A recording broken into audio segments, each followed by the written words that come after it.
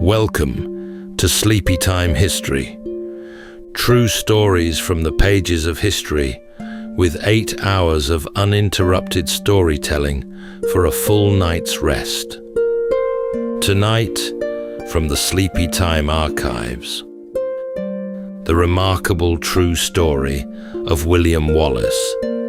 Not the roaring warrior depicted in blockbuster films like Braveheart, but the real man behind the legend, whose life was deeper, stranger, and in many ways far more compelling than what made it to the big screen.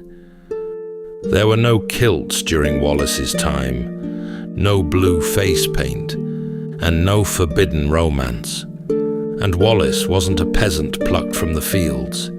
He was the educated son of the lesser nobility, fluent in Latin and shaped by the echoing stone halls of Paisley Abbey, long before ever lifting a blade in anger. The real story is certainly one of courage, but more than that, it's one of strategic brilliance and a careful coaxing of a smouldering resistance.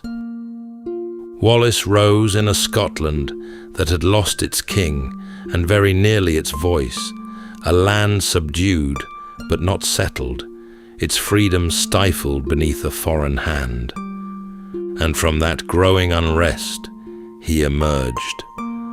First as an outlaw, then as the leader of a growing rebellion. During that time, Wallace would defeat a far larger English army at Stirling Bridge, and for a brief while hold the title of Guardian of Scotland, ruling in the name of an imprisoned king. But his was a story of reversals as much as triumphs, where allegiances shifted like the winds across the highland bracken, and every decision carried with it the risk of betrayal. But William Wallace wasn't chasing glory. He sought no throne. He was hunted and doubted, and at times nearly forgotten, yet he endured.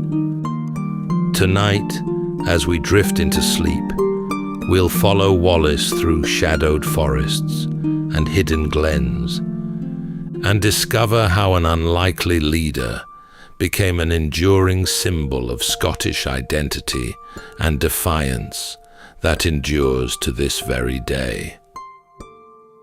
So settle in, take a deep breath, and we'll begin with a full 8 hours of uninterrupted storytelling after this short break.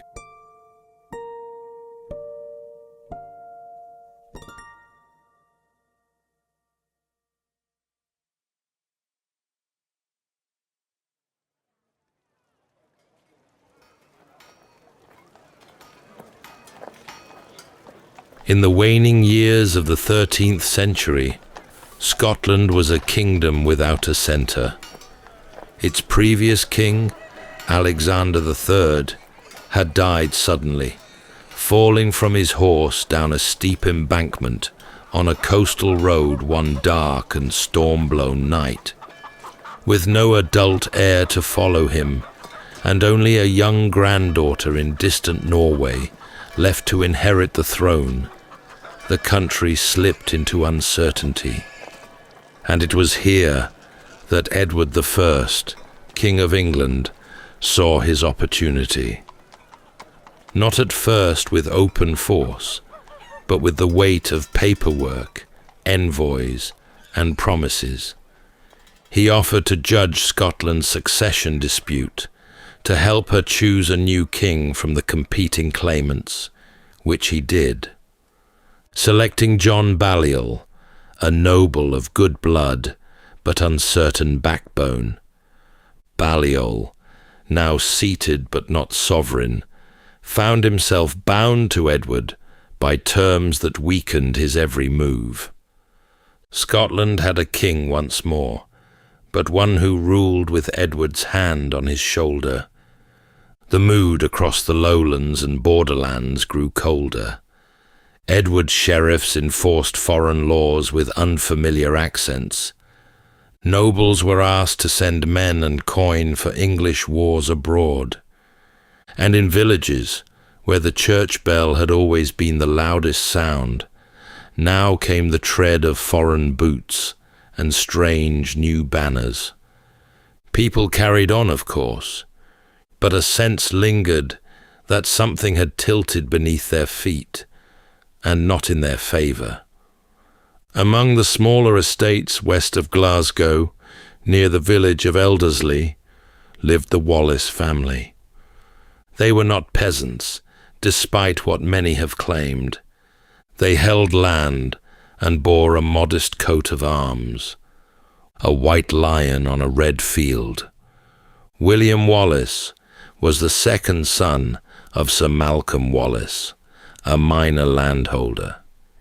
This placed him in that curious space between the powerful and the poor, educated enough to read and write, trained enough to carry a blade, yet far enough from real authority to know its limits. His older brother was set to inherit the estate. William, by contrast, would be sent to the abbey. He grew up in a land full of murmurs. Elders whispered about kings who were no longer kings. Traders brought stories of new taxes, missing cattle, letters that now required seals from both Scottish and English courts. And Wallace, tall even as a boy, observed everything with a keen, restless mind. He was a child of a Scotland not yet at war, but already weary of being watched. Before he ever held command or bore the title of rebel, William was simply a second son, shaped by the slow rhythm of bells and parchment. He studied at Paisley Abbey, a sprawling stone complex, just a half-day's ride west of Glasgow. It was a place where candlelight flickered over carved arches, and scripture echoed softly beneath vaulted ceilings. Here, boys of good, respectable families, though not necessarily nobles, were given the tools of a different sort of power. It was expected that someone like Wallace might train to become a clerk, perhaps even take minor orders. The abbey taught him Latin, almost certainly, and possibly some French, the language still used in royal courts. He would have learned to read the Gospels, to recite prayers by heart, and to write in the careful, looping hand of monastic scribes. But beyond the lessons, Paisley offered something subtler, a sense of structure, of discipline, yes, but also of layered authority. Yet even in such a place, the outside world pressed in. Letters arrived bearing news of levies demanded by the English crown. Priests spoke openly of the weakening of Scotland's independence. And while Wallace took in his lessons, he was also absorbing the growing discomfort of a land slowly being hemmed in by foreign will. Though obedient in many respects, Wallace did not take easily to deference. What little survives hints at a young man who questioned more than he was meant to. Some sources speak of him leaving Paisley earlier than expected, whether by choice or persuasion. In either case, this much is clear. Wallace learned much from the abbey, but he would not be moulded by it. When he returned home, he did so as a young man able to read the laws imposed on his people, and able to see when those laws were not just. He had the words now, not just the feelings.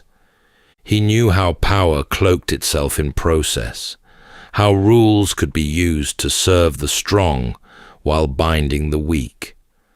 And perhaps more importantly, he had begun to understand something else, that if he were to have any future in a land where inheritance and titles meant everything, he would have to make it for himself. The road to open resistance does not often begin with fanfare. For Wallace, it began with damp weather, a restless mind, and a single act that would ripple across the kingdom. The town of Lanark, nestled where the Clyde runs narrow and cold, was little more than a market town, modest dwellings clustered around a wooden bridge and stone parish church. It was here, under the watchful gaze of an English-appointed sheriff, that Wallace made his first decisive move. By now, the young man had already been marked, not yet famous, but known. He had refused to swear fealty to Edward I when other landholders bowed. He had been seen arguing with tax collectors, skirting the roads less travelled, and speaking carefully in public, but with fire behind the eyes. There were rumours he had already struck out at soldiers along the western marches, small, isolated encounters dismissed as thuggery by English chroniclers. But it was seen differently by those who lived beneath that rule. In Lanark, Wallace killed William Heselrigg, the English sheriff of the town. Some say it was in revenge for the killing of Wallace's betrothed. Others suggest it was less personal, more political, a deliberate challenge to English authority. The truth may lie somewhere in between. This was no fit of rage. Wallace did not linger after the act. He disappeared into the surrounding woods before reinforcements could be summoned. To those in power, it was murder. But to many Scots watching from behind shuttered windows, it was something else entirely. It was the first breath of open defiance. In the days that followed, patrols doubled and proclamations were issued. But Wallace was gone, riding through the wet fields and low wooded hills of Clydesdale. Those who sheltered him did so at great risk, yet more than a few were willing. A baker might offer a crust without speaking. A stable hand might turn his back for just long enough. Already the legend was beginning, but almost imperceptibly, and with more fear than fire. There were no grand armies yet, no banners or charges, just rain in the gutters, the distant toll of a bell, and rumours of a man the sheriff's men couldn't lay hands on. Wallace had crossed a line that could not be uncrossed, and the Crown knew it. From then on, Lanark would be remembered as a place where silence gave way to action. From this point onward, his life became a pattern of evasion and emergence. No fixed base, no standing army, just movement, message, and the slow gathering of trust. If rebellion was to grow, it would do so carefully, under the cover of deep forests and ancient stones. Much of Wallace's early organizing took place not in halls or castles, but in the open. Forest clearings served as council chambers, and those who joined him were not mercenaries, but farmers or tradesmen with little to lose. They came in twos and threes, some on foot, others leading worn horses. Many brought weapons handed down by fathers or fashioned by local smiths after dark. Few had matching arms or formal training, but they had purpose. Camps were set near ancient standing stones or deep within familiar glens, places where stories already held power. What drew them was steadiness, a man who did not blink under pressure and did not need to raise his voice to be obeyed. As word spread, raids grew bolder, targeting supply convoys, outposts, and tax depots. English officials responded with warrants and patrols, but Wallace remained one step ahead. At times, his men would vanish for days, only to strike suddenly miles away. These were not victories won with numbers, but with precision and daring. It was around this time that Wallace joined forces with Andrew de Moray, another leader rising in the north who shared his cause. Moray had led his own rebellion near Inverness, and their combined strength was now drawing attention far beyond the borders. Their forces were still uneven, their resources thin. The English crown dismissed them as rabble. But then came Stirling. The bridge at Stirling was narrow, just wide enough for two to pass abreast, and flanked by marshy ground.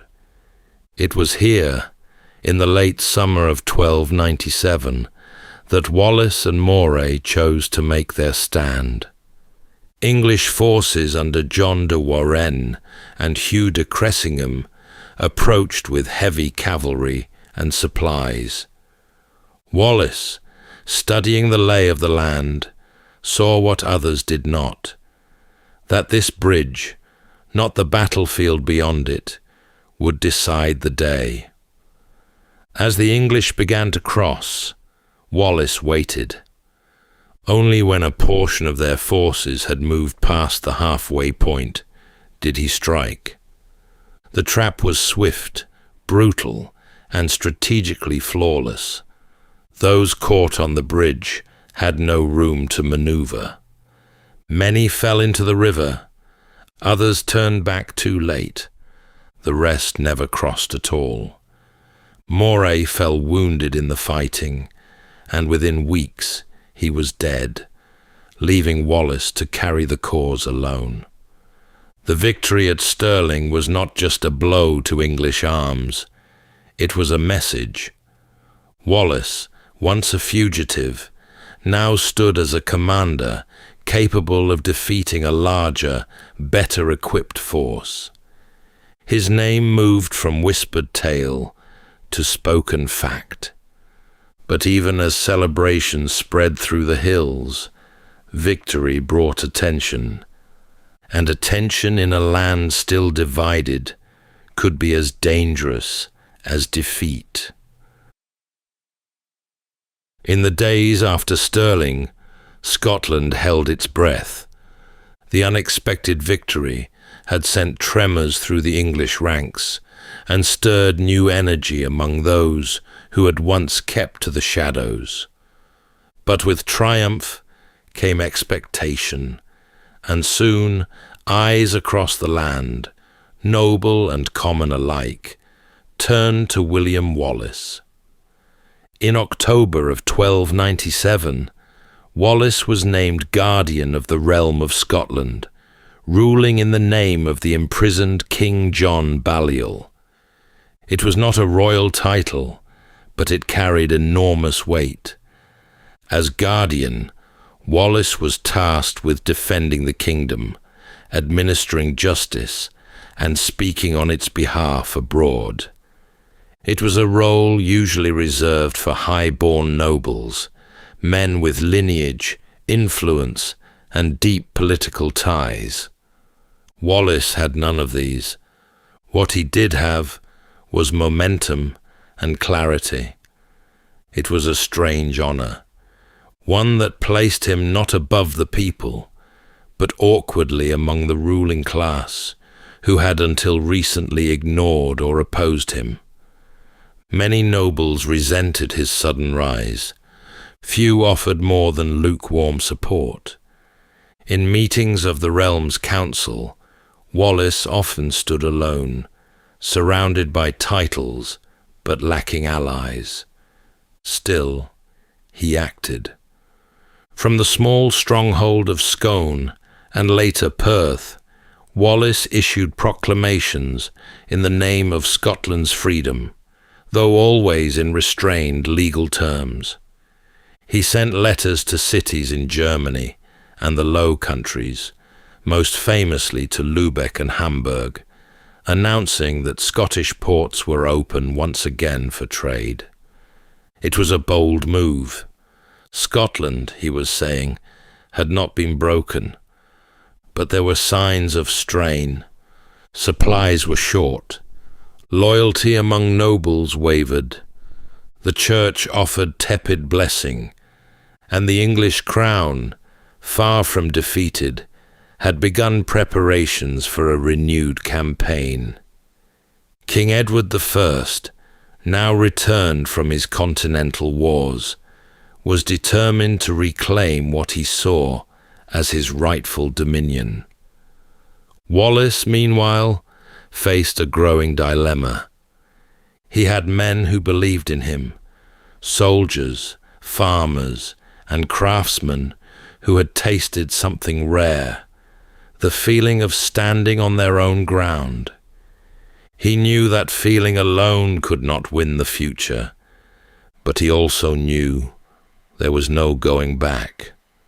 And so, as the days shortened and winter drew near, Wallace raised his banner with resolve.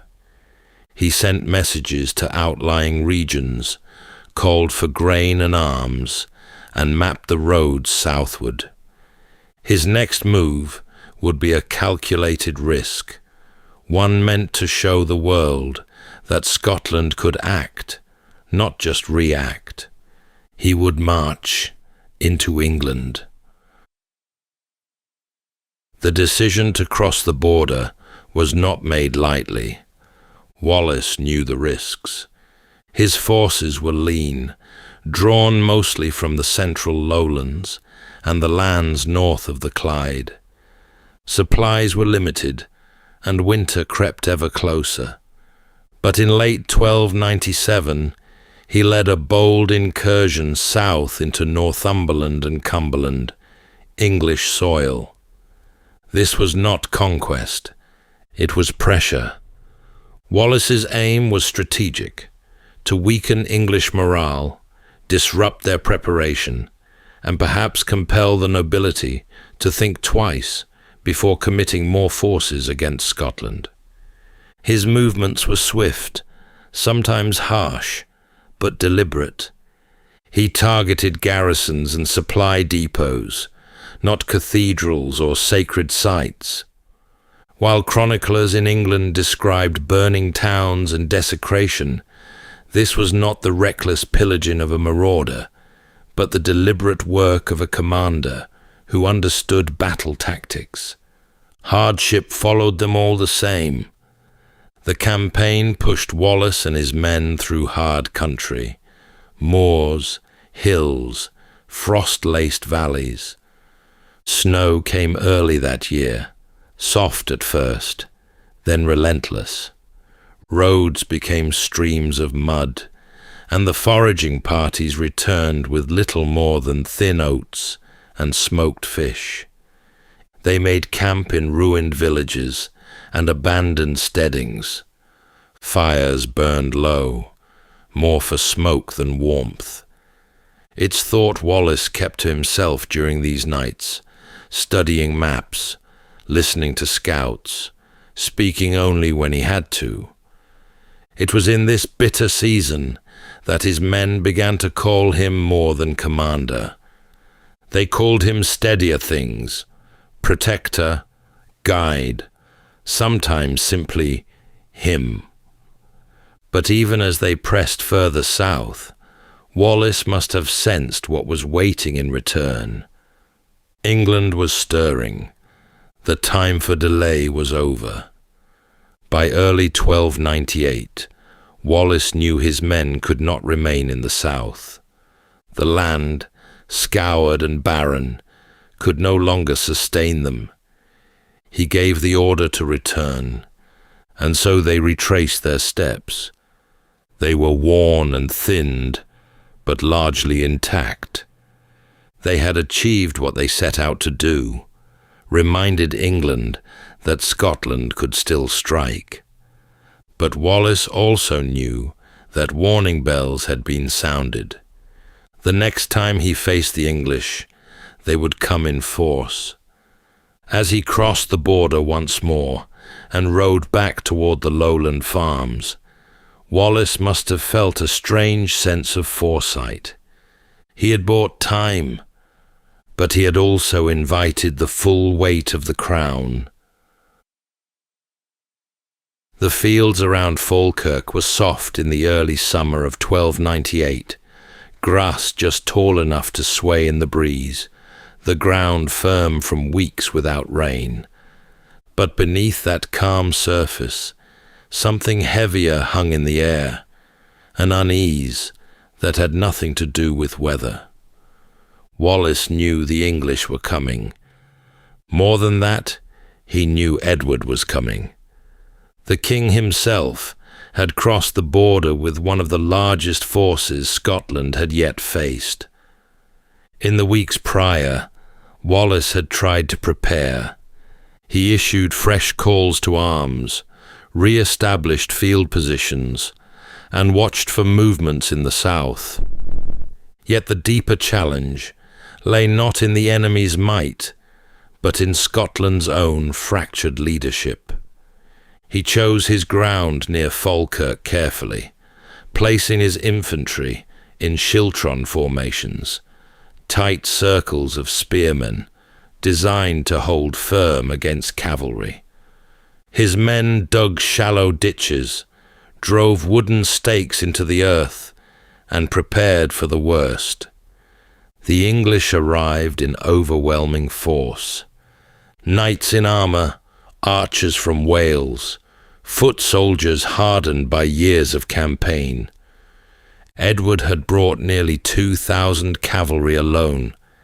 It was, in every sense, a reckoning. The battle, when it came, did not last long. The English archers broke the schiltrons from a distance, their arrows finding the gaps that even the tightest ranks could not fully seal. Cavalry surged in, cutting through the weakened lines. The Scottish nobles, many of whom had held back at the rear, gave little support. Most fled early, the rest simply watched. Wallace's forces held as long as they could. There was no collapse, only erosion, a slow, tragic unraveling of men outmatched and under-supported. When retreat became the only option, Wallace withdrew his remaining forces in order, protecting as many lives as he could. He did not die at Falkirk, but something else did. In the aftermath, Wallace resigned as Guardian of Scotland. It was not a gesture of defeat, but of clarity. He had seen the limits of his position, the ceiling placed upon him not by the enemy, but by his own countrymen. Without unity, there would be no lasting resistance, and if others wished to lead, he would no longer stand in their way. He withdrew from public life without ceremony. Only the fading sound of hoofbeats and the long quiet that follows a cause, caught in the hands of too many. Falkirk was not the end, but it was a turning point. The legend might live on, but the man, now stripped of title and command, would continue his journey alone. When the dust of Falkirk settled and Wallace relinquished his role as guardian, he did not return home, because in truth, he no longer had one. His name was now both shield and target, known across the kingdom, praised by those who saw him as Scotland's only true voice, and condemned by others who preferred order, even at the cost of independence. What followed was not well recorded. These years of Wallace's life slip through the grasp of history, mentioned only in fragments, stray letters and vague reports. And yet, It is in this absence, this misted chapter, that we find perhaps the truest version of him. A man moving by instinct, never staying long, always watching. He passed, it is believed, from glen to glen, taking shelter in the hills above Loch Lomond, the pine woods near Tyndrum, and the twisting paths of Glen Nevis. Despite his isolation, Wallace had not given up. He travelled beyond Scotland, perhaps even to France, seeking support from King Philip IV. Records suggest he carried letters with him, formal declarations from Scottish clerics or remaining councilmen requesting aid against Edward's encroachment. Some say Wallace hoped to travel to Rome to lay Scotland's case before the Pope. Whether he reached the Holy See remains uncertain, but the effort itself speaks to the kind of resolve he carried, a belief that even from the margins he could still shape the fate of his country. Back home, however, the tides were turning. With Wallace absent, new leaders emerged, nobles more acceptable to the political class, some of whom had once ignored or opposed him. Treaties were signed, compromises made. The cause for which he had risked everything was still alive, but it had changed shape, less about open resistance, more about negotiation, diplomacy, cautious steps rather than bold leaps. In many ways, Wallace had become a symbol more than a man. Songs were sung about his courage, tales spread of his escape through icy burns, his sword still gleaming despite the snow. And yet, in truth, he remained a wanderer, unseen, his thoughts likely far less grand than the ballads made them out to be.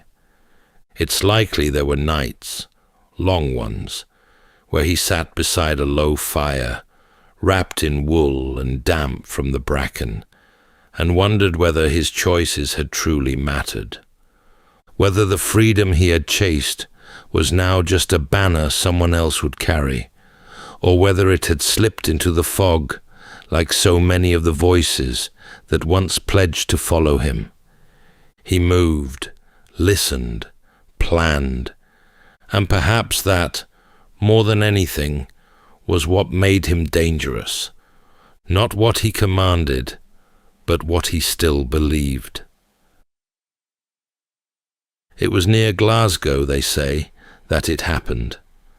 After years of shadowed travel and narrow escapes, Wallace was finally captured, not on a battlefield by English knights, but through betrayal. The man who turned him in was Sir John de Menteith, a Scottish noble and once ally, who had aligned himself with the English crown. The details are sparse, but the effect is clear. No fight, no chase, just a trap, sprung with unnerving precision. We don't know exactly what Wallace felt in that moment, if there were words exchanged, if he suspected it before it unfolded. What is known is that he was seized, bound, and delivered to English custody. From there, he was transported south under heavy guard. It was a long journey, taking him from the wild hills of Scotland through English towns where his name was more accusation than legend. He passed through Carlisle, then through smaller villages, the faces at the roadside curious or hostile, depending on what they'd heard. Wallace bore no crown, no banner, no parade of loyal men. He was chained, cloaked in the dust of the road, and stared down by those who had once feared the mention of his name. When he arrived in London, the city was swollen with the heat of summer.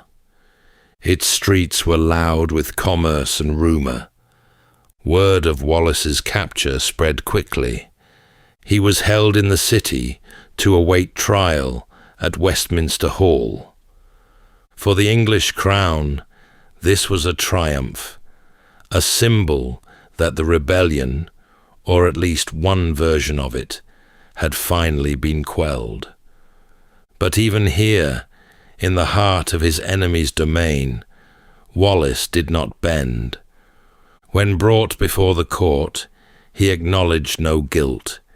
He denied the charge of treason outright, stating simply that he had never sworn loyalty to the English king. So how, then, could he betray him? For Wallace was a man of principle, who saw himself not as a criminal, but as a man who had defended his homeland from foreign control. In that moment, stripped of power, he still held to the one thing no one could take from him, his conviction. The trial was short, the verdict predetermined. He was condemned to death. Yet history remembers little of those who presided, and much of the man they hoped to erase. In the days before his execution, Wallace was held under close guard. We can imagine the moments he must have passed in reflection, alone in the cold stone of his cell, the sounds of London beyond the walls, the knowledge of what lay ahead settling in with clarity. He had lived as a hunted man for years, and now, at last, he was still. There would be no more glens to retreat into, no more hidden allies or forest paths. Only the closing chapter, and whatever dignity he could carry into it. But though the final hours were his alone, what came after would not be. Word of Wallace's death would travel far, across Scotland, into the courts of Europe, and through the halls of monasteries. Not because it was unexpected, but because of what it meant, that a man could defy the greatest power in his world, and face the end without apology nor bitterness. There are no known last words, no letter from the Tower, no final account from William Wallace himself. What remains is silence, the deep, historical kind that follows when a life ends, but its meaning lingers on. After his execution in late August of 1305, Wallace's name was meant to fade. The sentence had been carried out with spectacle and severity, designed to erase not just the man, but the idea of him.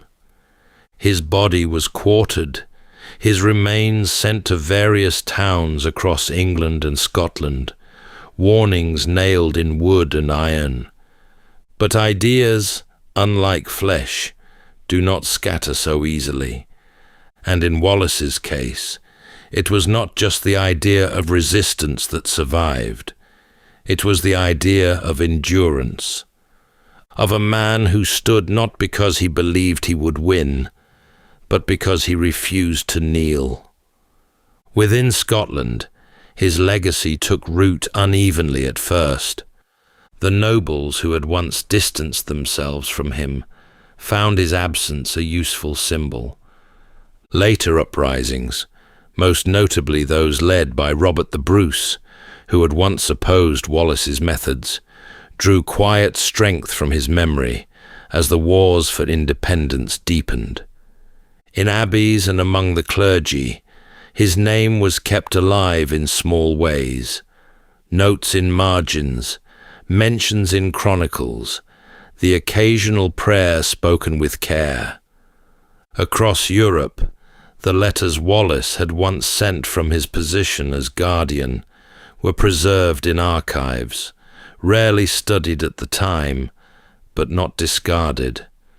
The Hanseatic ports of Lübeck and Hamburg still held his letters in their archives. It was not until generations later that Wallace's story took fuller form, retold, reimagined, sometimes adorned. The truth, though simpler, is no less powerful. He was a man born into a time of confusion and uncertainty, who chose a path most would have avoided. But even in defeat, he remained constant, believing truth and justice are worth fighting for. And perhaps that is why his memory remains.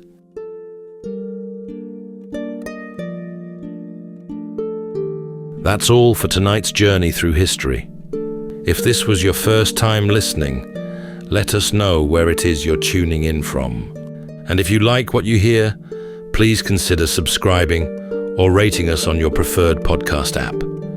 And for those listening on Spotify Premium, did you know that in select regions, you can now skip ad breaks entirely by switching from audio to video? In fact, watching us on Spotify Premium Video is the best way to help us create more stories, just for you. You can also get early access to our newest episodes by joining us on Patreon.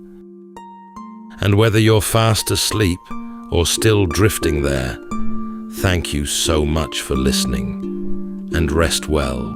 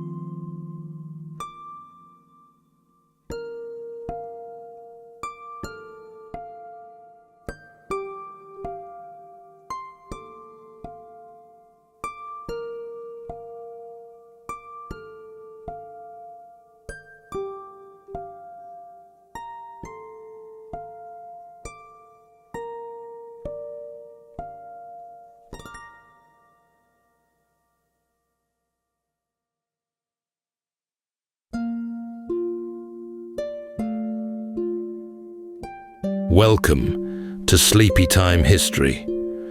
True stories from the pages of history, with 8 hours of uninterrupted storytelling for a full night's rest. Tonight, we're going to be exploring the remarkable true story of the Titanic, the most magnificent ship of her day, helmed by a steady-handed seamaster who foresaw nothing in this routine Atlantic crossing but smooth sailing and a triumphant final chapter to his 40 years at sea. They called Edward John Smith the millionaire's captain. The wealthiest travelers chose their crossings just to sail with him, so the owners of the Titanic set their most reliable man upon their new flagship. Over 60 and bound for retirement, Captain Smith took the helm, only to see the vessel safely to New York on her maiden voyage. His decades at sea he summed up in one word: uneventful. Never once wrecked, never in peril of disaster. Yet beneath the polished decks, shadows were gathering. There were lifeboats for barely half aboard. Ice warnings arrived by wireless, but were overlooked or waved aside. And the sea lay smooth as a dark mirror, beguiling the night watch into a dangerous complacency while concealing the breaking white water that would otherwise have betrayed the invisible hazards adrift in the dark. But the most unsettling thing was not aboard the ship at all. Some have long pointed to a novel written 14 years earlier. In it, the largest ocean liner ever built is deemed unsinkable, but then strikes an iceberg in the Atlantic without enough lifeboats aboard to save its thousands of passengers. And the name of that ship, which he called the Titan, almost seems beyond the boundary of mere coincidence. Tonight, as we drift into sleep, we'll step onto the deck of the Titanic on her maiden voyage across the Atlantic. The warm lamplight, the sea air, and the great ship easing into the dark, with every heart aboard confident she would carry them home. So settle in, take a deep breath, and we'll begin with a full 8 hours of uninterrupted storytelling after this short break.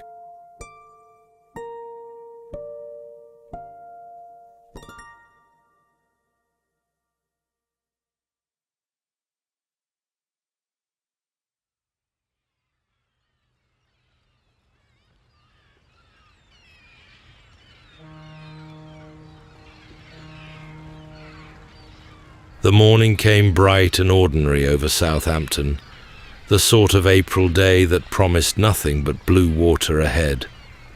Along the quayside, the crowds gathered thick, craning their necks, for the ship at the dock was so vast that no single glance could take her in. She rose above the sheds and the rooftops like a moving piece of a city, her 4 great funnels set just so against the sky, and the people who had come to see her off fell rather still at the sight of her. On her bridge stood the most trusted man in the whole company. Edward Smith was his name, though the wealthy who booked their passages around him knew him more fondly as the millionaire's captain, for they liked to cross the ocean in his care and no others. He had a white beard and a steady, unhurried way about him, and a reputation for safety that had followed him for years. There was a pleasing tale hidden beneath all that gold braid. He had been born far inland, the son of a potter, and from those modest beginnings he had risen, ship by ship, all the way to the grandest vessel ever to leave an English port. This crossing was to be the crown of the whole long climb, the last voyage of his career before a well-earned retirement ashore. And then, before the great ship had even cleared the harbour, the sea offered a small and almost comic warning of its own. As she moved slowly out along the water, her enormous hull pushed aside such a weight of the harbour that the sea itself went sliding after her. Nearby, tied snug at her berth, sat a smaller liner called the New York. The sudden pull of all that shifting water snapped her mooring ropes one after another, the heavy cables parting with a crack that carried across the docks, and the stern of the New York began to swing loose, drawn out into the channel and turning slowly toward the passing giant. For a long moment, the two ships drifted closer together, and the watching crowd held its breath. A collision right there in the harbour, before the voyage had truly begun, seemed almost certain, but quick work by a nearby tug and a timely order to the great ship's engines checked her motion just enough. The gap held. The New York was brought back under control, and the two hulls slid past one another, with only a narrow stretch of water to spare. It had been the near miss of a few feet, and no more. The passengers at the rails laughed it off, as people often do in such circumstances. A band was playing somewhere below. Stewards moved along the corridors with their trays and their warm smiles. The whole floating world of her went on about its comforts, certain of a smooth passage home. The word followed the ship wherever she went. It was printed in the papers and murmured along her promenades and set down in the trade journals, and that word was unsinkable. Not merely strong or grand, but unsinkable, as though the sea had been asked its opinion and had agreed. There was iron beneath the word, and that was what gave people such comfort. Far down inside her, below the chandeliers and the grand lounges and the wide staircases, the ship was carved into 16 great rooms, one behind another, the whole length of her, and between each room and the next stood a heavy door of steel. A man on the bridge had only to turn a single handle, and all through the depths of her, those doors would come sliding down together and seal each room away from its neighbors. Let the sea break into one of them, or two, or even four, and the ship would ride on as though nothing had happened, holding the water in its box and carrying everyone home to tea. Passengers were shown the trick of it and went away delighted. The comfort had a small shadow in it, though few noticed and fewer minded. The steel walls between those rooms did not climb all the way up. They rose a little above the waterline, and then simply ended, open at the top, and any water that ever filled one room past the brim would spill over the wall and slide down into the next, the way water tips from one hollow of an ice tray into the one beside it. On a flat and easy sea, there seemed no way on earth for such a thing to happen. So the shadow lay where it was, unregarded, and the ship went on being unsinkable in everyone's mind. The captain shared the faith as fully as any man aboard. Some years before, stepping ashore in New York from another fine new liner, he had stood among the reporters on the pier and spoken of what shipbuilding had become. He told them that he could not imagine any condition which would cause a ship to founder. He was not a boastful man when he said it. He was white-bearded and courteous and careful, the sort of captain who had grown old at sea without ever frightening a passenger, and he simply believed, as nearly everyone believed, that the days of ships being lost had passed into history. Long before any of this, in a cramped study far from the water, an American author named Morgan Robertson had leaned over his desk and dreamed up a ship. He made her the largest afloat and the last word in luxury. He sent her out across the North Atlantic on a cold April crossing, and he ran her into an iceberg in the dark, and because he had given her too few boats, he let most of her people go down with her. He wrote all of that 14 years before the great ship's maiden voyage, and the name he had painted on the bow of his imagined liner, the great doomed ship of his story, was the Titan. Up on the boat deck, the lifeboats sat in a long, handsome row, snug beneath their canvas covers, swung out ready on their iron arms above the sea. Passengers walked past them in the salt air and thought no more about them than about the deck chairs or the railings. There seemed plenty of them. There were nowhere near enough. The rule book that decided their number was a tired old thing, written in the days of far smaller ships and never brought up to date since. It counted a vessel, not by the people she carried, but by her weight, by her bare tonnage, as though what needed saving were the iron and not the souls. And because the great liners had swollen larger and larger, while the rules stayed still, the ship met that ancient law with room to spare. She carried more boats than the letter of it asked of her. On paper, she was not just safe, she was better than safe. The paper did not go to sea, though. The people did.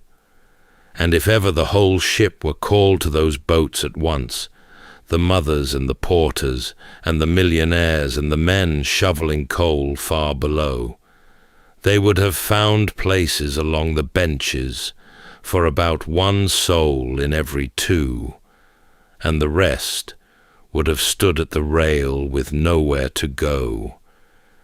It had not always been meant to be so few. When the ship was first drawn up on the designer's board, there had been more of them in the plan, rows enough to carry a great many more of her people off into the night. But boats took room. They wanted heavy iron arms to swing them from, and those arms crowded the long, clean promenade where the first-class passengers liked to stroll and take the view, and a deck cluttered with lifeboats was thought a gloomy, fretful sort of sight for people paying so dearly to feel carefree. So the extra boats were rubbed off the plan, one row after another, until only the handsome few remained. A fine open deck had been chosen over a crowded one, and no one at the time had felt the loss. Nor did anyone feel it now, gliding westward under a mild spring sky. The boats were there after all. Anyone anxious could count them and be soothed, and the ship beneath them was the unsinkable one, the ship the whole world trusted, and an unsinkable ship hardly needed boats at all. They were there for the look of the thing, a kindness to nervous old ladies, and a row of quiet shapes to tip a hat to on an evening walk. All through that last full day at sea, while the passengers dozed in their deck chairs and took their afternoon tea and wrote their cheerful letters home, the air all around the great ship was alive with warnings. They came in the crackle and stutter of Morse code, tapped out by the wireless men of other ships scattered across the same cold waters. Vessel after vessel had met the ice, great fields of it drifting down from the north, and pale mountains of it riding low and dangerous in the dark. One after another, they sent word of what lay ahead, the positions of the bergs and the reach of the drifting pack, a steady scattering of caution passing invisibly through the air. Some of those messages reached the great ship. Several of them did not travel on to where they were most needed. For the two young men who worked the wireless set aboard were not, strictly speaking, the ship's own men at all. They were employees of the Marconi Company, and their true trade was a commercial one. All day and late into every night, they sat in their cramped little cabin with the instrument chattering away before them, and the work that filled their hours was the private traffic of the passengers, the steady stream of personal telegrams that wealthy travelers so loved to send from the middle of the ocean. Greetings and birthday wishes, instructions to distant offices, and small boasts about the fine ship they sailed upon. All of it had to be tapped out letter by patient letter and sent along toward the shore. It was paid work, and there was a great heap of it waiting, and it kept the two operators bent over their key for hour upon weary hour. The ice warnings, arriving in the thick of all that, were a kind of interruption. Some were carried faithfully up to the officers on the bridge. Others were laid on the desk to be seen to later, or half heard, or lost altogether in the sheer press of paid messages awaiting their turn. There was only a young man now bent over his key, hour after hour, his partner asleep in the bunk beside him, sending on the messages he had been set to send, the wires humming, and the heap beside him never going down, and no earthly reason yet to feel afraid. And late that evening, one more warning came, from very close at hand. A ship not far off, stopped for the night amid the very ice that lay ahead, tried to break in to say that she was surrounded by it, and had halted where she stood.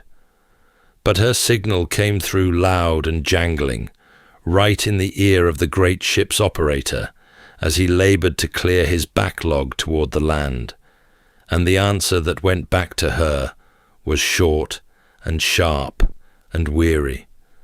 The other man was told, in so many words, to keep out and cease his chatter, for the operator was busy.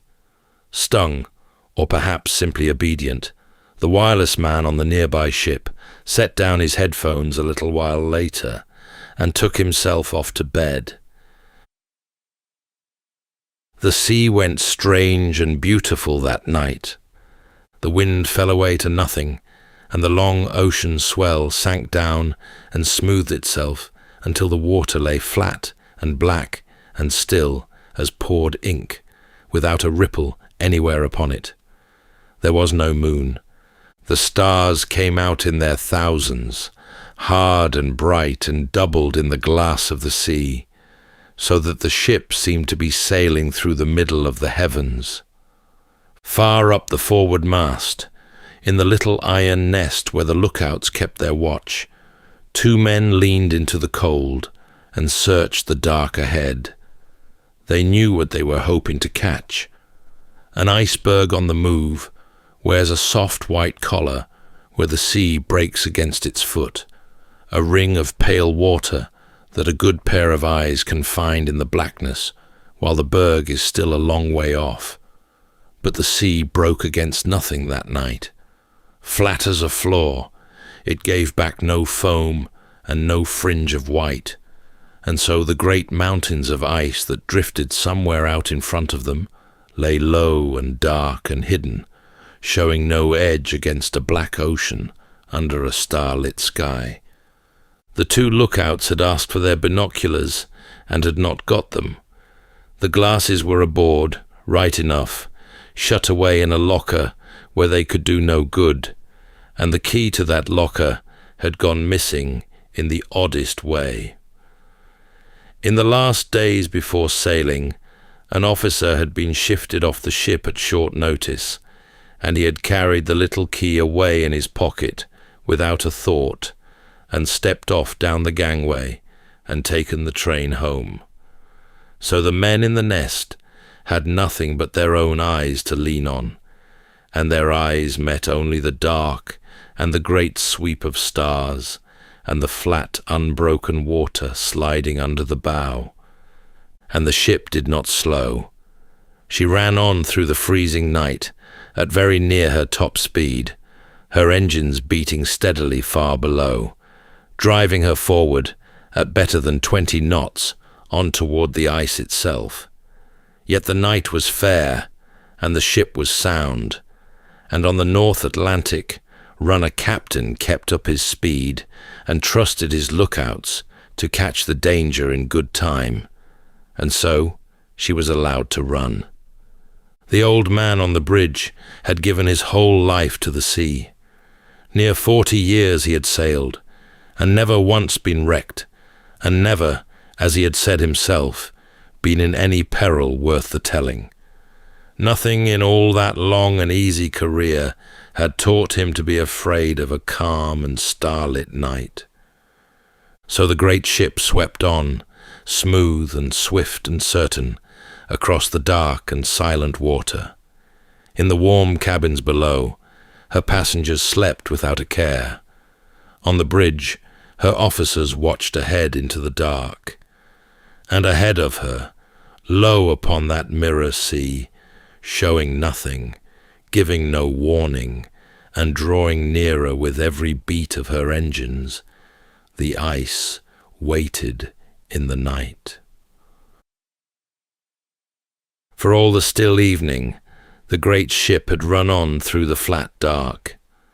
Then, 20 minutes before midnight, One of the lookouts, staring forward into the cold, saw the night thicken.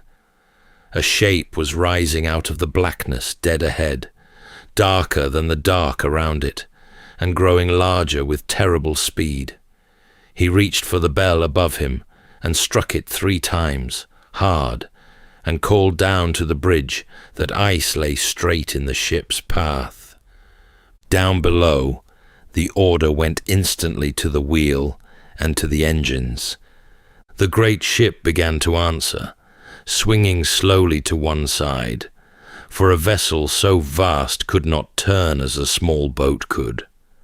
For a moment, it seemed she might yet slide clear of the iceberg, and then, along her starboard side, deep beneath the waterline, the ice touched her. It came as no great crash. There was no thunder of impact and no violent blow. Most of those aboard felt only a faint shiver run through the ship, a long, soft grinding somewhere far below, over almost before it began. A few who stood out on the forward deck saw the black wall of the berg glide past above them and drop lumps of ice onto the planking, and some of them laughed and gathered it up and tossed it about like snow. Down in the smoking rooms, the card players barely glanced up. The engines fell still a little while later, and the strange new steadiness was almost pleasant. Whatever had happened, it plainly had not been much. But far down in the belly of the ship, below the waterline, the sea was already coming in. The ice had opened her along a long seam in her side, a scattering of gashes rather than one clean wound, and through those openings the cold Atlantic was pouring into room after room in the dark. The captain came to the bridge, and word was sent for the one man aboard who knew the ship better than any other, the man who had drawn her lines and watched her built and come along to see how she behaved. He went down into her with a few others to look, and he walked back up knowing. The great ship had been made to live through a good deal. She could carry on with the first of her rooms open to the sea, but too many had been torn at once, and the water pouring into them would soon rise to the tops of those low walls and spill over, room into room, forward and down, and nothing that any man could do would hold it back. He said it plainly to the captain. She had only a few hours left in her, and no more. Not many miles off, another ship lay stopped for the night. She was a smaller vessel called the Californian, and her captain, wary of the same ice floes, had halted her there to wait for morning rather than risk the dark. Her single wireless set stood silent, for that same operator had gone to bed an hour before and now lay fast asleep. Had he sat there a few minutes longer, he would have heard everything. He did not, and so the Californian lay there deaf. Up on her deck, though, her officers could see. Out across the still water, there stood the lights of a great liner, and as they watched, a curious thing began. Rockets rose from the distant ship, one after another, climbing high and bursting into white stars that drifted slowly down. The men of the Californian looked on and puzzled over them. They tried their signal lamp, flashing across the dark, and made nothing of the answer. Some thought the stranger was merely showing off, firing off company signals for the fun of it. No one aboard guessed that a great ship was dying out there under those falling stars, and calling with every light she had for someone to come. And so, the Californian watched the rockets fade, and turned in, and did nothing at all. Far away in another direction, a different ship heard the call. She was the Carpathia, bound the other way entirely, and it was only by good fortune that her wireless man happened still to be at his set, when the first desperate signal came stuttering in. He carried it at once to his captain, who was roused from his bed and needed only a moment to decide. What that captain did was a fine and daring thing. His ship was far off, a good 4 hours steaming away, and the sea between was strewn with the very ice that had done the harm. He turned her about all the same, and drove her north as hard as her engines would run, faster than was safe. He set extra lookouts along her rails to watch for the bergs looming up, and he swung the ship this way and that as they were sighted, threading her through the dark at speed. All the while he made her ready. He had the doctors standing by, and every hand aboard readied to receive the cold and the exhausted and the frightened. Through the small hours she ran on like that, a single ship racing across a black and dangerous sea toward a light that was slowly going out. Her people worked and waited and watched the horizon for the first sign of the stricken liner.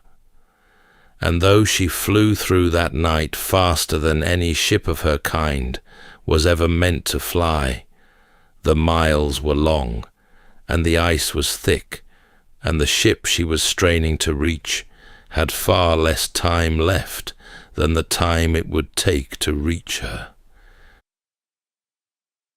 Back on the great ship, the covers came off the lifeboats, and the crew began the strange work of handing the living down toward the sea.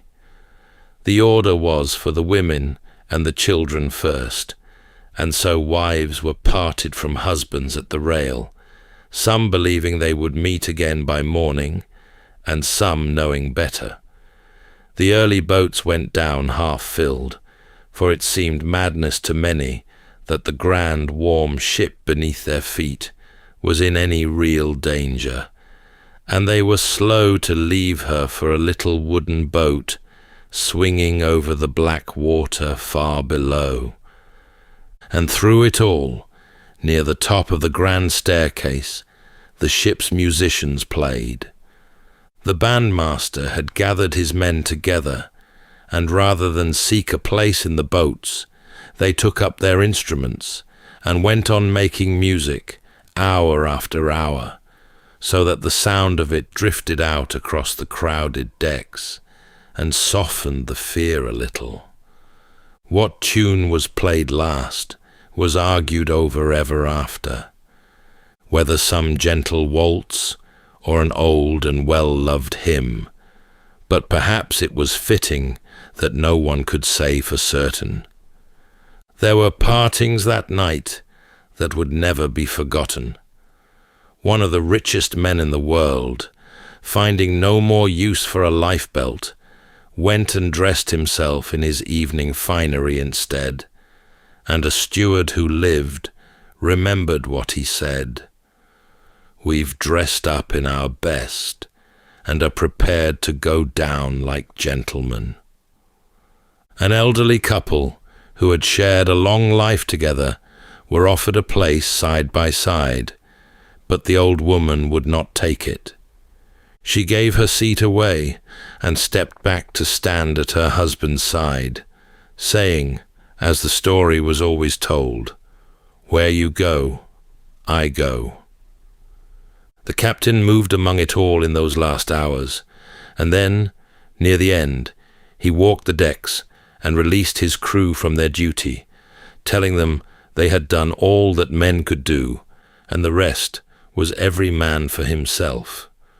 What his final words truly were, no one could ever rightly say. There was an old and gallant phrase that would be handed down as his, though whether it ever left his lips was more than anyone could tell, and it may have been only a kindness the world told itself afterward. Toward the very end, she tilted down into the sea, and her stern lifted slowly, impossibly, up toward the stars. Her lights continued to burn almost to the last, a long bright row of them shining out over the water. And then the lights went out together, and with a deep and dreadful sound, the great ship reared high and slipped away beneath the surface, down into the cold and the dark, and the sea closed over the place where she had been. She had carried more than 2,000 souls out onto that ocean. When she was gone, the greater part of them were gone with her, lost to the freezing water under the calm and indifferent stars. The rest of that night belonged to the boats. They lay scattered across the black and glassy sea, a handful of little wooden shells under the enormous sky, and the people in them huddled together against the terrible cold and waited for a morning they were not sure would come. Some rowed slowly to keep warm. Most simply sat and watched the horizon and listened to the water lap against the sides. And then, at last, near the edge of dawn, a light appeared low in the distance. It was the Carpathia, come at the end of her long night's run, feeling her way in among the ice toward the drifting boats. One after another, they were rowed across to her, and one after another, the survivors were lifted up her steep black side, some climbing rope ladders, the smallest children hauled aboard in mail sacks, and the frozen and the fainting raised in slings and chairs. On her decks, they were wrapped in blankets and pressed with hot drinks and gathered in, while she searched the sea for any boat still out there in the growing light. Among the passengers of the first cabins, the great majority of the women and children had been saved. Among the men who had travelled in the crowded quarters far below, only a small handful ever saw the Carpathia's decks. The sea had made its choices that night, less by courage or by chance than by where a person had slept, and how near they had been when the moment came to the boats and the open air. Some who lived carried the strangest stories of all.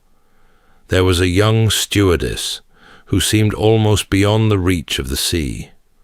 She had already been aboard this ship's elder sister when that vessel was struck by a warship and came limping home. She was aboard the great ship that night and went down into a boat and was saved. And some years afterward, she was aboard the third sister of the three when that ship too was lost, and once again she came through alive. 3 great ships, near enough identical, 3 disasters, and one woman who walked away from every one of them. In time, she was fondly nicknamed the Unsinkable One, which she wore with good humour to the end of a long life. And there was the smallest survivor of all, a baby girl of only a couple of months, carried down into a lifeboat, wrapped against the cold, while her father stayed behind. By the time the Carpathia turned at last for land, she carried some 700 souls, wrapped and warmed and safe upon her decks.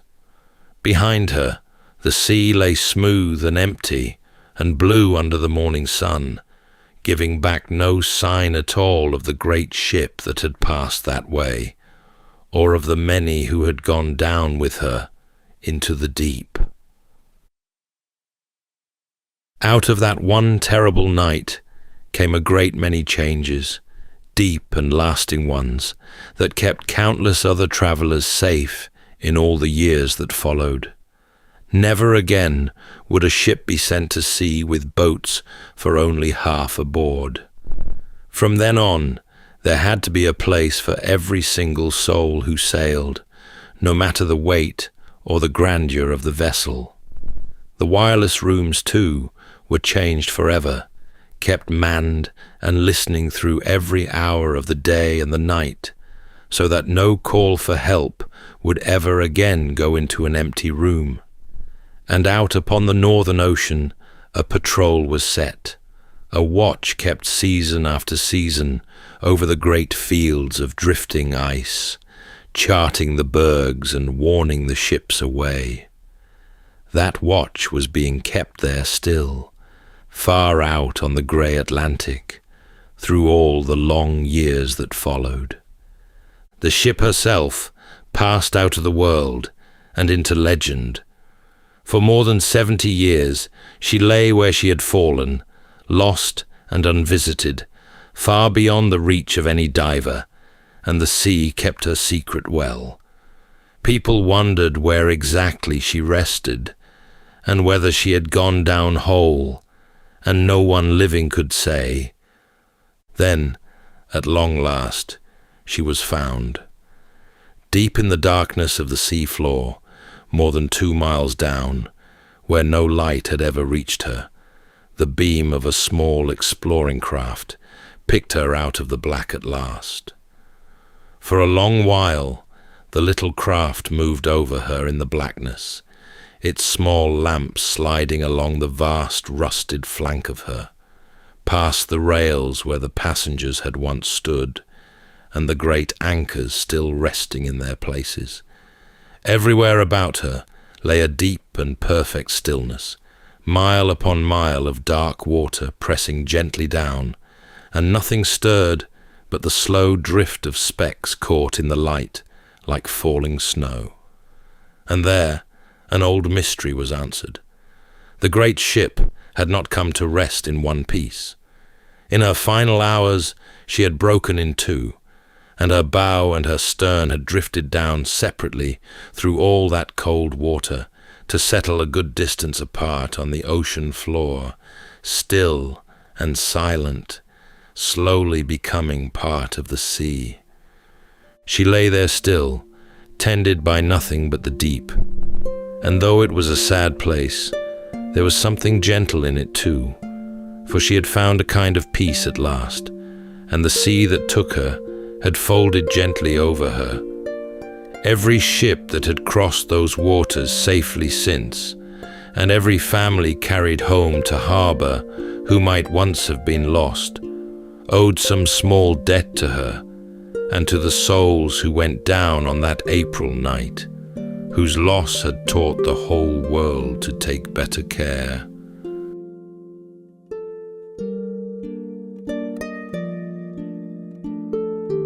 That's all for tonight's journey through history. If this was your first time listening, let us know where it is you're tuning in from. And if you like what you hear, please consider subscribing or rating us on your preferred podcast app. And for those listening on Spotify Premium, did you know that in select regions, you can now skip ad breaks entirely by switching from audio to video? In fact, watching us on Spotify Premium Video is the best way to help us create more stories, just for you. You can also get early access to our newest episodes by joining us on Patreon. And whether you're fast asleep or still drifting there, thank you so much for listening, and rest well.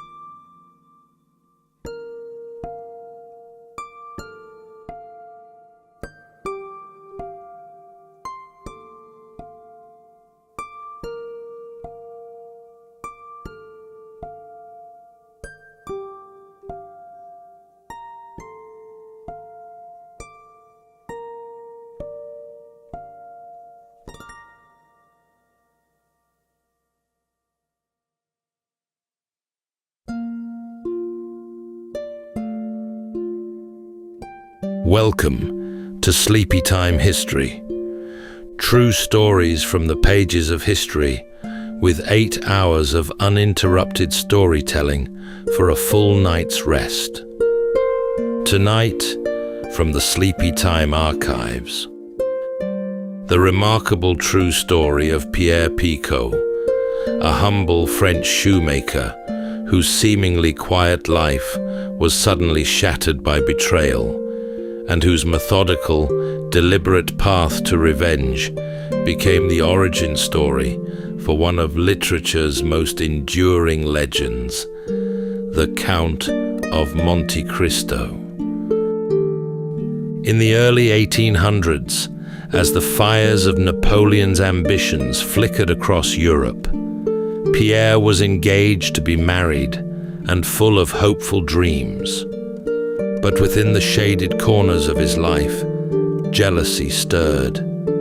Pierre was falsely accused by trusted friends, who out of envy denounced him as a spy for England. Picaud was arrested and left to languish in the shadowed depths of a remote fortress, high in the Italian Alps. His sentence would last for nearly a decade. His beloved fiancée would not wait for him, and though the world outside the prison forgot all about him, Pierre did not forget. He remained waiting and vigilant. But inside that cold stone prison, a chance meeting with a fellow prisoner, an ailing old priest, changed everything. In hushed voices, and over many months, the old man shared secrets of a hidden fortune and of a wider world beyond the cell. When freedom came at last, Picaud emerged a man transformed. He could have chosen a peaceful path. Instead, he set his mind to one thing: justice. What followed was a calculated unfolding, an intricate, unrelenting plan to settle the score with those who had tried to erase him from the face of the earth. Tonight, as we drift into sleep, we follow the deliberate footsteps of a man once wronged, who emerged from the shadows, not with blind fury, but with a plan. So settle in, take a deep breath, and we'll begin with a full 8 hours of uninterrupted storytelling after this short break.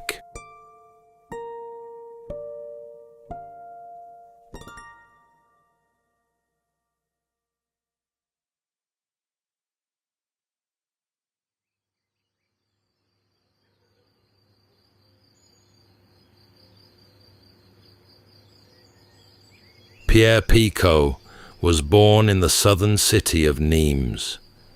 It was a place of Roman ruins and sun-washed stone, nestled between low, sun-baked hills and the Mediterranean winds. He came from modest roots, neither rich nor desperate, the son of an honest tradesman, raised among the narrow lanes and limestone facades of a city that valued hard work, diligence, and strong hands. From an early age, Pierre followed in his father's path, learning the gentle craft of shoemaking. His work was careful, his manner steady, and he moved through life with the simple grace of a man at ease in his station. But fortune, it seemed, had chosen him for more than tools and leather. In his mid-20s, Pierre became engaged to marry a young woman of significant wealth and elegance. Marguerite Vigarou was spoken of in her day with admiration, beautiful, poised, and from a family of far greater means than Pierre's own. And yet, she had chosen him, not for his coin, but for his kindness. The match surprised many, but it was genuine. Love in its rarest form had found them both, and for a time, life bloomed. Picot's days were filled with gentle routine, shaping fine shoes for wealthier residents in Nimes, tending to his modest home, and preparing for the life he would build with his beloved. Friends gathered often, sharing wine and conversation beneath the stone arches of the town's arcades. Pierre was well liked, trusted, admired, and considered fortunate by many. But even then, threads of envy had begun to curl through the edges of his happiness. Not everyone rejoiced in his good fortune. Among his circle were 3 men he called friends, men who had stood beside him through the years, whose smiles now masked something darker. Their names would soon be etched into his memory with unshakable weight, for in hushed conversations behind closed doors, they began to speak his name with suspicion and imagine what it would mean to bring him down. Pierre, for all his sensitivity, did not see it. Or perhaps he saw and chose to believe otherwise. That friendship, once forged, could not so easily turn. And so, as the sunlit days of Nimes carried him gently toward a future he could nearly touch, Picaud remained unaware that the world he'd built so carefully was already beginning to fracture. The men who would destroy Picaud's life had once shared his wine, his laughter, and his trust. There was Lupien, a fellow tradesman, bold, confident, and outwardly charming, yet restless in Pierre's shadow.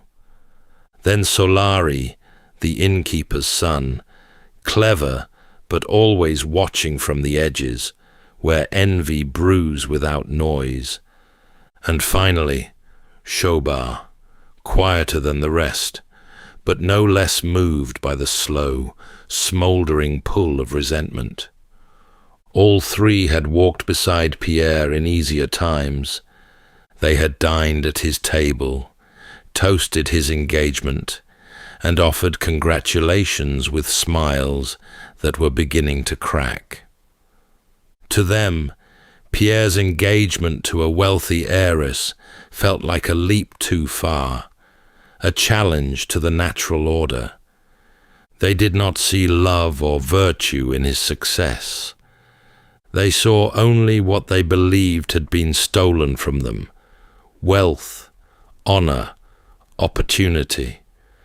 And so it was that on an ordinary day, with no warning, their long-harbored jealousy gave way to action. They denounced Pierre to the authorities, accusing him of something deadly in the climate of Napoleonic France: espionage. They claimed that Pierre had been secretly working for England, passing information to France's ancient enemy across the Channel. It was a lie, of course. Yet the times were dangerous, and the state was on edge. France, still gripped by war and suspicion, took such claims seriously. A whisper could become a chain. And so the wheels turned quickly. There was no trial, no chance to plead his case. One moment, Pierre was walking freely through the market streets of Nimes. The next, he had vanished. The betrayal struck Pierre with a force no stranger's accusation could ever match. To be accused by strangers would have been one thing, but these were friends, men he had trusted with his time, his thoughts, his loyalty. The pain of it, perhaps, outweighed even the fear. In the days that followed, no word reached his fiancée. No explanation was given. Pierre was simply gone. Taken under armed escort, he was moved far from the warmth of southern France, toward the looming mountains that marked the Italian border. There, hidden in the remote heights of the Alps, stood the Fenestrelle fortress, cold, isolated, and vast. Pierre Picaud had stepped into the long silence of exile, left to carry not only the weight of false charges, but the even heavier burden of betrayal. And his life, once so full of promise, now narrowed to stone walls, iron doors, and the memory of 3 familiar faces. Fenestrelle Fortress rose like a jagged crown against the grey folds of the Italian Alps, vast, brooding, and utterly detached from the living world. Built into the mountainside, it sprawled across terraces and stone ramps, its corridors echoing with the weight of generations. For Pierre, it would become his entire horizon. He arrived in shackles, tired and stunned, as if the world had suddenly changed languages and turned its face away. The fortress held no comfort, not in its stone cells, nor in the cold that seeped up through the walls at night. The seasons passed with little distinction. Summer's warmth barely reached the mountain heights, and winter came early, biting at the fingers and lungs of those trapped within. His cell was small, more hole than room, with only a narrow slit for light and a straw mat that smelled of damp years. There were no visitors, no news from the outside world, just stone, iron, and the long, slow ache of being forgotten. The days stretched without form. At first, Pierre kept count, scratching notches into the wall, trying to hold on to some sense of time. But after the 100th day, or perhaps the 200th, the numbers lost their meaning. Time had bent. Each morning arrived like the one before, each night just a darker version of the day. There were others in the fortress, murmurs from down long hallways, shuffling feet, an occasional cough in the dark, but no one to speak to directly. Isolation wrapped around him like a second skin. He did not know if his fiancée had searched for him. He did not know if she still believed in him, or if she'd been told he was dead, or worse, guilty. And then there was the cold. Not simply the weather, but a kind of internal freezing, a stilling of purpose. He had been a man on the cusp of a beautiful life, and now he was no one, a name on no list, a ghost who hadn't died. But even in that grey silence, something held. Pierre did not unravel. He endured. He turned inward. Memory became both wound and anchor.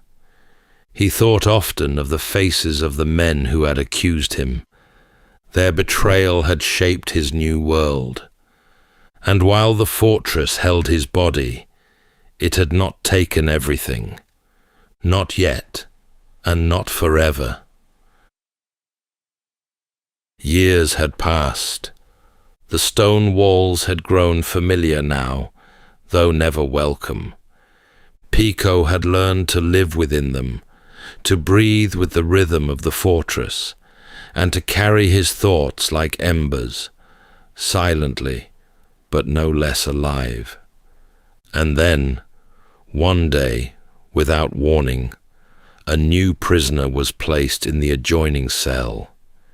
He was older, this man, gaunt, with a trimmed white beard and eyes that burned with a curious light. His name was Father Torri, a priest once, before the state had turned its suspicions even on men of the cloth. The guards spoke of him with indifference, but Picaud sensed immediately that there was something unusual about the man. In a place where time dragged and conversation was rare, the two began, cautiously at first, to speak. Their words passed softly through a small vent in the stone, a breath of companionship in the stale air of confinement.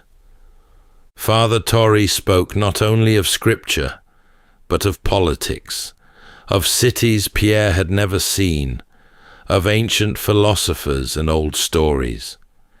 He carried knowledge like a candle in the dark, and Pierre, long starved of conversation, leaned toward the warmth. As seasons shifted beyond the fortress walls, the priest began to trust Pierre with more than reflections. He shared a story, at first vague, then startlingly precise. Many years before his arrest, Father Torrey had been entrusted with knowledge of a hidden fortune, a vast treasure concealed beneath a ruined house in Milan, left by a nobleman who died without heir or claim. The priest had never used this knowledge. His vows had bound him to secrecy. But in prison, with his health fading and death approaching, he felt that passing it on was the last thing left for him to do. At first, Pierre listened with measured disbelief. A fortune buried beneath a crumbling estate, spoken of by a dying man. It sounded like myth. But Father Torrey spoke plainly, offering details with remarkable clarity, names, locations, markings on the cellar floor, and the twisted logic by which the treasure had been hidden. There was no boast in his voice, no feverish glow, just a slow, careful gift, given freely. And then, one night, not long after, Father Torrey was gone. The guards said nothing, simply sealed the adjoining cell, as though its occupant had never been. Pierre sat awake in the dark for many hours, repeating the priest's words over and over, fixing them in his mind like sacred scripture. It was then, perhaps, that the shape of a new life began to form, not as a plan, not yet, but as a seed. He had lost nearly everything, but now he held something more than memory. He held a secret. By the time the 10th year neared its close, Picaud was no longer the man who had once walked the warm streets of Nîmes, whistling as he stitched fine shoes, or smiled beneath the stone arches with his bride-to-be on his arm. That man had vanished with the first clank of the prison gate. What remained was leaner and more inward. Not broken, just changed. The years moved slowly in Fenestrelle. Some prisoners aged fast, worn thin by despair. Others faded in silence. But Pierre had found something else, a reason, however distant, to keep himself whole. With every passing day, the memory of Father Torrey's words deepened their hold. And more than just remembering, he trained himself. Not physically, the cramped cell allowed little movement, but in mind and spirit. He began to recall every detail of those who had betrayed him, the words they'd spoken, the tone in their voices, their habits, their vices, their weaknesses. He imagined the world outside, where they still walked freely. He did not hate them loudly. He simply studied them. He also listened to guards, to snatches of conversation between cells, to footsteps and patterns and silences. He became part of the stonework, unseen, unnoticed, but watching.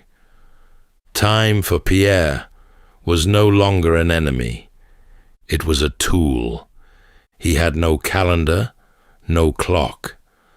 But somewhere in the back of his mind, he sensed the slow accumulation of years. A growing certainty told him that his release would come, perhaps by decree, perhaps by oversight. And when it did, he must be ready, not just to survive, but to become someone altogether new. Someone with a name no longer spoken in grief or pity, but in wonder, perhaps even fear. He began to plan, and while the guards believed he sat idle in his cell, wasting away in obscurity, Picaud was building something, quietly and in the dark, planning his every move. After nearly 10 years behind stone and iron, the world beyond Fenestrelle had become, to Pierre, half myth and half memory. But one cold morning, without ceremony or explanation, the gate clanged open, and he was told he was free. The guards offered no reason. Perhaps the charges had been suddenly dropped, or lost in the shuffle of changing administrations. Perhaps someone in Paris had finally questioned the length of his detention. But no apology came, no compensation, just release. He stepped beyond the fortress walls, with little more than the clothes he wore, and the weight of years behind his eyes. The light hurt at first, not just the sun, but the color of things, the sky, the moss, the distant pines. Everything looked unfamiliar, as though the world had kept moving without him, leaving him to catch up at his own pace. The journey southward was long and solitary. He traveled on foot at first, avoiding major roads, taking work where he could, laboring under false names, listening more than speaking. The priest's map, etched into his mind, remained unshaken. The memory of Milan pulled at him relentlessly. When he finally arrived in the city, it had changed. Buildings stood where fields once were. Faces had turned, but the streets still bent in the same crooked lines, and he found, eventually, the neighborhood the priest had described. At the edge of the city, shaded by tall trees and flanked by walls grown over with ivy, sat the old house, now abandoned, its shutters weather-beaten and crooked, its gate rusted nearly shut. Pierre waited until nightfall before slipping through. The house groaned with age. He moved slowly, not out of fear, but reverence. Every creak beneath his foot was part of the priest's story unfolding. He found the cellar door beneath a cracked stone in the kitchen floor. The hinges protested, but it opened. In the flickering light of a single candle, Pierre descended into the damp, earthen dark. The air was thick with mildew and dust, and there, just as Tori had described, behind a false wall of rotting wood and loose stones, was a small, iron-banded chest. He paused. After all the years, the hunger, the silence, the betrayal, this moment should have felt grand, but it didn't. It felt quiet, certain, as if the world had simply kept its promise. He broke the lock. Inside were golden coins, fine jewels, silver plate, and scrolls of noble lineage, wealth that could carry a man into any life he chose. But Pierre did not smile.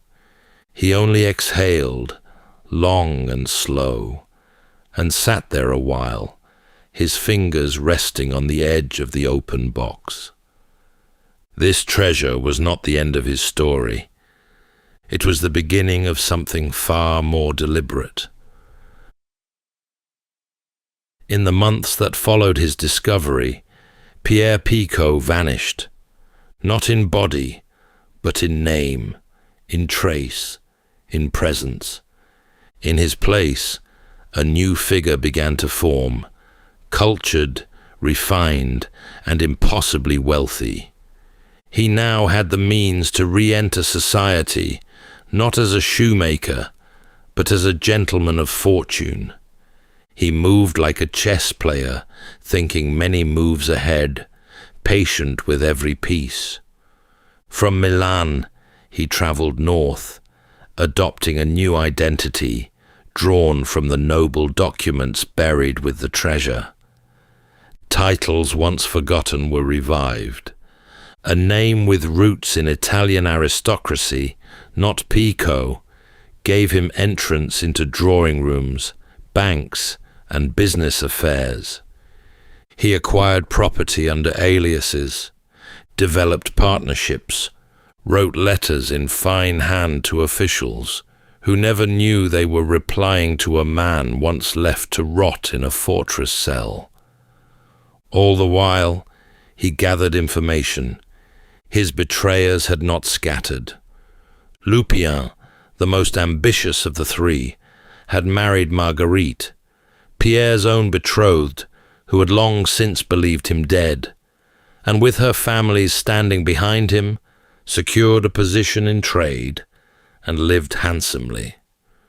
Solari had inherited his father's establishment in Paris, and Chaubard had faded into clerical life, the kind who folds easily into the grey corners of government service. None of them, it seemed, had ever faced question for their accusation, and none had thought Pierre would live to see the other side of a prison gate. But now, the pieces were in place. He traced their movements, their family connections, their financial vulnerabilities. Every step was calculated, not for cruelty, but for symmetry. The punishment, when it came, must fit the betrayal. He moved through the salons and back streets of Paris under a name that no one questioned, shielded by wealth and the practiced air of nobility. But he wasn't there to be seen. He was there to see. He watched them, Lupin, Solari, and Chaubard. Each man had built a life atop the lie that ruined him. Some threads took months to follow, others years, but he had time. The longer he waited, the more precise his understanding became. He befriended a merchant who handled Lupin's shipping contracts. He employed a servant whose sister worked in Solari's inn. He gained the trust of a clerk in Chaubard's office, who grumbled too easily after wine. Each step drew him closer, not to confrontation, but to comprehension. Pierre began to leave subtle marks. An anonymous letter slipped beneath a door. A whispered rumor passed to a banker. A single forged document, delivered at just the right time. Nothing to alarm, just enough to shift the balance. They began to feel it.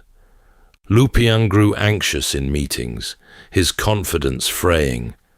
Solari grew curt with guests, snapping at shadows. Chaubard began to look over his shoulder, pausing before he signed anything at all. Pierre watched as unease bloomed in their lives like a slow illness.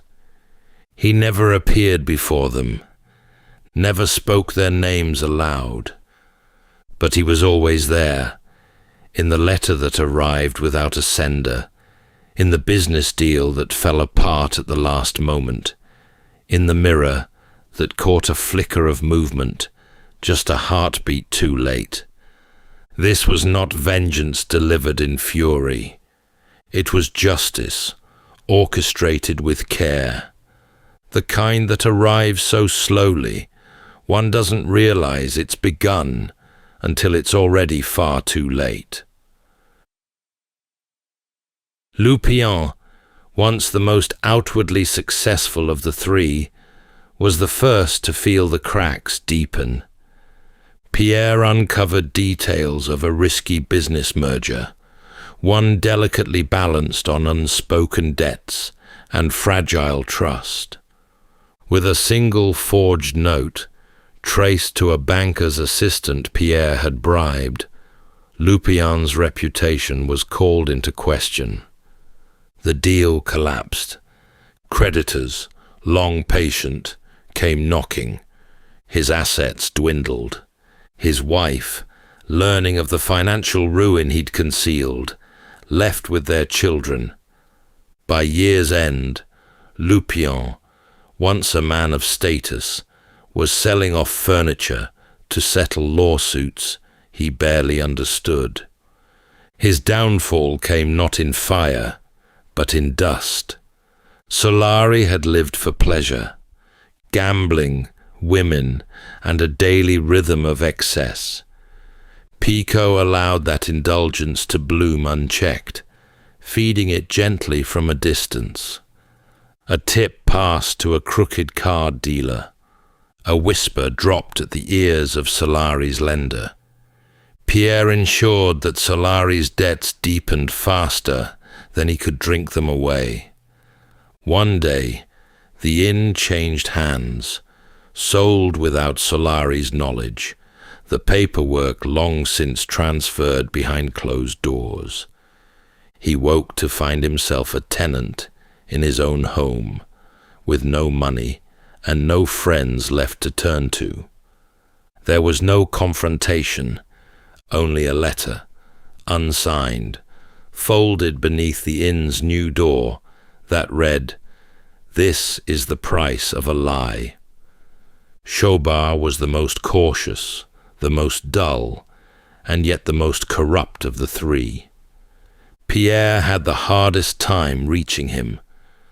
But corruption leaves a trail, and Picaud, ever patient, followed it. Over months, he gathered receipts, coded ledgers, falsified entries, small transgressions that, when collected, painted a far larger crime. With the help of an anonymous tip, Chaubard was summoned before a judicial inquiry. He denied everything, but the evidence was there, and it was undeniable. He was dismissed, fined, and disgraced. Not imprisoned, but publicly ruined. A man once hidden in paper, now buried beneath it. None of these men ever learned who had orchestrated their undoing. To the outside world, it was coincidence, a market shift, a scandal revealed, or a friend who talked too much. But to Pierre, it was justice. He had dismantled 3 lives with the same care he had once used to craft a perfect pair of shoes. And yet, as the final piece fell into place, he felt no triumph, only stillness. The work was done. With his purpose fulfilled, Pierre Picaud did not return to his old name, nor did he seek applause or recompense. He simply stepped out of the lives of the men who had once betrayed him, just as silently as he had entered them. Some say he moved south again, to the quieter corners of the countryside, far from Paris and far from the past. Others whispered of a final disguise, a nobleman who rarely spoke, who lived modestly in a small villa with more books than guests, and who watched the world with a kind of detached serenity. What became of him precisely is lost to time, but his story was not. In 1839, nearly 2 decades after Pierre's final act of justice, a Parisian police archivist compiled a report titled Memoir on the Revenge of a Betrayed Man. In its pages was the detailed account of a man imprisoned without trial, betrayed by those closest to him, and transformed by time, cunning, and an unlikely treasure into a figure of retribution. The story, striking in its twists and haunting in its tone, made its way into the hands of the writer Alexandre Dumas. Dumas, known for his appetite for adventure and deep curiosity for stories of transformation, was immediately taken by the tale. He saw in Pierre's life a structure far greater than mere biography. He saw poetry, he saw myth, and with the liberties of fiction, he would expand upon it, building castles, duels, escape tunnels, and shipwrecks, but always keeping the soul of the man intact. In 1844, The Count of Monte Cristo was published, the story of Edmond Dantes, falsely imprisoned, mysteriously enriched, and determined to right the scales of fate. Readers were spellbound, and though most never knew of Pierre Picaud by name, they came to know his journey. In time, Pierre's life faded into legend, his memory preserved not in records or grave markers, but in the pages of one of the world's most enduring novels.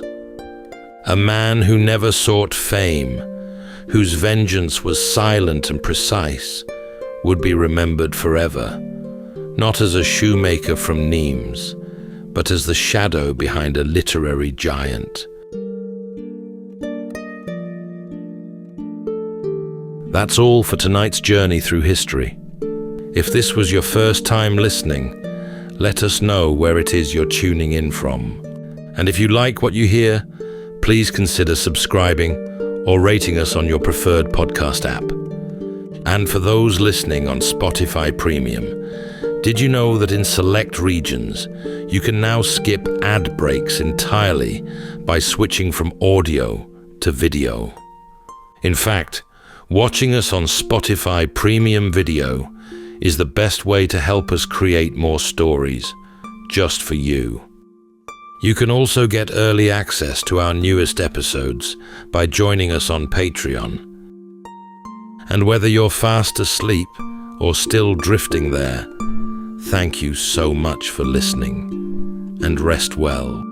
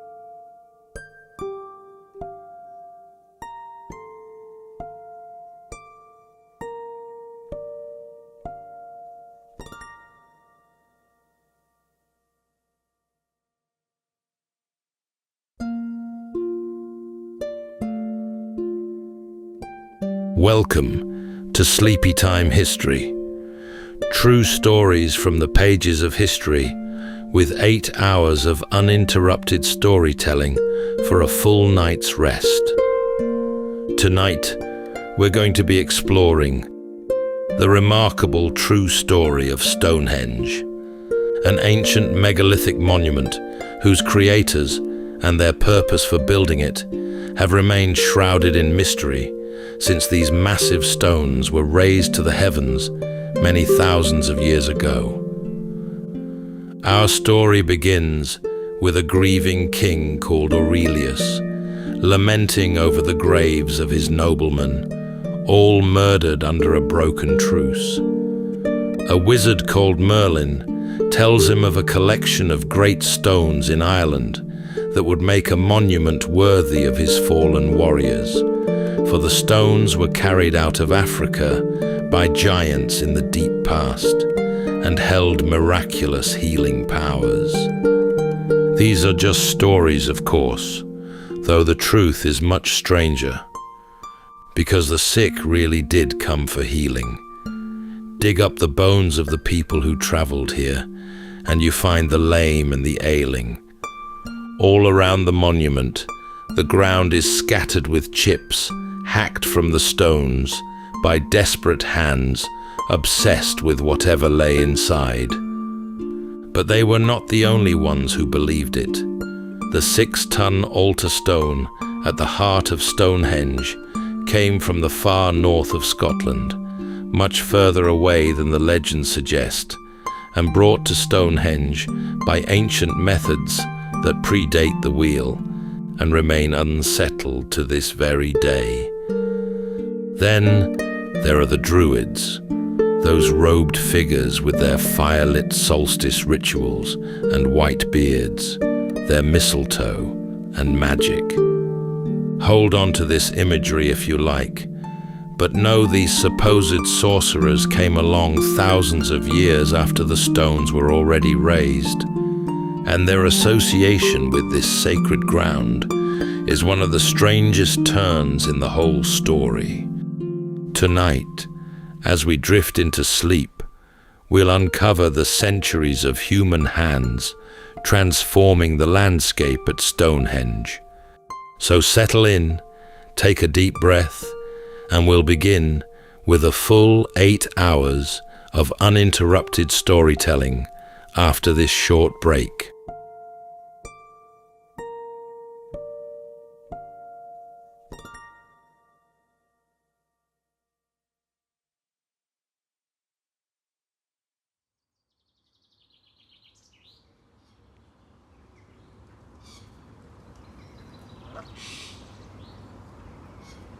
Under a wide, pale sky, the plain lay open, the new grass coming green over the mounded earth, and the wind moving across it in slow waves like ripples on a pond.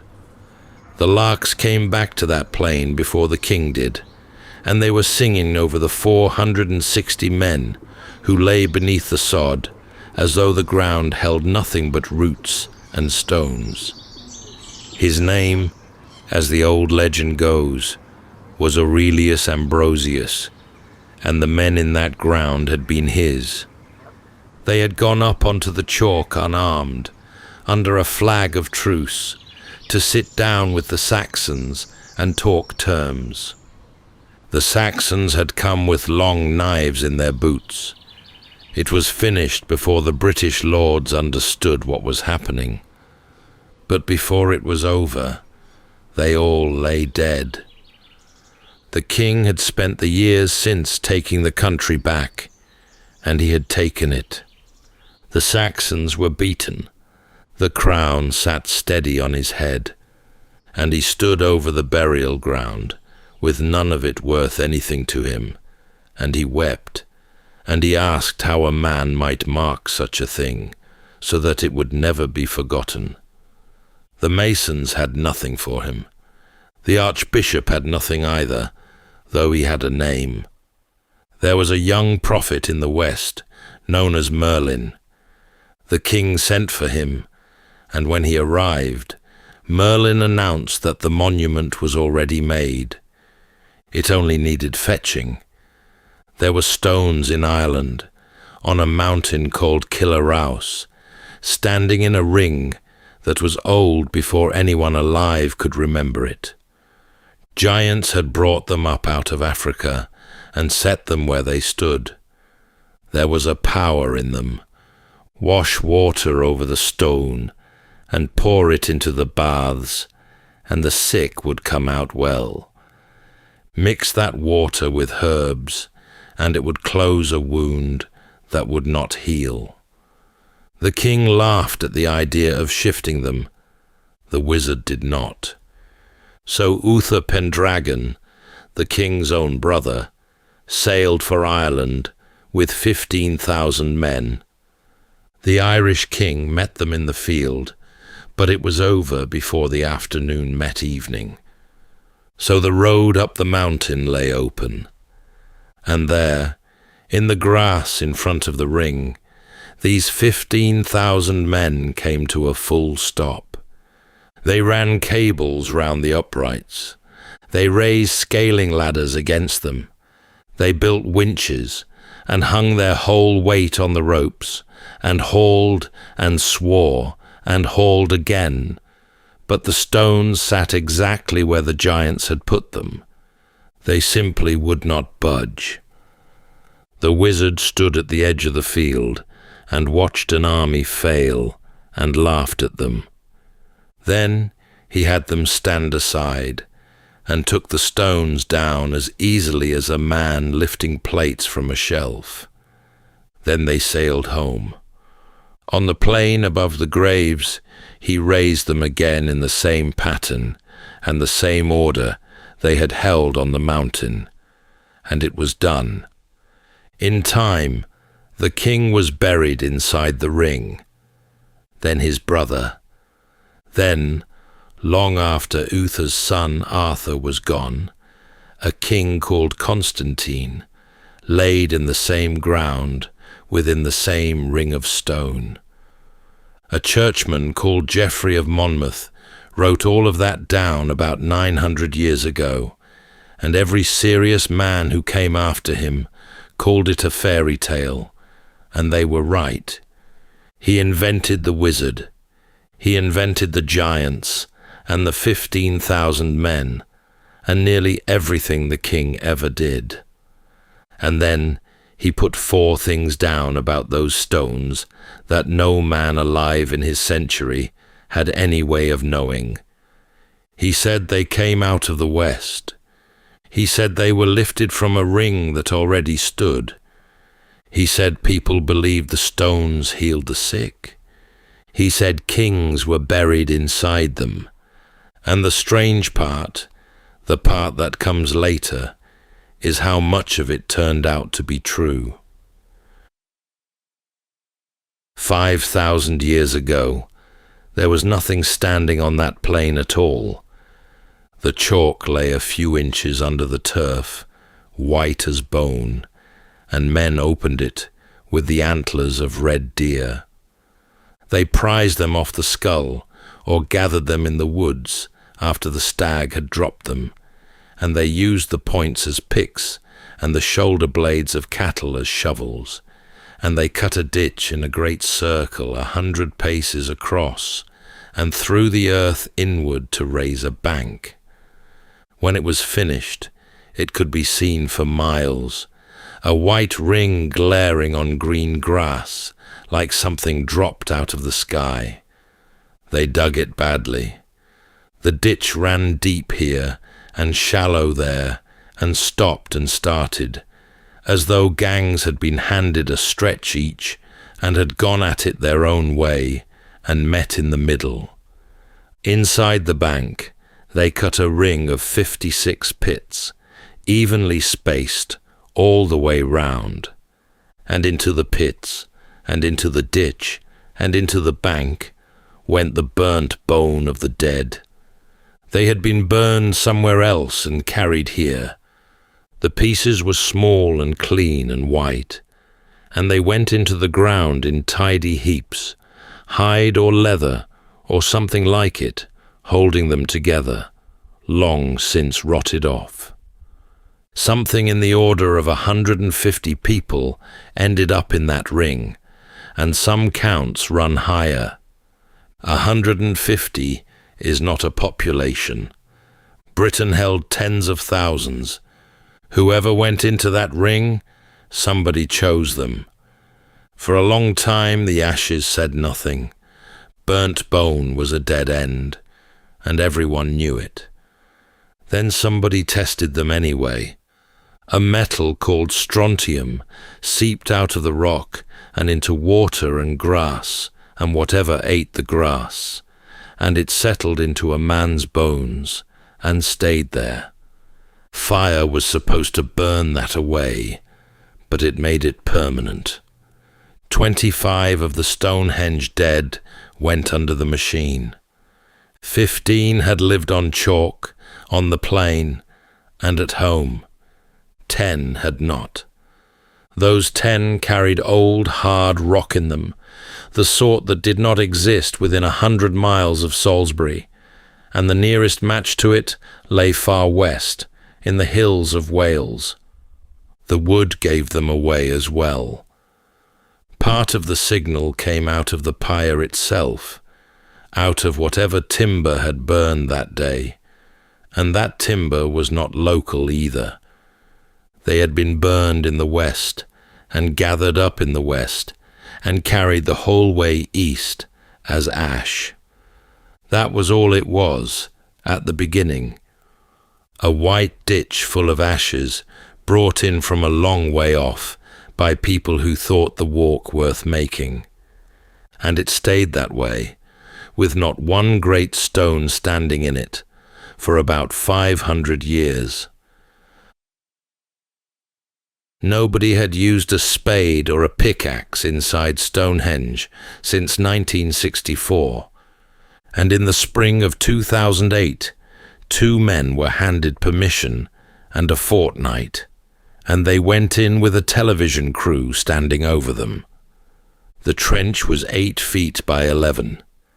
Timothy Darville and Geoffrey Wainwright had spent the best part of a decade walking the Preseli Hills in the far west of Wales, out where the small dark stones at the heart of the monument had been quarried, and what they had found out there was water. The outcrops were ringed with springs, and those springs had been held to cure the sick for as long as anyone in that country could remember. The rock and the healing came up out of the same ground. The blue stones were easy to miss in a photograph, and so named because when wet or freshly broken, they turned a deep blue-grey with white flecks all through. Smaller than the great grey sarsens around them, darker, and standing in the middle where the eye slid past them. The earth around them was full of chips, thousands of them, knocked off with hammerstones by people who wanted a piece to carry, and they had been at it for centuries, one after another. 3 miles away, under a housing development, a digger turned up the man who sat at the middle of it. He went into the ground rich, gold worked into his hair, copper knives at his side, archery gear laid at his hands. The chemistry in his teeth said the Alps. He had grown up hundreds of miles east, in the cold, across a sea and a continent. He had been injured years before he died. He had lost his kneecap, and the bone had grown a great ugly knot where it had once been. The man had apparently walked, or limped, or been carried the whole way. Every step of it hurt. He died around 2300 BC, within a couple of centuries of the bluestones coming east. Darville and Wainwright said it plainly, and both of them had reputations to lose. The place had been a prehistoric lord's, a place the sick went to be made well. Men and women had come to it broken and gone away, believing they were mended, and some of them had crossed half of Europe to do it. 80 stones came out of the Preseli Hills, the lightest of them a ton, and every one of them had to cross 150 miles of Britain to reach Salisbury Plain. There was no wheel on the island, no horse to pull anything, no metal at all. Between the hills and the plain lay rivers, estuaries, marsh and hill country under heavy forest, and however it was managed, on sledges and rollers overland, or by boat around the Welsh coast, or by some mixture of the two, it was managed roughly 80 times, and whoever did it walked home afterwards and went back for the next one. There is a hollow up in those hills called Wan Morn, and 4 stones lie in it. They lie on the arc of a circle that is not there any more. Dig round them, and the sockets come up empty, evenly spaced, running out on a ring 100 paces across, near enough to the pace, the same ring as the white ditch on Salisbury Plain. One of those sockets was cut to take a stone with an odd 5-sided foot. There is a blue stone standing at Stonehenge with an odd 5-sided foot. The shape fits. The rock, when they went back and tested it, did not. They did not quarry a monument. They pulled one down. Whether these particular stones went east is still fought over, and the men who dug the hollow now say probably not. But somebody up in those hills was taking a circle to pieces in the same century Stonehenge went up.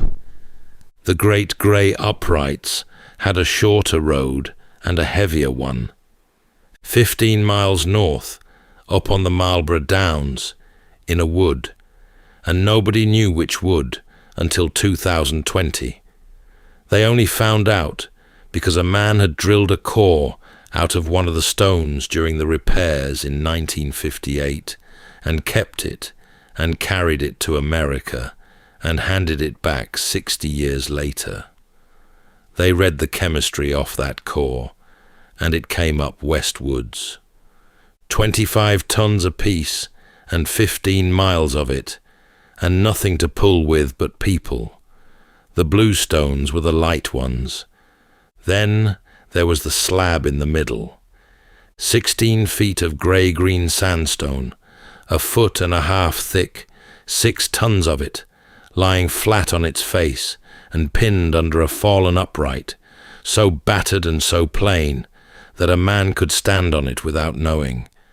Somebody in the 17th century looked at it and guessed it was an altar, and the guess stuck, and it was the altar stone from then on. For 100 years, everybody agreed it was Welsh. It was in the books. It was taught. In 2024, a doctoral student in Perth, Australia, got hold of 2 small fragments of it and had the grains dated. His name was Anthony Clark, and there was a nice piece of chance in him, because he had grown up on a farm in southwest Wales, in the country the bluestones came from. Sandstone was built out of the wreckage of older rock, and every grain in it carried the age of whatever it had broken away from. The grains came back staggeringly old, well over 1 billion years. Nothing in Wales looked like that. Nothing in England did either. The match was a red sandstone that ran from Inverness up to the top of Scotland and out under the sea beyond it. The team said afterwards they had not believed it. The numbers did not move. 430 miles in a straight line, and no stone was ever known to have travelled further to any monument in Neolithic Europe. A glacier could have dragged that slab south and dropped it in a field, and then it wanted nothing more than somebody finding it lying there. 2 years later, they tried this theory. They fingerprinted the mineral grains washed down by the rivers around Salisbury Plain, hunting for the mark a glacier left after it had ground a country flat, and the mark was not in them. Then they built the ice sheets inside a computer and ran them and watched where the ice went. It reached a drowned country out in the North Sea. It could have carried the stone that far. It could not carry it 1 mile past.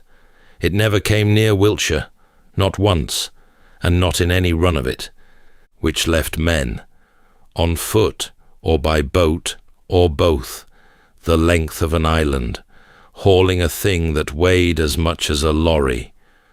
Nobody did that for a calendar. Whatever they believed was inside that rock, they believed it hard enough to spend lives on. 2 miles from the stones, on a slope above the river, 38,000 animal bones came out of a rubbish heap. 9 in every 10 were pig. Most of the rest were cattle. There was next to nothing else in there, hardly any deer, barely a fish out of a river running past the door, and very little grain, and none of it was the leavings of people getting on with their lives. It was meat, in a quantity that only made sense if an enormous crowd had arrived at one moment and eaten. They had lived on top of the heap while they did it. Hundreds of small square houses with chalk floors packed along the hillside. More people gathered in one place than anywhere in Northern Europe at the time, thrown up and gone again inside a generation. It rose while the great stones were rising. The people in it were the people who put them up. The pigs gave up the season. A pig's teeth came through in a known order at known ages, and a jawbone would tell the animal's age at death within a month or 2, and almost every jaw in that heap said 9 months. Pigs were born in the spring. 9 months on from spring was the black of the year, and it was the same answer in jaw after jaw after jaw for centuries. They came in the dark. That was the point of it. And the pigs had not been reared on the plain. Their teeth had grown on rock that was not the plains, north and west and north again, to Wales, to the northeast of England and to Scotland. Some had come the better part of 500 miles. Somebody drove a herd of pigs the length of Britain in winter, and a pig did not drive. It wandered, it rooted, and it lay down in the road and declined. Every family that came brought its own regardless, on foot, in the cold, because it mattered enormously that the animal was theirs and had walked from home. The fires went up on the bank, and the feasting went on for days. Then they came down off the hill and along the river and up the avenue and stood at the ring. In 2022, engineers built Stonehenge, a 1/12 of full size, every stone printed and set where it had stood when the ring was whole, and they put it in an acoustic chamber and made a noise inside it. The ring held the sound. Voices came back off the uprights stronger and clearer than they went out, and hung in the air a moment, and made a small warm room out of open ground. And none of it got away. It did not carry to the bank. It did not carry to the field. It did not carry to the crowd. So they walked from Scotland in midwinter with their pigs, and stood in the cold and the dark on the edge of the greatest gathering of their lives. And whatever was happening in the middle of that circle, they could not hear a word of it. 1,000 years went by, and the stones stood. Nobody living had known a world without the ring. It had always been there on the plain, the way a hill is always there. Whoever had hauled it up out of Wales and Scotland and the Marlborough Downs had gone into the ground and out of the talk, and the men walking up to it now carried bronze on their belts. They came anyway, and they brought hammers. Into the face of the Sarsens they cut axe heads, the flat-bladed sort, wide at the mouth and narrow at the handle, the shape a man saw every day of his life hanging at another man's side. Over 100 of them, and daggers among the axes, hammered into the grey stone by hand until the outline sank clear into the surface. Weather closed over the marks, and lichen came in behind, and the whole thing went flat to the eye, and men leaned on those stones and photographed them and wrote books about them and never knew. 3,500 years, and one man ever caught them, a dagger, on stone 53 in 1953. The other 100 stayed in the rock for another 60. Then lasers went over the surface, reading it down to fractions of a millimeter, and the axes came up out of the rock, like writing coming up in a fire. Weapons, cut into a monument by people who had not built it, and had walked there to leave the mark anyway. And after the carving, there was one last idea. Outside the ring, out where the ground opened away toward the burial mounds, someone began digging pits, 2 great rings of them, wide circles set beyond the stones, dug deep and dug properly. Whatever was meant to go into them was going to be enormous. It was the last rearrangement Stonehenge was ever going to have, and somebody had planned it, and got the gangs together, and got them started. The holes never took anything. The picks went in instead. Antler, stacked neatly at the bottom of the pits, laid down the way tools are laid down by men who mean to come back for them in the morning. Then nobody came back, and the chalk washed in on top of them on its own. No burning, no wrecking, nothing thrown down. The last men to work that ground for 1,500 years put their gear away tidily and walked home. The first men on that plain had laid their picks down in the bottom of the ditch, the same way, 1,400 years before. It was the first thing anyone ever did on that ground, and it was the last thing done on it for 1,500 years.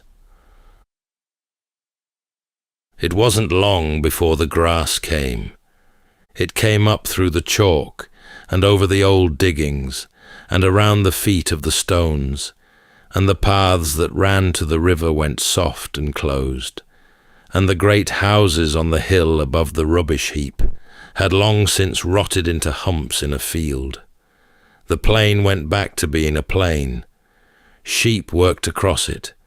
Rain got into the sockets, and the frost split what it could.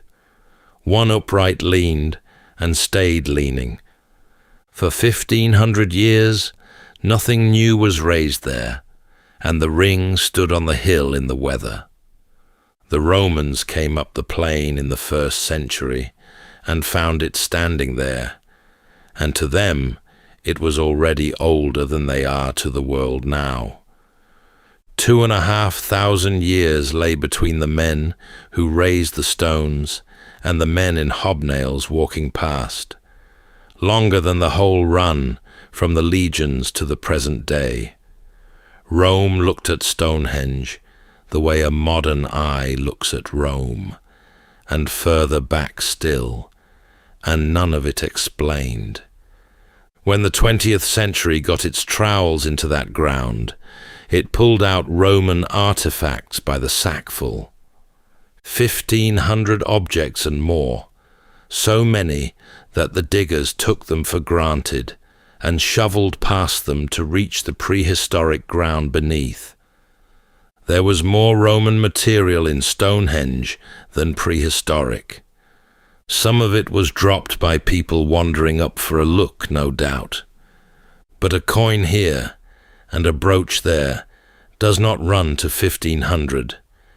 And in the last decades of Roman Britain, with the province coming apart and the coast under raid, somebody went into that circle with tools and cut deep shafts down into the ground. Sightseers do not sink shafts. Whoever it was had intent. Then there is the hole in the record.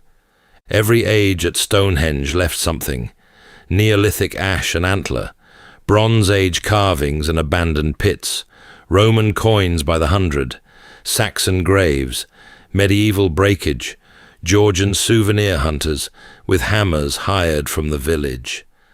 Down through 5,000 years, the ground holds the fingerprints of every century that passed. There is always something, that is, in all but one. Several centuries of nothing, not a shard, not a coin, not a scrap of charcoal, not a single object anybody has ever pulled out of that chalk. The record goes clean and stays clean, and then it picks up again, straight through the age of the Druids. Whatever those priests were doing in Britain in those years, they were not doing it here.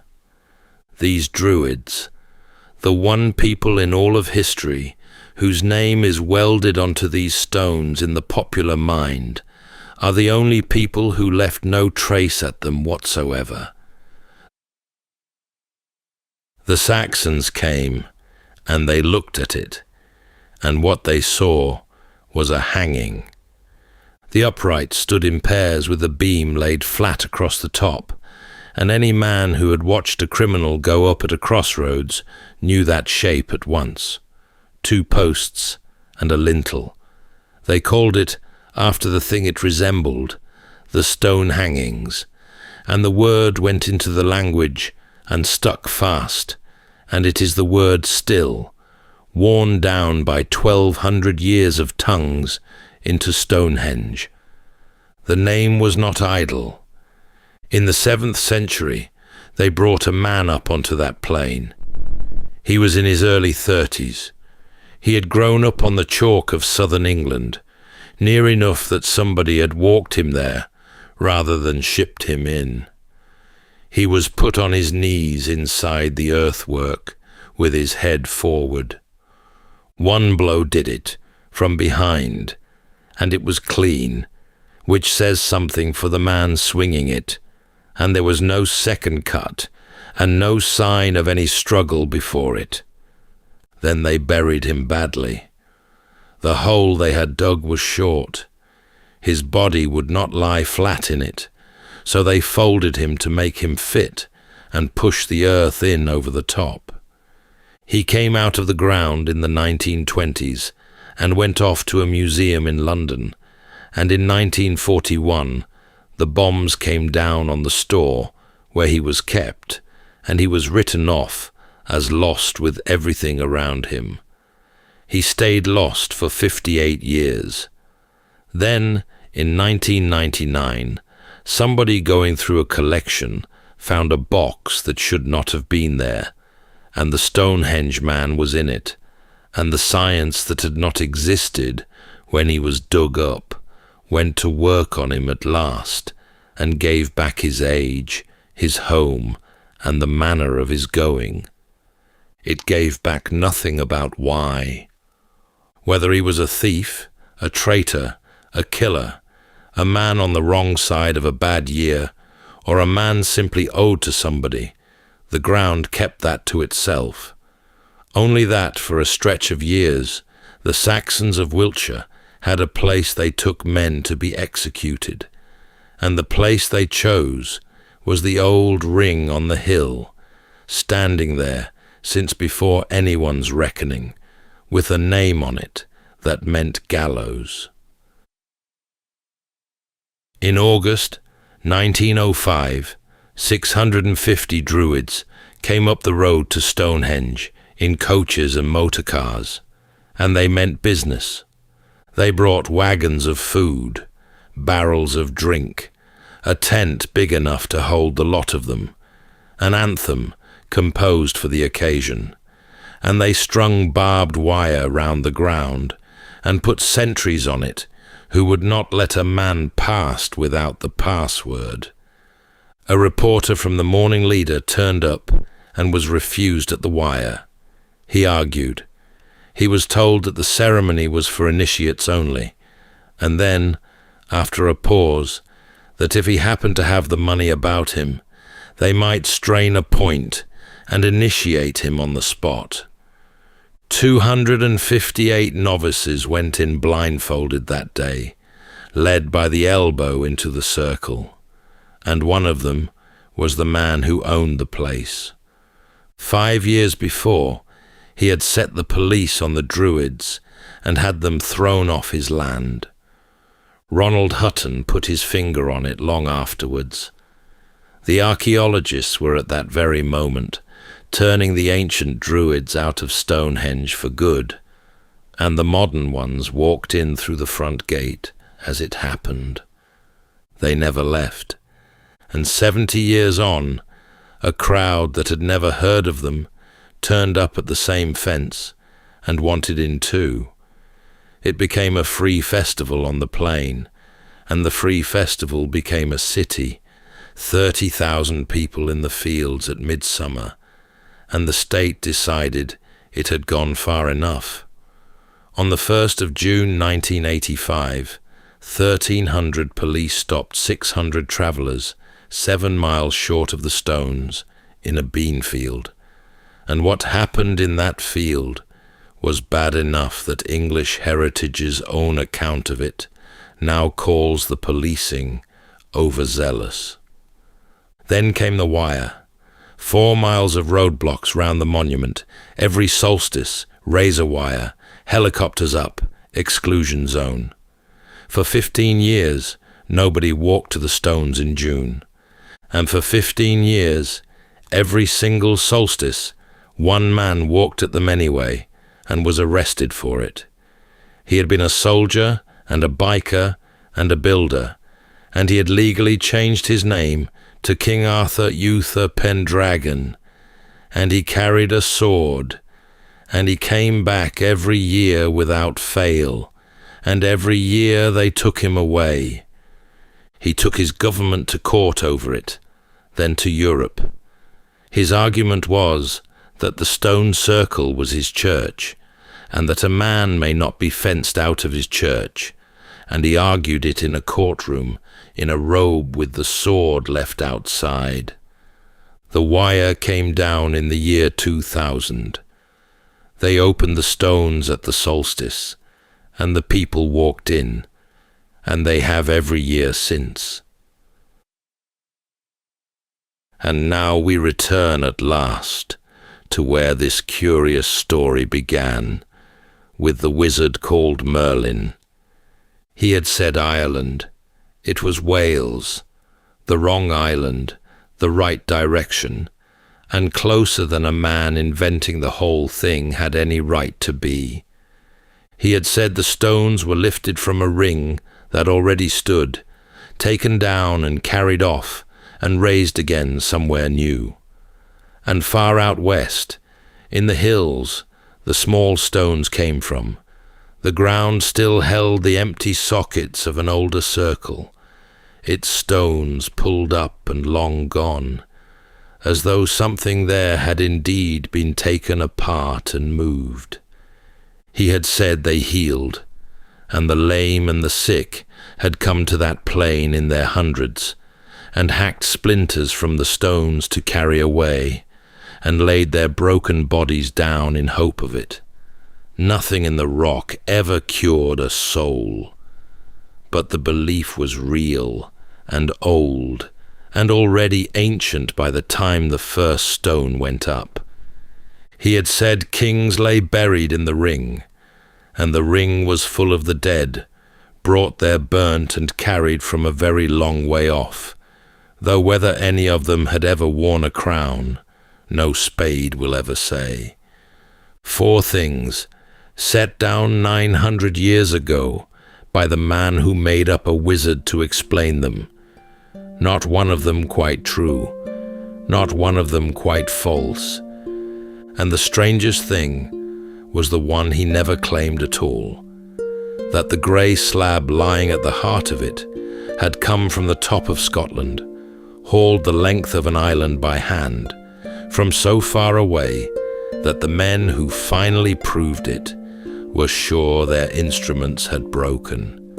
900 years on, the ring still stands on the plain, and the man who made the whole thing up is still the nearest anyone has come to explaining it. That's all for tonight's journey through history. If this was your first time listening, let us know where it is you're tuning in from. And if you like what you hear, please consider subscribing or rating us on your preferred podcast app.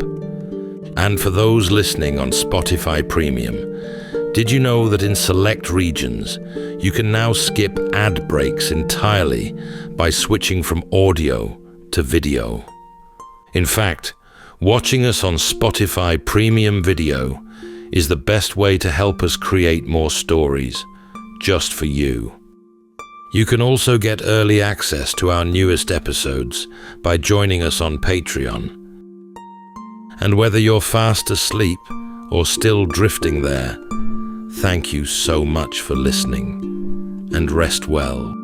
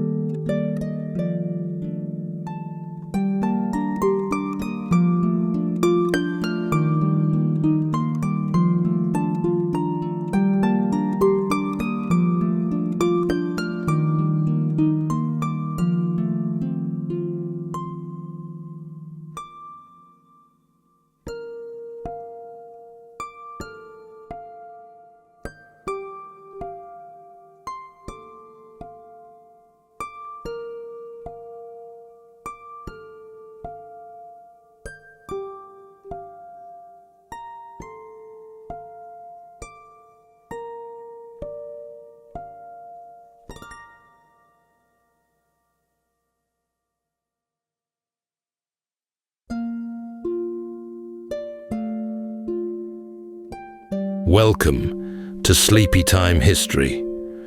True stories from the pages of history, with 8 hours of uninterrupted storytelling for a full night's rest. Tonight, from the Sleepytime archives, the remarkable true story of Álvar Núñez, Cabeza de Vaca, a Spanish nobleman and explorer whose journey across the wild interior of 16th century North America became one of the most astonishing feats of endurance in history. Born 2 years after Columbus first set sail, de Vaca grew up in a world that, for Europeans, was suddenly larger, wilder, and ripe with promise. He began with grand intentions, seeking fortune and fame to claim the vast and uncharted lands of what the Spanish referred to as La Florida. But what was meant to be a glorious conquest unraveled into a nightmare. Storms scattered his ships, starvation set in, and almost all of de Vaca's 600 men were lost to the swamps, the heat, and disease. From the low, marshy shores near present-day Tampa Bay to the rugged highlands of northern Mexico, de Vaca and his 3 remaining companions traveled more than 3,000 miles over 8 long years, unarmed, half-starved, and often at the mercy of strangers who spoke a language they could not understand.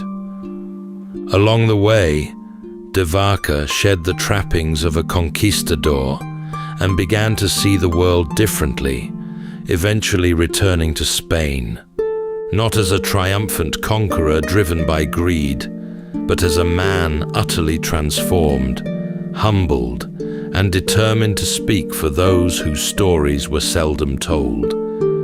But what did he discover out there, so far from everything he knew, that the conquerors before him never could? Tonight, as we drift into sleep, we'll follow in his footprints, through tangled forests, vast plains, and sun-scorched canyons, tracing the quiet strength of a man who crossed the unknown through patience, learning, and a curious grace. So settle in, take a deep breath, and we'll begin with a full 8 hours of uninterrupted storytelling after this short break.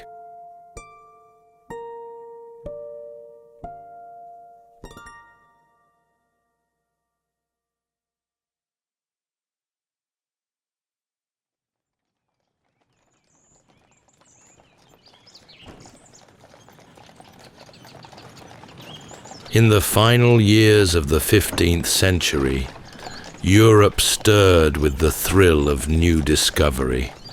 Maps were being redrawn, old certainties were loosening, and rumors of distant shores reached even the quiet stone lanes of Castile.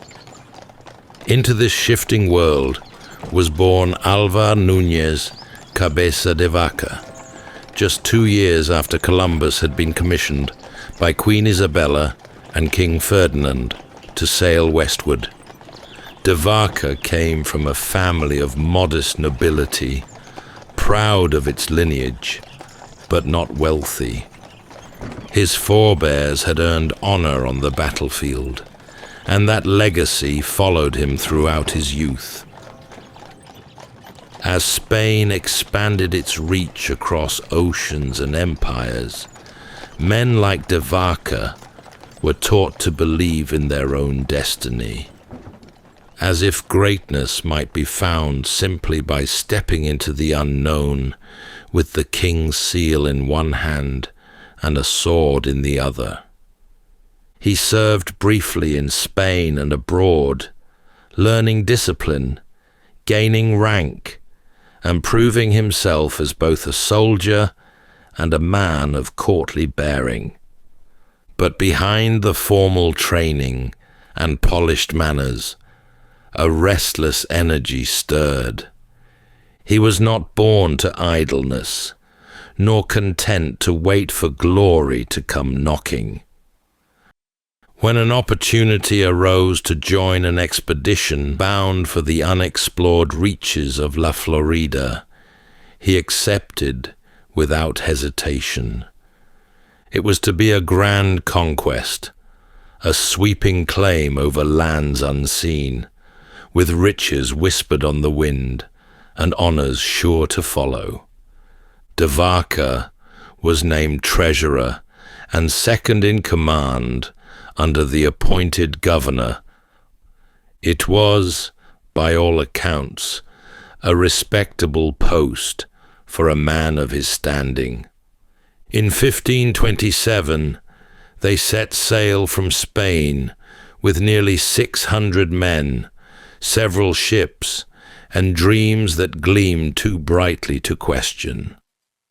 There were dangers, of course, unknown peoples, treacherous waters, and the ever-looming spectre of failure. But such hunger for glory tends to silence such concerns. The journey was slow. Weeks at sea gave way to months among the islands, repairing and resupplying, until at last they could press on. From the Caribbean, they turned north, toward the unsettled lands along the Gulf. De Vaca stood on the deck, watching the green ribbon of the Florida coast grow near. If only he had known what lay beyond it. The shoreline was deceptively tranquil as they stepped ashore near present-day Tampa Bay. The sea behind them lapped gently against the sand, but the land ahead breathed a different rhythm, dense humid and humming with life. They arrived in early spring of 1528, guided more by royal orders and ambition than by any real knowledge of where they were. They stepped onto the shores of La Florida, a name given years earlier by the famed explorer Juan Ponce de Leon, who had only briefly explored its mist-covered, unfamiliar coast. They expected the land to bow before them, but nothing here would come easily. The landing was followed by confusion and delay. Governor Narvaez made a fateful decision to split the expedition, sending the ships along the coast, while the majority of the men, including de Vaca, marched inland in search of a fabled native kingdom said to be rich with gold.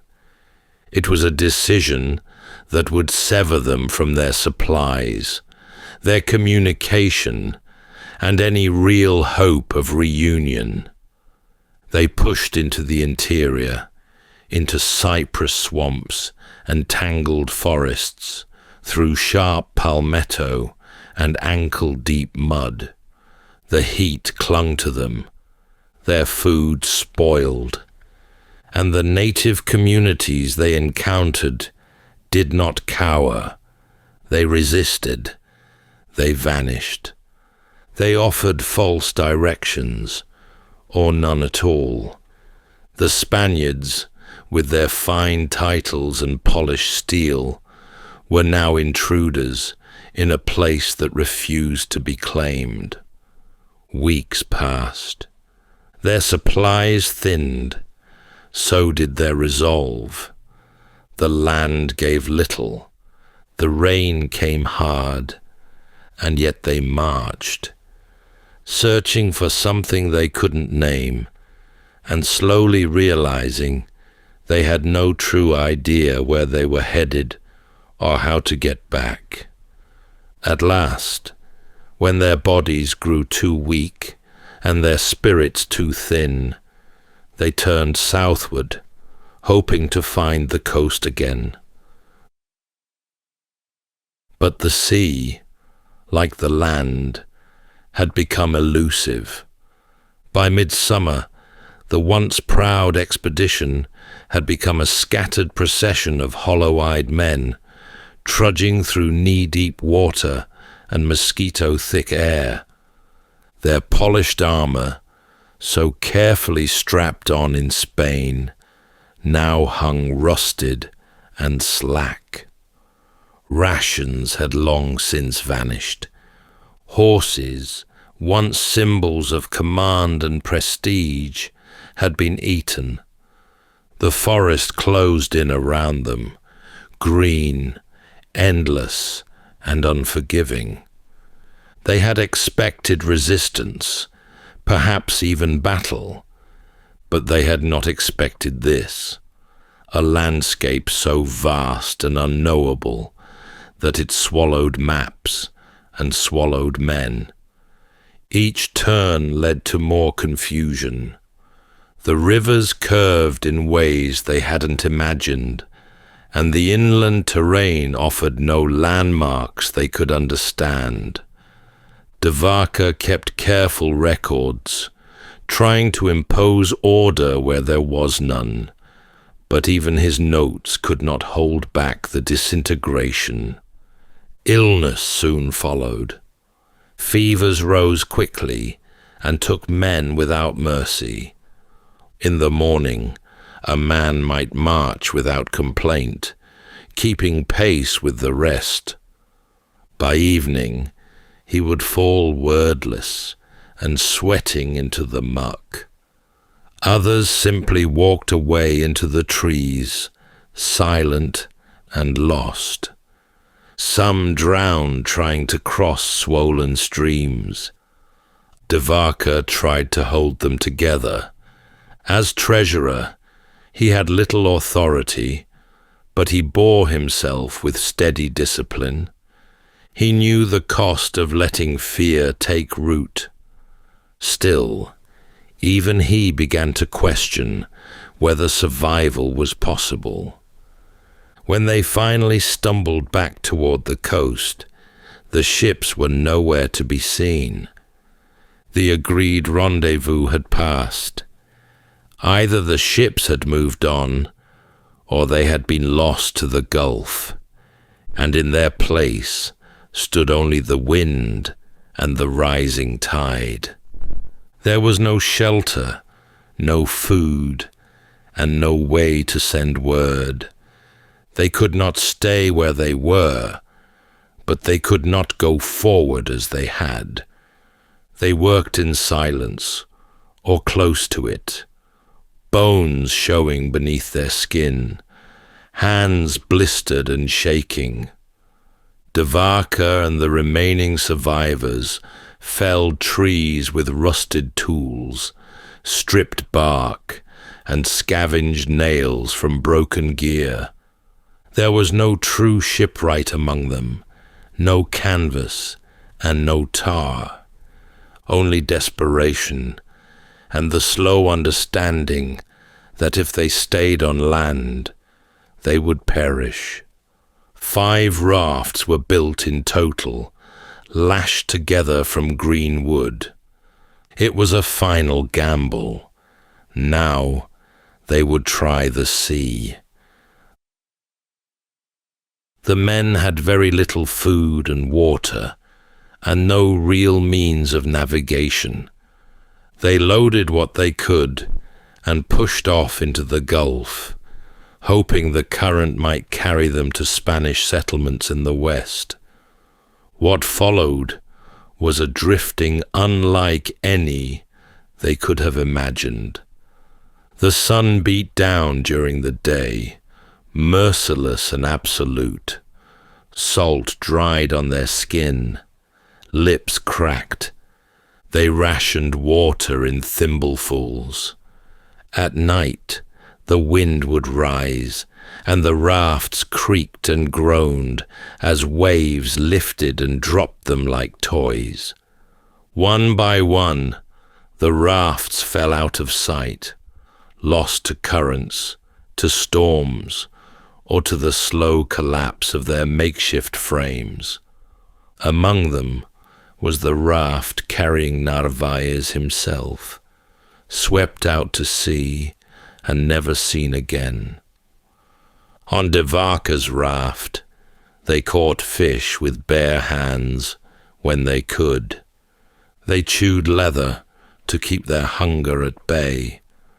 Some slipped quietly beneath the waves, too weak to hold on. Others whispered prayers and clutched their knees until the sea took them. Then one day, land suddenly appeared. Not the rolling coastlines of civilization, but a thin, low ribbon of sand. The raft broke apart in the surf, and the men dragged themselves ashore with what strength remained. Only a handful were left. They had reached an island near present-day Galveston. Which way the mainland lay, or how far, none of them could say. All they knew was that they were still alive, and that this strange new land would offer no welcome.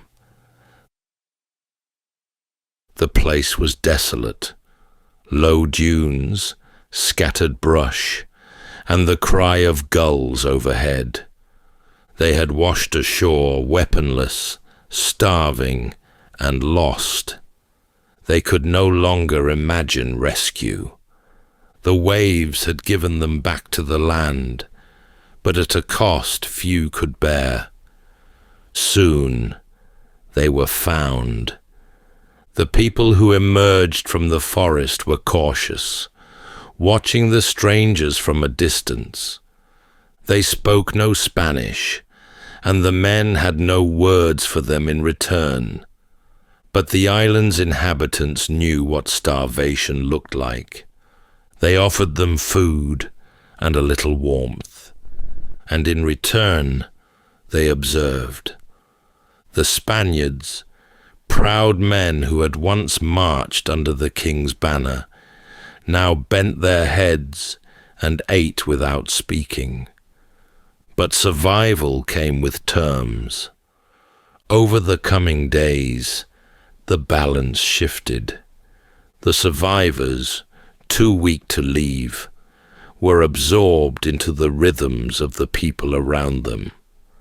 Some were taken in, while others were enslaved. De Vaca, separated from his companions, now lived as a captive, stripped of the command he once held, subject to new customs, and dependent on others for his life. The land was unfamiliar, but it was not empty. He was now a guest, or perhaps a prisoner, in a world that had no interest in the titles he once held. Over time, he would learn its patterns. He would come to understand the language, the cycles of food and weather, and the expectations placed on him. And though he would suffer still, through illness, isolation, and grief, he would not die. Something in him had begun to change. In time, he learned to carry what was needed, to gather what was useful, and to disappear when it was safer not to be seen. He moved between groups along the Texas coast. Sometimes he traded, sometimes he was allowed to stay, but always he was aware of how little control he truly held. He thought of escape, but there was nowhere to go. The interior was vast, and the coastline stretched endlessly in both directions. De Vaca observed carefully. He learned to distinguish plants, to follow water, and to read the weather in the trees. And slowly, his presence shifted from burden to asset. He became a trader of goods between communities, trading shells, hides, pigment, and flint. He knew who had what, and what could be exchanged. He was allowed to move more freely, and in that movement, he found a kind of deep purpose. But more than that, he began to heal, not just in body, but in the way he was seen.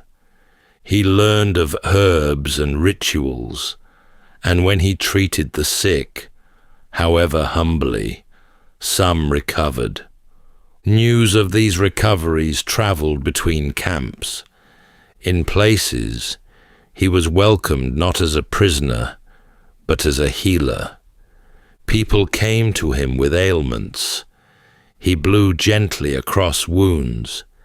He spoke soft blessings over the fevered. He did not know whether it worked, only that those who believed it did. And perhaps, in that belief, something sacred stirred. He moved with them, ate with them, slept under the same wide sky, and came to understand that survival was not something one did alone. It was a lesson he would carry for the rest of his life. Years had passed. He no longer dreamed of galleons or gold. Instead, he thought of water sources, safe shelter, and which direction the herds were moving. The empire he had once served felt impossibly far away.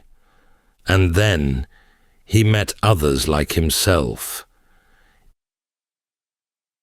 It happened far in the interior, perhaps by chance, or perhaps, according to them, by providence.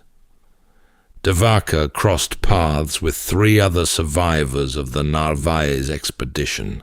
Like De Vaca, They had lived among various indigenous groups, surviving because of their usefulness and humility.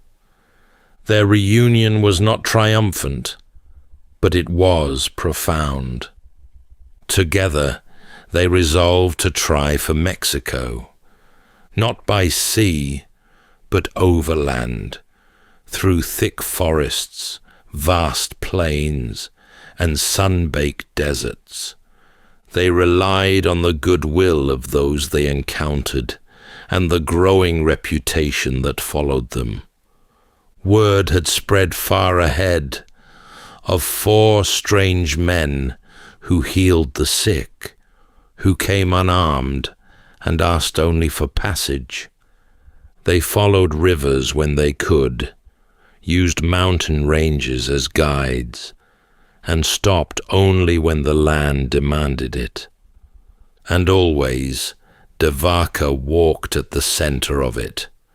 By now, the 4 men were no longer seen as outsiders. They were travelers of great renown. Their Spanish names meant little to the people they met, but their presence stirred whispers.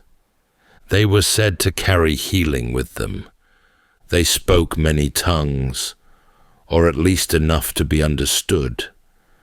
And unlike the soldiers who had come before, they brought no harm. They crossed vast stretches of what is now northern Mexico, Durango, Chihuahua, and Sonora, where the land rose and fell in dusty ridges and scattered thorn brush. In some villages, people came forward bearing gifts, woven mats, handfuls of maize, or gourds filled with water. Their journey became less a flight and more a passage. At times, they were joined by small bands of people, moving alongside them for a day or two, sometimes longer. It was a far cry from the expedition they had begun with, now just a slow movement through land that no longer seemed foreign, and among people who no longer seemed strange. De Vaca saw these communities not as subjects or obstacles, but as stewards, keepers of knowledge, survival, and of memory. He listened closely. He watched the way children were taught, the way disputes were settled, and the way plants were gathered only with thanks. And somewhere deep within, he began to understand that the world was not shaped solely by those who held power, but also by those who held patience. They were drawing nearer now to Spanish territory. The mountains whispered of it. The language began to shift. But de Vaca was no longer sure what return meant.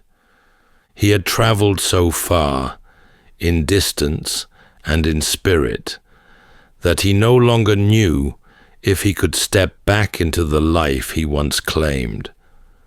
Still, they kept walking. It was in the foothills near Culiacan that they met the first Spanish settlers, armed men on horseback, their helmets gleaming beneath the sun. The moment should have felt like salvation.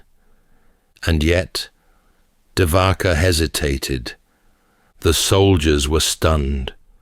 Before them stood 4 figures draped in woven garments, sun-darkened and barefoot, with no armor, no horses, no sign of rank, only the slow, sure bearing of those who had endured. They were not what Spain remembered.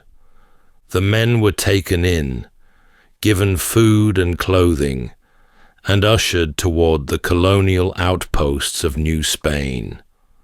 From there, they were sent to Mexico City. There were questions, there was disbelief, and in the months that followed, de Vaca gave his account to the authorities. He described the journey, the suffering, and the deaths of all but 4 of the 600 who had set out. But he also spoke of the people they had lived among. He spoke of their kindness, their customs, and their strength. He told of healing, of cooperation, and of the land's unyielding rhythms. Eventually, de Vaca sailed back to Spain. The crossing was smoother this time, but his heart was unsettled. Home felt altered, or perhaps it was he who had changed. The court received him with some respect, but also with suspicion. He had not returned with riches. He had not claimed new territory. He had only survived. He would later be sent to govern in South America, but even that post ended in controversy. He never again wielded real authority.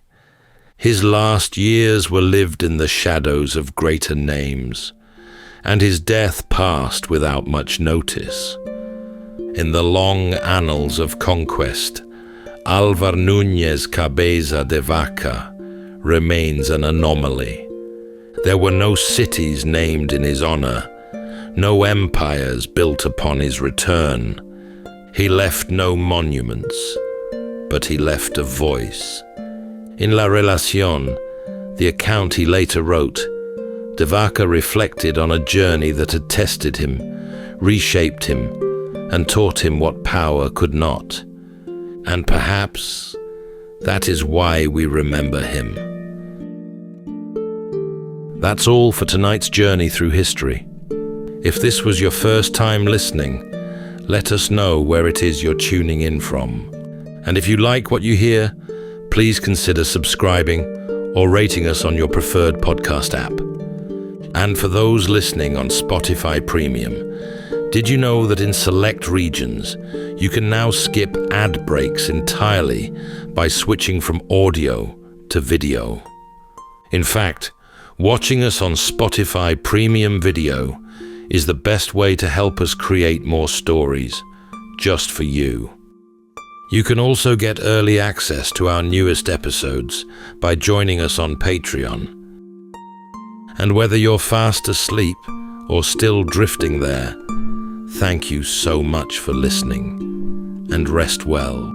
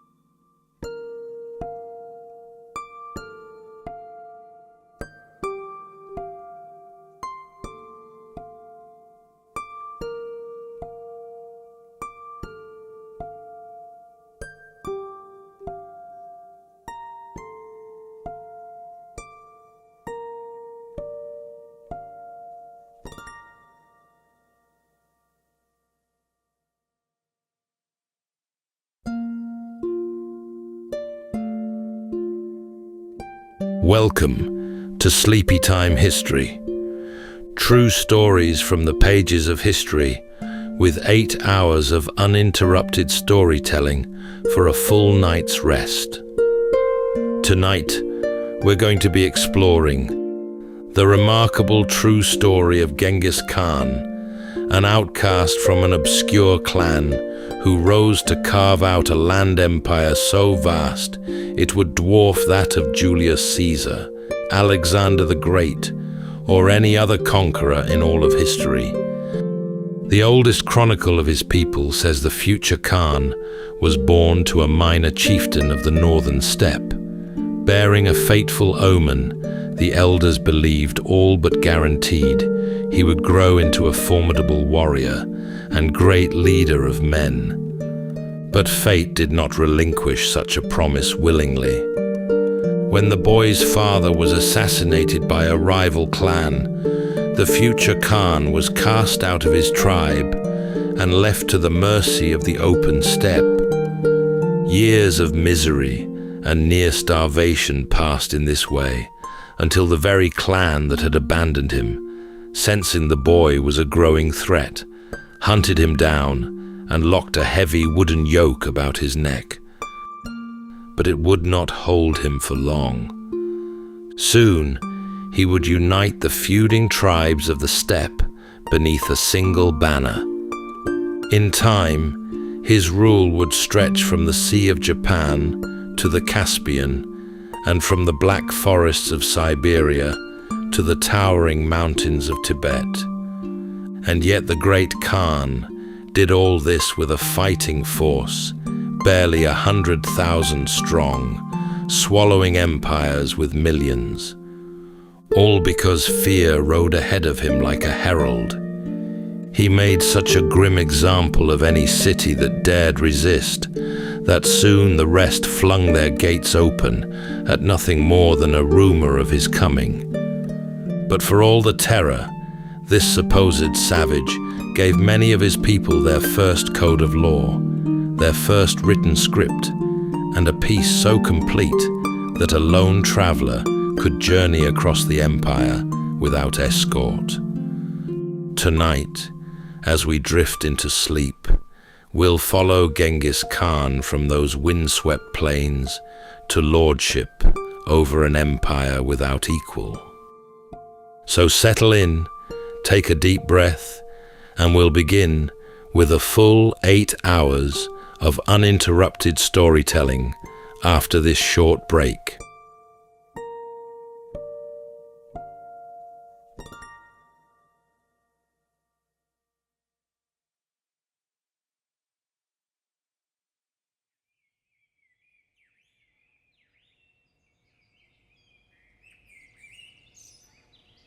Long ago, on the cold grass of the northern steppe, a boy was born to a wandering clan sometime in the middle of the 12th century. In a year, no one can now fix with certainty. There was no writing yet among his people, and the day was never set down, so the date slipped away into the grass, along with 1,000 other forgotten days. The land into which he came was vast and unforgiving, a country of endless horizons and of wind that rarely rested. The people there lived in tents of felt and followed their herds across an ocean of grass, and they counted their wealth in horses and in loyal men. They raided one another as well, and a family's whole fortune might turn on the luck of a single season. The boy's father was a chieftain named Yesugei, a man of modest standing and considerable courage.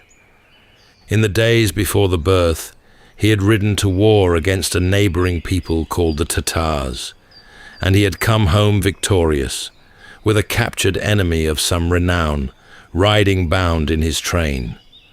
His wife, Hoelun, gave birth to her first son, while the triumph was still fresh in the camp. The child arrived with his small fist clenched tight, and folded within it lay a clot of blood about the size of a knuckle bone. The elders came to look upon the strange thing. A knuckle bone was an object they knew well, a small bone cast upon the ground in their games to read what fortune held in store, and here was a newborn who seemed already to grip his fortune in his hand.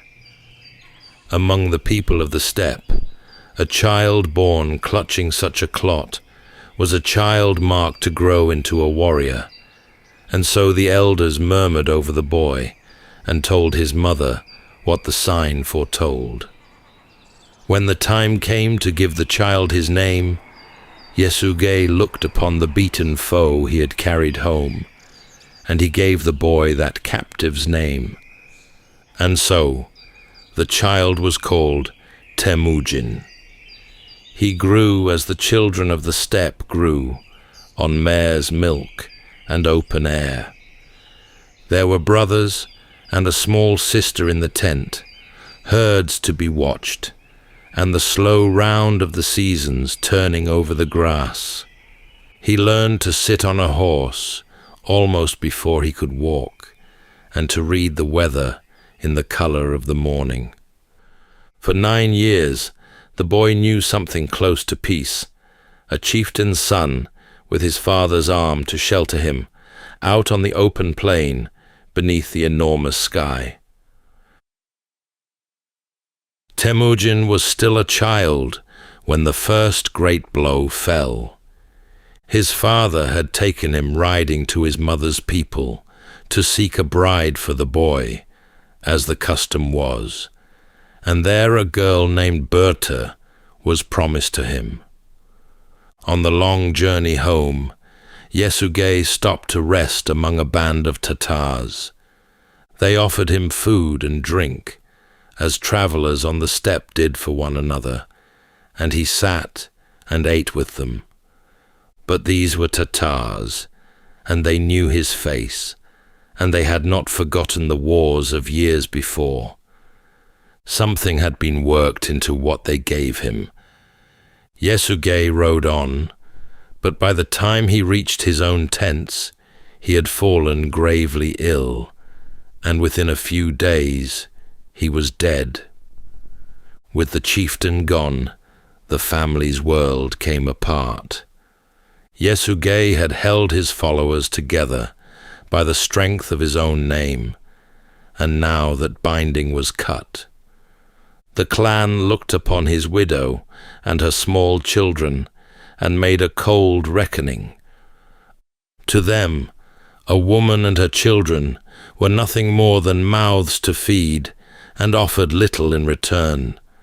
And so one morning the people struck their tents, gathered their herds, and moved off across the grass, and they left Hoelun and her children behind with almost nothing. What came after was survival worn down to the bone. Hoelun walked the riverbanks and the hillsides and gathered whatever the land would give up. There were wild onions and roots prized from the hard earth, berries and the small fruits of the steppe, and little fish drawn from the cold streams. She fed her children on what the river and the hillside gave, and she would not let them sink. Hunger sat at the edge of every day, but the family endured, and the children grew tall and lean and watchful. In the camp with them was Begta, Yasuge's son by another wife, and as the boys grew, a friction rose between him and Temujin, over food and over the small spoils of the hunt, and over which of them might one day lead. It sharpened month by month until it came to a head. Out on the grass one day, Temujin and a younger brother named Casar took up their bows, and together they turned upon Begta, taking his life. When Hoelun learned what her sons had done, she was seized with fury and with grief, and she berated them without pause, mourning the boy who was lost and fearing the hardness that had come into her own tent. It was a lesson he never unlearned, and when in later years he came to make his laws, no Mongol was ever again to spill Mongol blood over food or a woman. Word of the growing boy began to travel, and it reached the ears of those who wished him ill. A clan called the Taichiud, who had been among those that abandoned the family, grew uneasy at the thought of Temujin coming to manhood with his father's blood in him and old scores to settle. They resolved to deal with him before he was full grown. A party of their riders came down upon the family's camp, and Temujin fled, but they ran him down and took him captive. About his neck they fastened a heavy wooden yoke, a frame that held a man's arms apart, and marked him for a prisoner, and they carried him back to live among them in shame. He bided his time. On a night of feasting, when the watch had grown careless, he struck the man set to guard him, and slipped away into the dark. He came to a river, and lowered himself into the cold water, until only his face showed above the surface, and there he lay, while his captors searched the banks, and called, and passed him by. When they had gone, he made his way back over the open steppe to his mother's tents, free once more, and harder than the boy who had been taken. In the years after his escape, the young man set about building a life from the little he had. Temujin now rode to claim that old promise. He found Berta grown and willing, and she became his wife. She brought with her a dowry of rare worth, a long coat of fine black sable, the kind of garment a great lord might envy. He was still a man of almost no standing, with a bare handful of followers and few horses to his name, and he knew he could not climb alone. So he took the black sable coat and carried it to the most powerful lord within his reach, a steppe ruler named Togrul, who years before had sworn brotherhood with Yesugei. Temujin laid the coat before him as a gift and asked for his protection in return. Togrul was pleased by the offering and by the young man's boldness, and he promised to gather Temujin's scattered people and to hold him as a son. A wedding coat had bought the friendship of a king. There was another bond, dearer still. In his boyhood, Temujin had loved a companion named Jamuka, and the two had sworn to one another the oath of blood brothers, a vow the steppe held sacred above almost all others. As boys, they had traded gifts and sworn themselves to each other for life, and now, grown to young men, they renewed the oath and rode and camped together as brothers born. Then came the morning that broke the peace.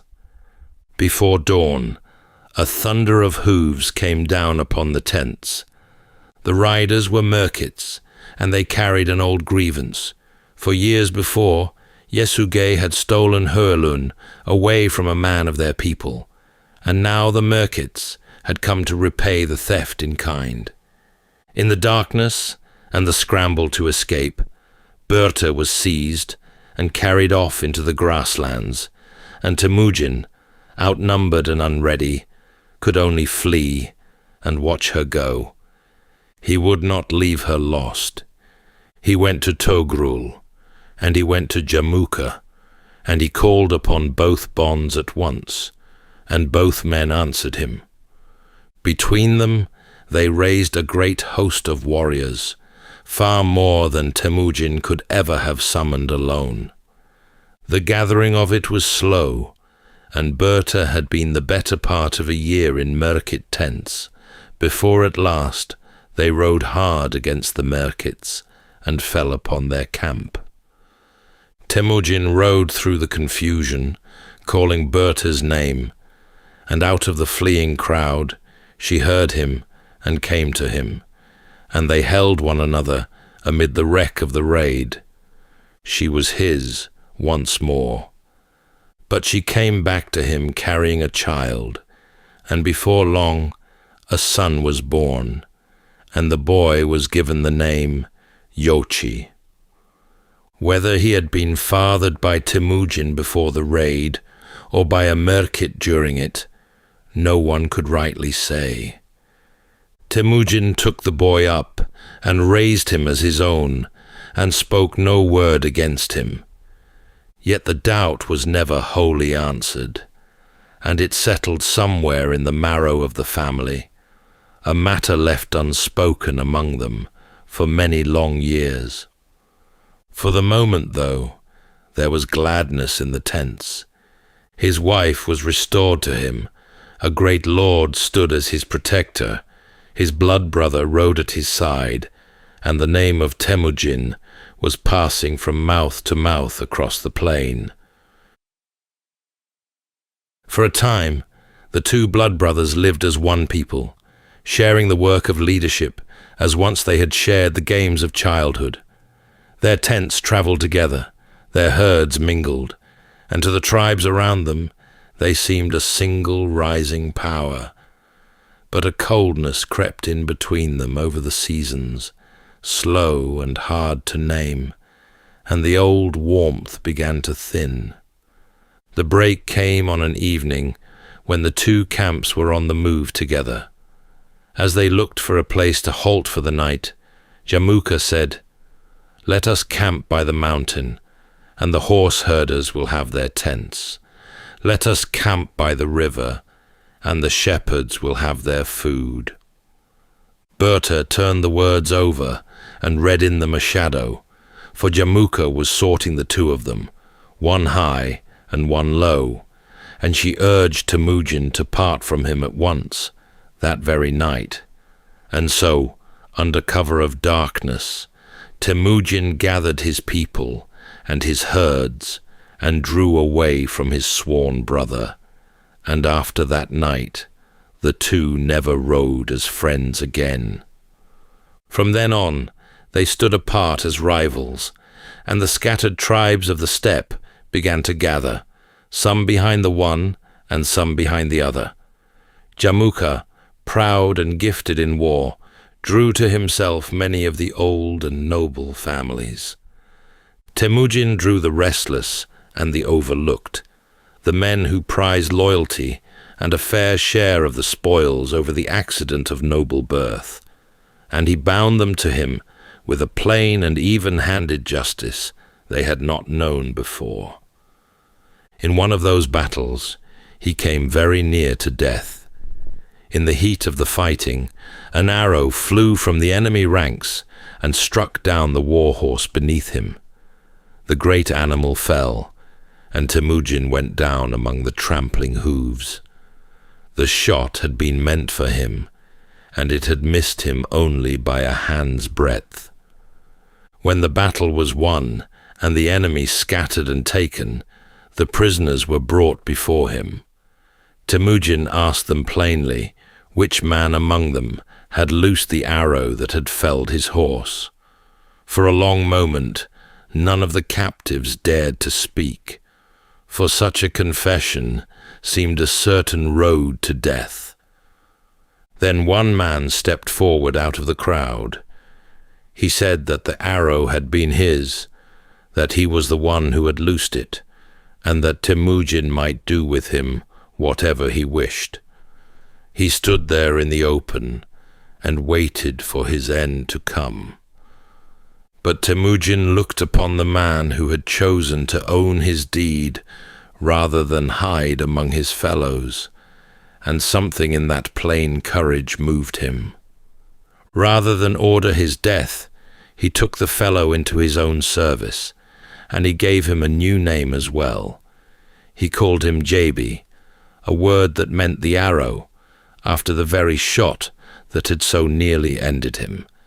And this Jabi repaid the mercy 100-fold, rising in time to become one of the finest generals that Temujin would ever command, carrying the Mongol banners into far countries that had never known them.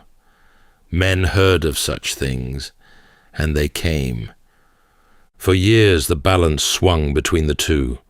The Tatars were broken, and the Merkits, and the proud tribes of the West, and battles were won and lost, alliances made and broken, and more than once Temujin was beaten down almost to nothing before he gathered himself and rose again. Slowly, the years began to favor him. His following grew steadier, his enemies fewer, and one by one the great tribes of the plain came over to him, some beaten by his warriors and some won by his welcome. One man still stood above him, Togrul, who had taken the sable coat and called him son, grew jealous of the young man's rising, and at Jamukha's whispering, he turned against him. In the end, the two of them met in open war, and after 3 days of fighting, the old lord's people were beaten and scattered. Togrul rode west with almost nothing, past the edge of everything he had ever ruled, and at the Naiman border, a patrol pulled him from his horse. He told them who he was. They had never heard of him. Only Jamukha was left. His allies fell away from him, his strength drained into the grass, until he was a lord almost without men, a hunted figure crossing the wide lands he had once seemed born to master. His fall was finished by his own followers. The few men still with him seized their master and carried him bound to Temujin's camp, thinking to trade him for reward. But Temujin had no love for men who would sell their own lord, and he had those betrayers put to death in front of the very man they had hoped to give up. Then he turned to Jamukha, the brother of his boyhood, and offered him back his life and his friendship and a place at his side. Jamukha would not take it. He had lived as a great man, he said, and he had been beaten, and 2 sons could not share a single sky. He asked instead for the death owed to a nobleman of the steppe. He asked only that his going be clean, and that his bones be laid to rest with honor. Temujin, grieving for the friend he had truly lost long before, granted what was asked. Jamukha was given the bloodless, honorable death he had wanted, and his body was laid to rest. Temujin turned his horse for home. Behind him, the last rival of his own people was gone, and the wide grasslands lay open beneath a single hand. The tribes that had spent whole lifetimes raiding and feuding had all been brought under one ruler. In the year 1206, they marked it with a great assembly. They met by the headwaters of the Onon River, in the heart of the old grazing lands, and there the chieftains and the warriors and the heads of the great families came to raise Temujin up above them all. A revered shaman stood before the gathering and declared that the eternal blue sky, the vast heaven the Mongols honored above everything, had given this man the right to rule. Temujin was seated upon a broad felt carpet, and the greatest lords of the steppe took hold of its edges and lifted him high, and the plain rang with the shouting of his people. There, in that hour, he laid down the name of his boyhood. He would no longer be Temujin, a dead chieftain's son named for a beaten foe. From that day, he took a title instead, and the title was Chinggis Khan, as his own people said it, the name the wider world would come to know as Genghis Khan. The words carried the sense of a fierce and universal ruler, a lord as wide and as boundless as the sea. It had not been given to him at his birth, nor handed down from any father. He had made the name himself, across 40 years of hunger and struggle and war. He set about binding his people into something they had never been. The old tribal names, which had for so long set man against man, he pushed aside, and in their place he raised a single people who answered to him alone. He forbade the old raiding among his own, so that no Mongol might carry off another's herds or women.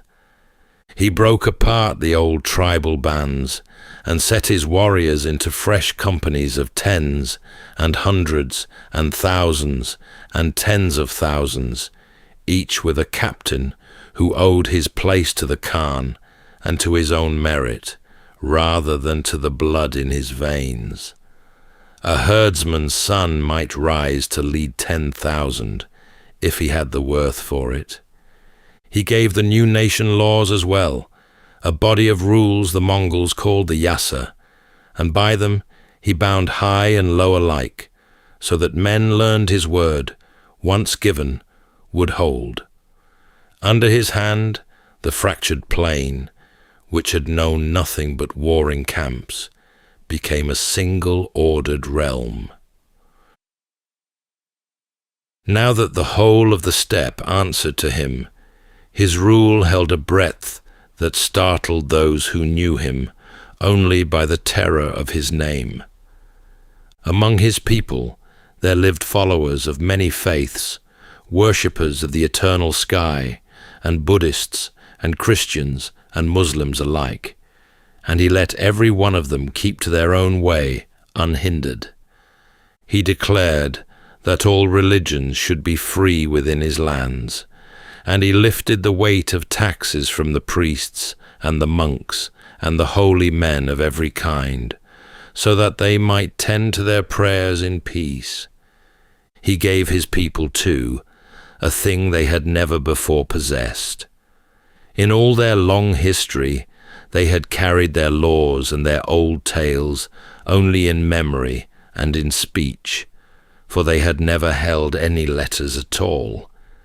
In the last of the tribal wars, his warriors took a learned scribe who kept his records in a borrowed alphabet, and the Khan saw the worth of the thing at once, and he had that script set to the sounds of the Mongol tongue.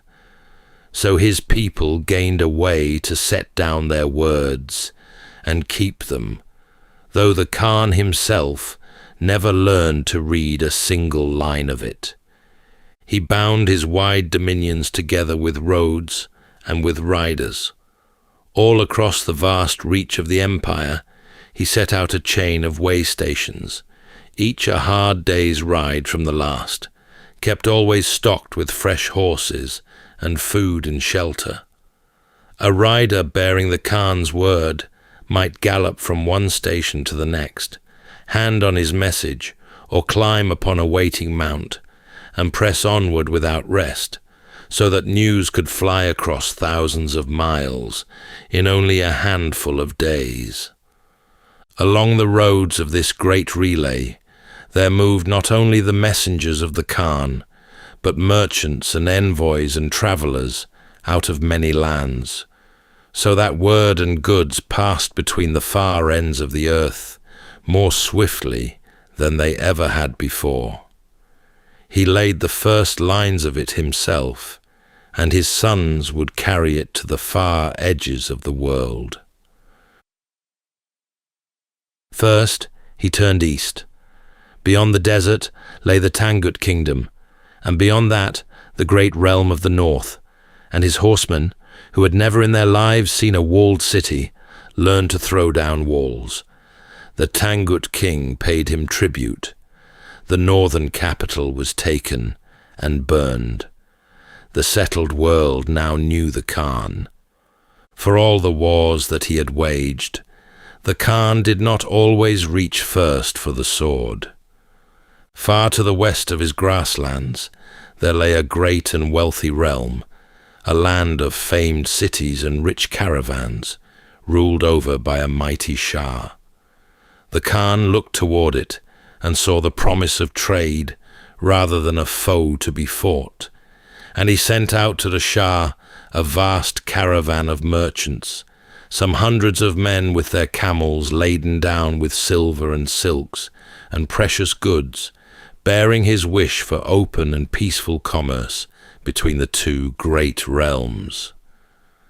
The caravan came in time to a frontier town called Otrar. There the governor of the place, a grasping, suspicious man, looked upon the great wealth that these strangers carried, and he declared them to be spies sent to prey upon his master's lands. On his word alone, the merchants were seized and killed, very nearly every one of them, and all of their cargo was taken. When the news of it came to the Khan, he did not answer straight away with war. He sent envoys to the Shah to protest the killing and to ask that the guilty governor be handed over to answer for what he had done. But the Shah, proud and unwise, would not so much as hear the plea. He had the chief of the envoys put to death, and he sent the others away shamed and disfigured, and by that act he slammed shut the very last door that might have held back the storm. After that, there could be no turning back. The Khan gathered up his armies and turned the full weight of his power to the west, and what followed was among the most terrible reckonings the world has ever known.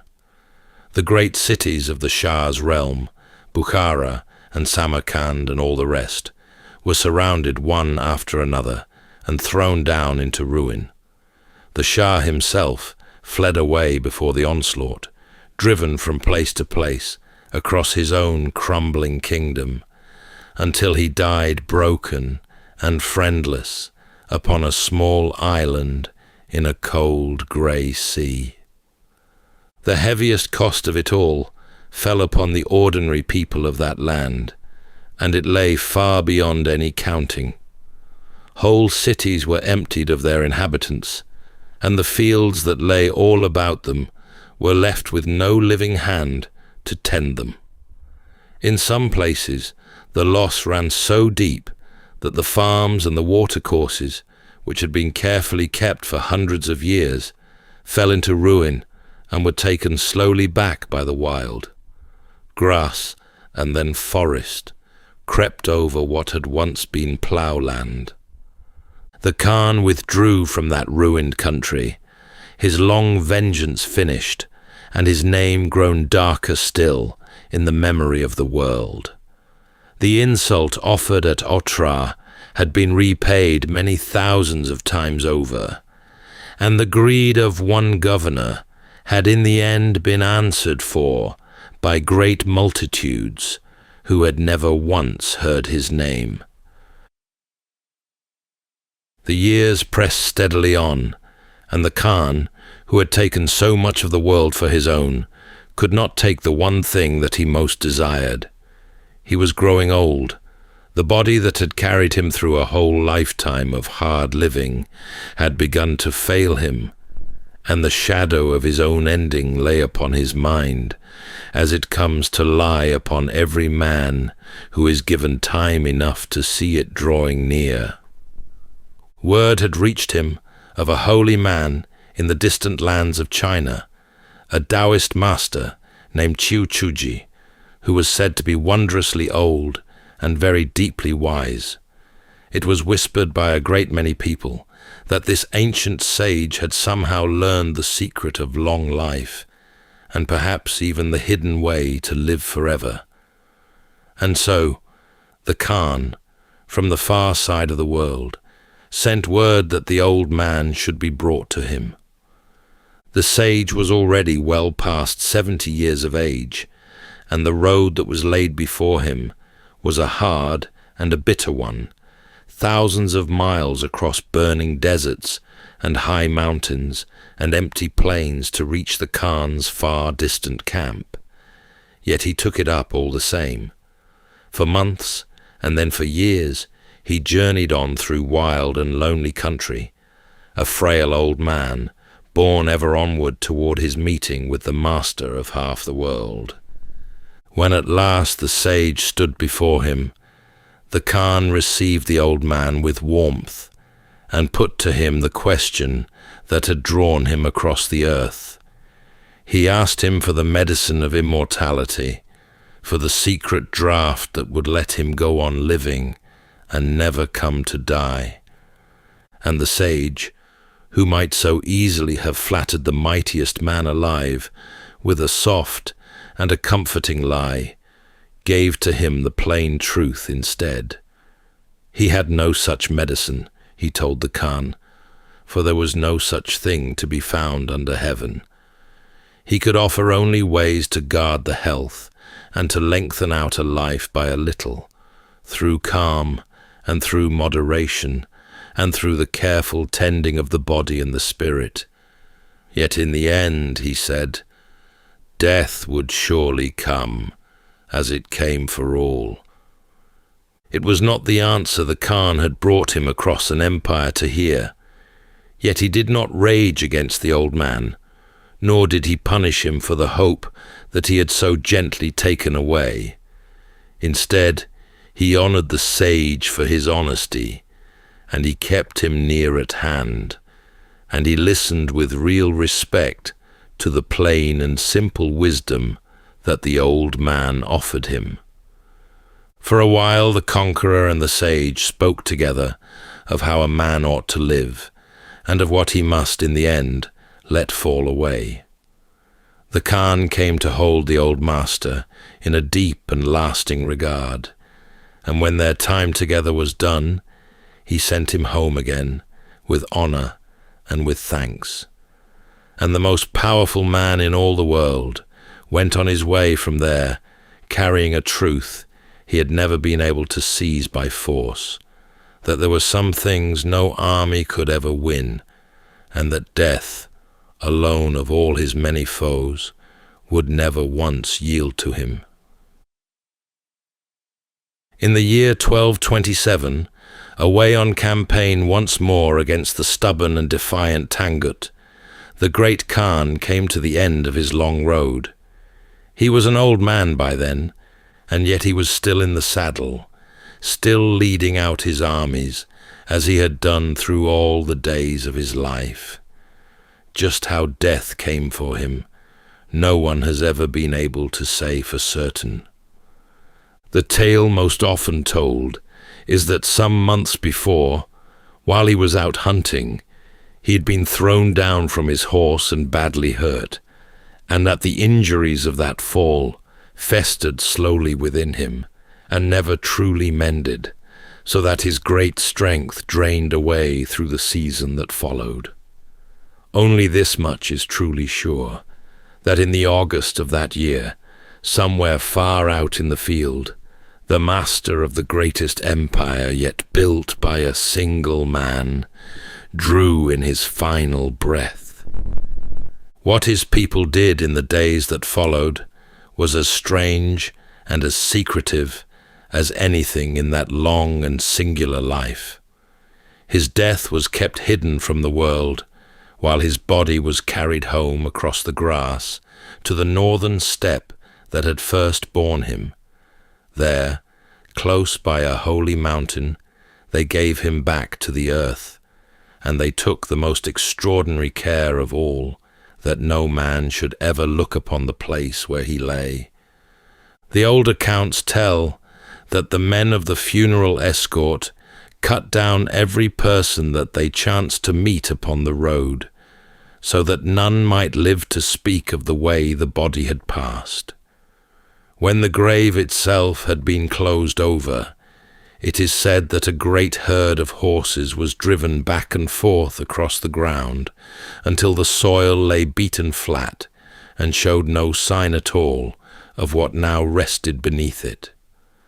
Some of the tales tell that a river was turned aside from its own bed to run forever above the resting place, and others that a forest was allowed to spread across it, until the last trace of it had been swallowed up entirely by the land. The death of the Khan did not bring any end to the great thing that he had built. In truth, it had scarcely yet begun.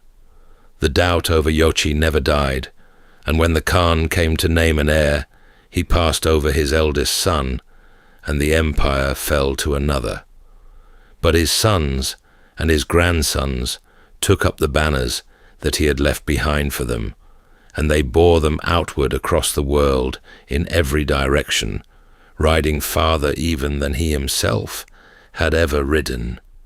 Under the hands of those who came after him, the empire swelled until it reached unbroken from the shores of the Pacific in the far east to the very edge of Europe in the west, the largest continuous stretch of land that any single people had ever held.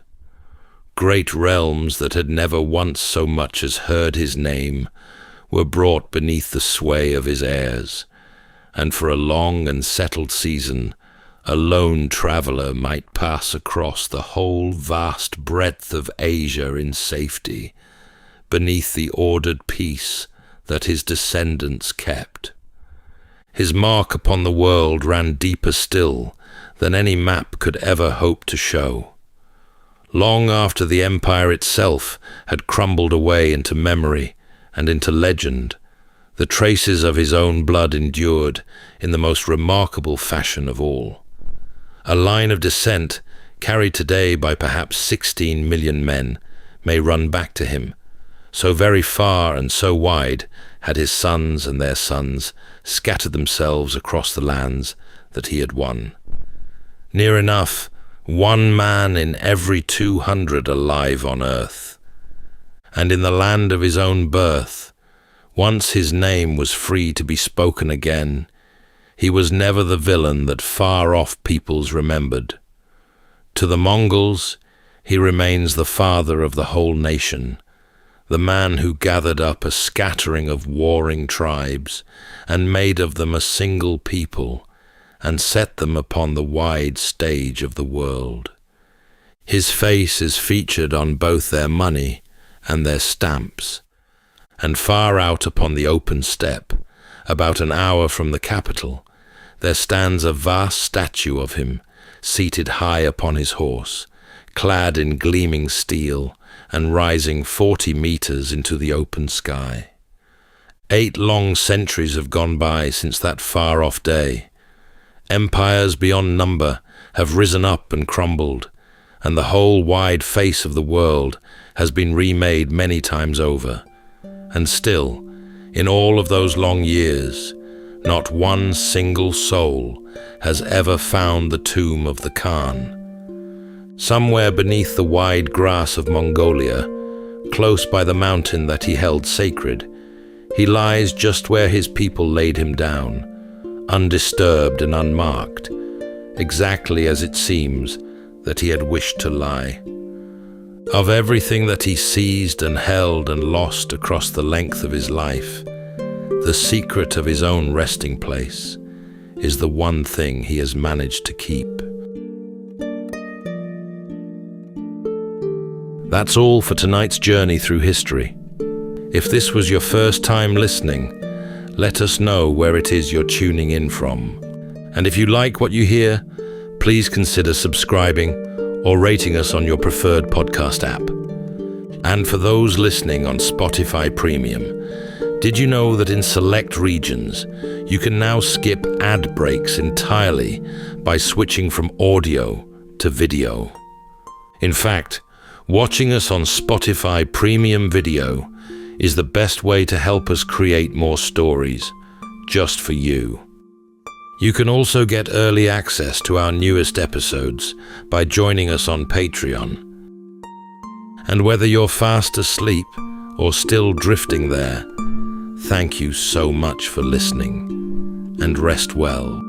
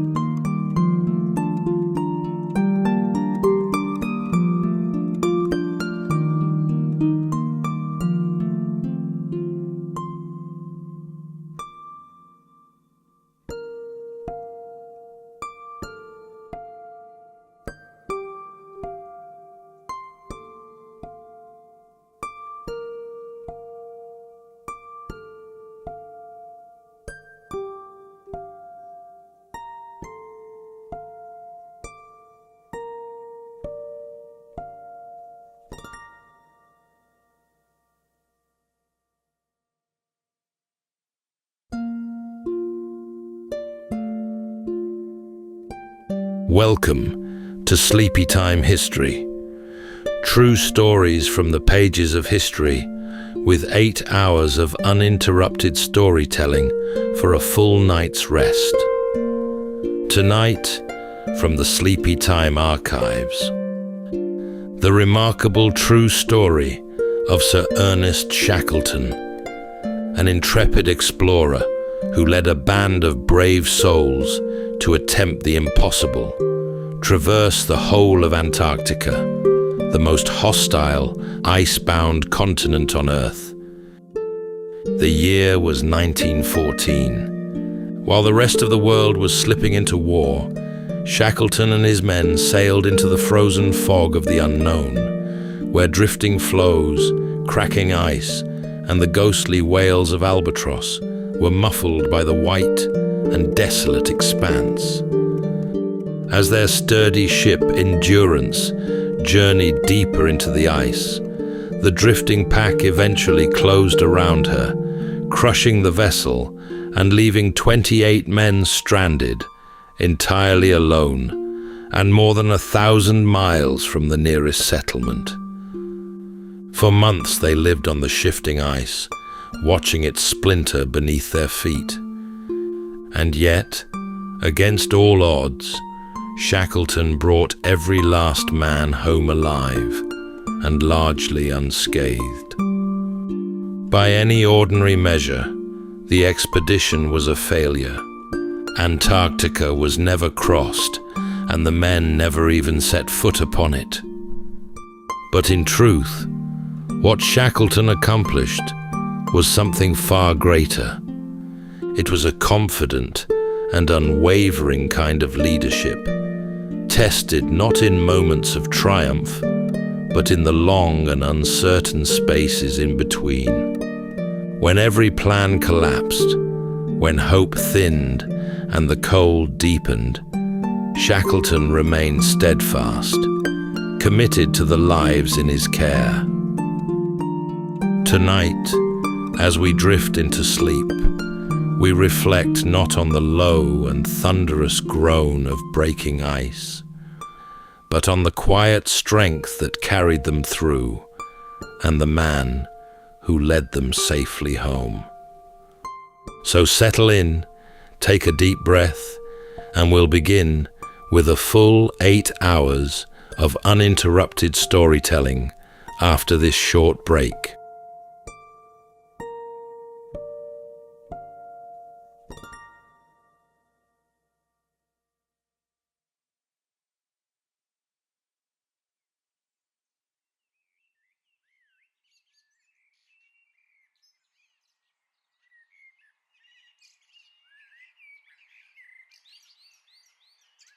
As Europe held its breath in the last quiet weeks before the Great War, an expedition unlike any other was preparing to set out for the ends of the earth.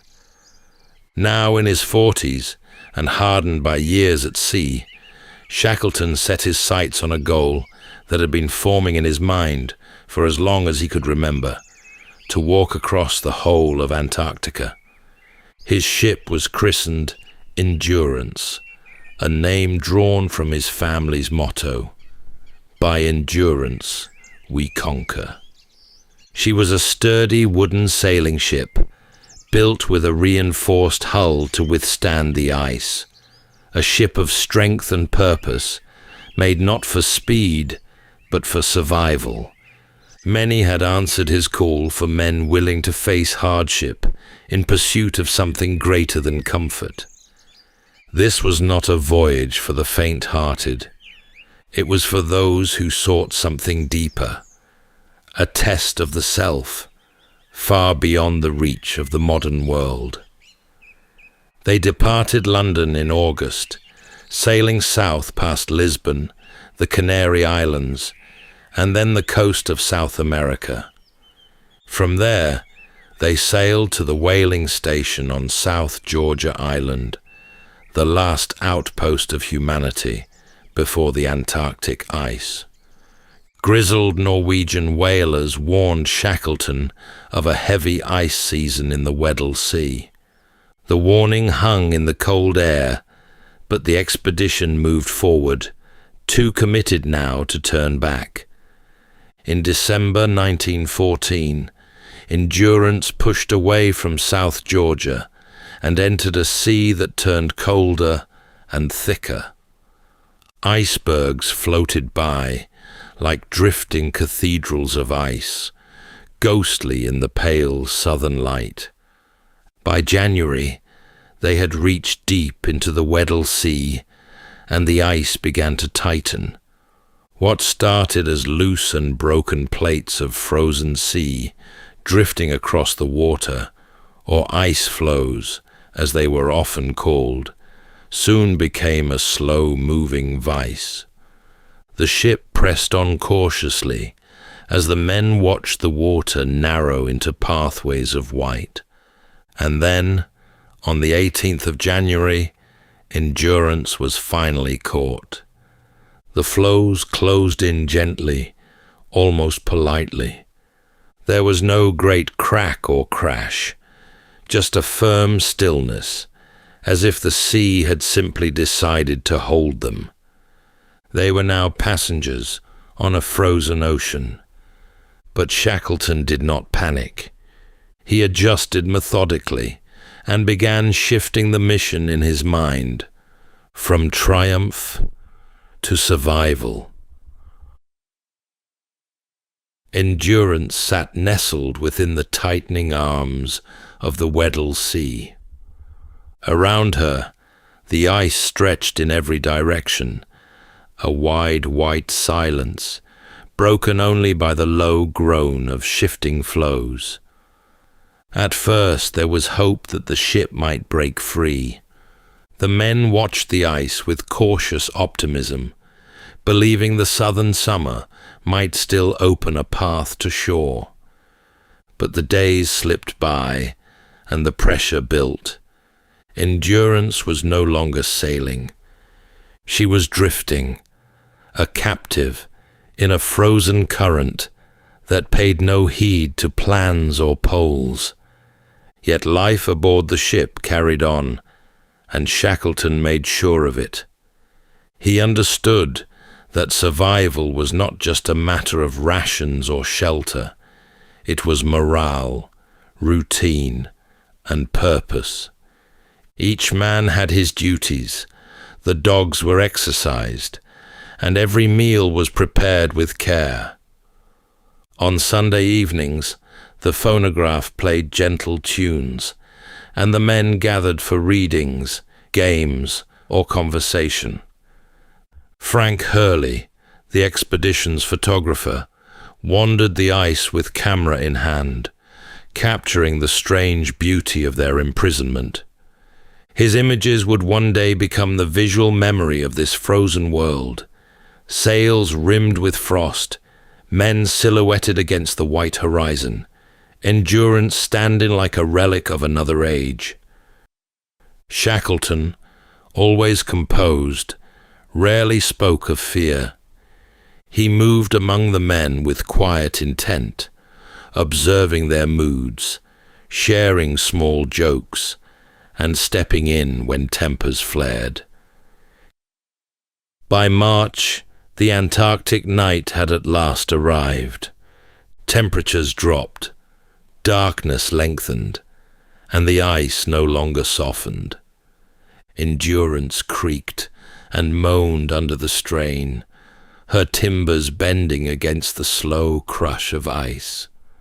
Still she held, and still Shackleton waited. He understood something vital. Control was no longer possible, but composure was. And in that composure, he preserved not just order, but hope. By the time winter cloaked the Weddell Sea in early April, Endurance was no longer a ship, but a frozen shelter locked in the ice, utterly motionless, sealed in a white plain as far as the eye could see. Snow drifted silently around her, and the wind did not howl, but whispered, low and cold, across the vast stillness. Shackleton stood often at the helm, though there was nowhere to steer. He watched the patterns of pressure on the ice and listened to the deep groans and muted cracks rising from beneath the surface. On board the ship, routines held, though rations were beginning to tighten. The world changed slowly, and not in their favor. The pressure ridges rose higher. The ice was no longer content to sit still. Endurance began to list, her hull groaning under the strain of months locked in the ice. Shackleton inspected the damage each day. He knew the ship was strong, but the ice was older, patient, and absolute. By September, spring brought not release, but violence. The floes began to shift with a new energy, breaking, grinding, reforming. The ship shook under the strain, her beams splintering, her sides bowing slowly inward under the weight of the ice. The men were ordered to prepare to abandon ship, sledges loaded, supplies repacked, tents readied. Still, the order came with no panic. Then, in late October, with a deep moan and a shudder, endurance was finally breached. Water poured in through the hull. Shackleton gave the order with a level voice. "She's going, boys. We've done all we can." They set up camp on the ice. The ship, their shelter, their warmth, their link to the world, was left behind. She leaned further day by day, until on the 21st of November, she slipped beneath the ice. The men gathered in silence, watching the spot where she had vanished. Shackleton did not look back for long. The ship was lost, but now only one task remained: to get them home. They were 28 men on a drifting floe, with sled dogs, 3 lifeboats, dwindling supplies, and no certainty of when, or even if, they would ever touch land again. In the weeks before she sank, Shackleton had ordered everything useful stripped away: tinned food, lumber, tools, and the ship's Bible, from which he tore a few pages and left the rest behind. Among them was the passage, "Cast thy burden upon the Lord, and he shall sustain thee." The ice became their new home. They called it Ocean Camp. Tents were pitched, gear sorted, and a routine established. Even here, adrift and exposed, Shackleton emphasized structure. And yet the men played cards, told stories, and found what laughter they could. Frank Wild, ever Shackleton's right hand, kept the men from losing heart. For even in this slow-motion ordeal, purpose was preserved. As weeks passed, cracks began to appear in the ice, jagged lines creeping closer to camp. The floe that had cradled them began to betray them. Then in December, the men shifted to a new site they called Patience Camp. For months, the men lived on a slab of ice, riding a slow, uncertain current through the frozen belly of the Weddell Sea. Beneath their feet, the ocean moved invisibly, an unseen engine carrying them northward. The great continent lay behind them now, unreachable. Their world was ice and sky, sealed off from all that once was familiar.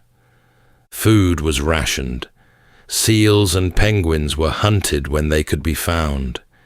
Each fresh kill meant more warmth, more calories, more days survived.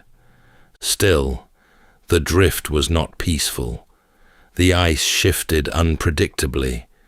Several times the floe broke open beneath the camp, swallowing gear and threatening lives.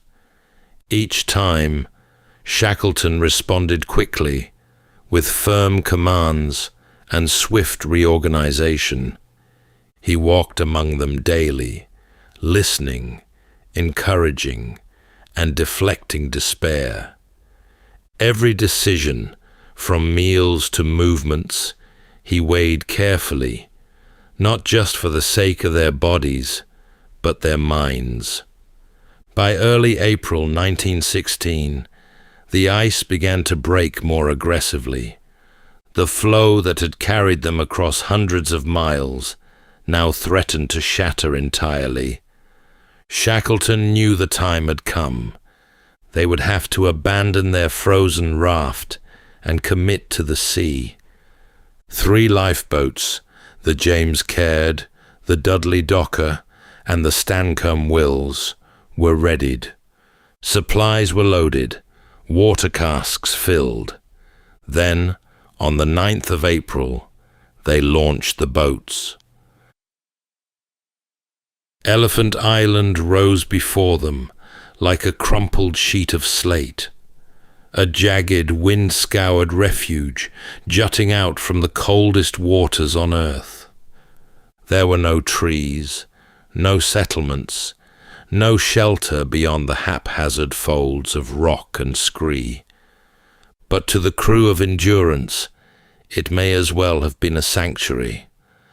After 7 days adrift in open lifeboats, buffeted by sleet and salt, tossed by heavy swells, the men rowed the final strokes toward shore. Their hands were blistered and cracked, their faces raw from cold wind and salt spray, their strength worn down to the bone. They landed on the 15th of April, 497 days since they had last stood on solid ground. They scrambled ashore through the surf, dragging their boats onto the stony beach. Some kissed the wet stones. Others simply lay down and stared at the sky. The relief was not jubilant, but profound. They had escaped the ice, and for the moment they had survived, though it was far from salvation. Elephant Island was remote in the extreme, well off any shipping route, unmarked by human habitation. No rescue would stumble upon them, and Shackleton knew this. So after allowing the men time to recover, he began to plan again, not for the group this time, but for a breakaway team. If they were to survive, someone had to reach help, and that was going to mean sailing back into the storm. The James Caird, the strongest of their lifeboats, was selected for the journey. Shackleton chose 5 men to accompany him: Frank Worsley, the navigator with a mind like a compass; Tom Crean, loyal and unshakable; and 3 others, equally resolved to face the unknown. While the others constructed a crude shelter on the island, a low hut built from upturned boats and salvaged canvas, Shackleton oversaw modifications to the Caird. They reinforced her keel, added ballast, and raised a makeshift deck to shield them from the waves across 800 miles of stormy seas. Before departing, Shackleton spoke very little. He simply reminded Frank Wild, now left in charge, to get the men through until he came back. There was no promise, no false hope, just an unspoken trust. On the 24th of April, the James Caird was launched from the rocky shore, slipping back into the grey swell. Shackleton and his 5 companions were bound for South Georgia Island and whatever lay in between. The South Atlantic in winter was no place for a boat of her size. Waves towered like black cliffs, rolling out of the darkness without warning. The wind shrieked through the rigging. Salt spray froze into icy crusts along the boat's sides, threatening to sink her with the weight of accumulating ice. Shackleton, huddled with 5 men in the cramped interior, remained calm. His clothes were sodden, his skin raw from wind and salt. He rotated watches, kept spirits up with small murmurs of encouragement, and made sure the men drank and ate when they could, even when appetite was long gone. Frank Worsley, his eyes red from cold, guided their course by the stars when they were visible, and by dead reckoning when they were not. On most days, they saw only grey clouds and sea and wind, all folding into one another. Yet his skill held, and their course remained true. The cold was unrelenting, and sleep was near impossible. Ice formed on their blankets and clothing, their boots froze, and water seeped constantly through the seams. More than once, the Caird was nearly capsized by a rogue wave. More than once, they bailed for hours to stay afloat. And yet, through it all, Shackleton never let his men see despair. He cracked dry jokes and found a word of reassurance, but kept quiet when words were too heavy. On the 14th day at sea, a dark line appeared on the horizon. South Georgia. The island they had aimed for, in blind hope and skill, now stood before them like a miracle, rising sheer from the sea. But the sea was not finished with them. A sudden gale drove them past the island's southern coast, forcing a desperate landing on a rocky beach on the uninhabited side of the island. They were within reach, yet still impossibly far from the whaling stations that dotted the northern shore. The boat was wrecked, the men barely able to stand. Shackleton looked inland, not toward the sea, but toward the mountains that separated them from rescue. The journey was not yet done, and so, after resting briefly, he prepared for the crossing ahead. South Georgia was a place of wild beauty and brutal terrain, a narrow mountainous island sculpted by glaciers into ridgelines, ravines, and deep fjords. Shackleton stood on its southern coast, looking up at the snowbound peaks that separated him from the whaling station at Stromness. It was only 30 miles away, but the path had never been crossed, not even by the whalers who lived there. There were no maps, no trails, only cold, jagged stone and windswept ice. Shackleton selected 2 companions to go with him, Tom Crean and Frank Worsley, the 2 men he trusted most. The others, too weak to continue, would remain behind with the boat. Shackleton left them a promise. He would return. They set out before dawn on the 19th of May, with only a length of rope, a carpenter's adze, and a few biscuits tucked into their pockets. Their boots, held together with twine and nails, slipped on the ice. The cold gnawed through every seam. Wind roared across the ridges. At times, they had to retrace their steps, realizing a glacier led to a sheer drop or a dead end. They marched through 36 straight hours without sleep.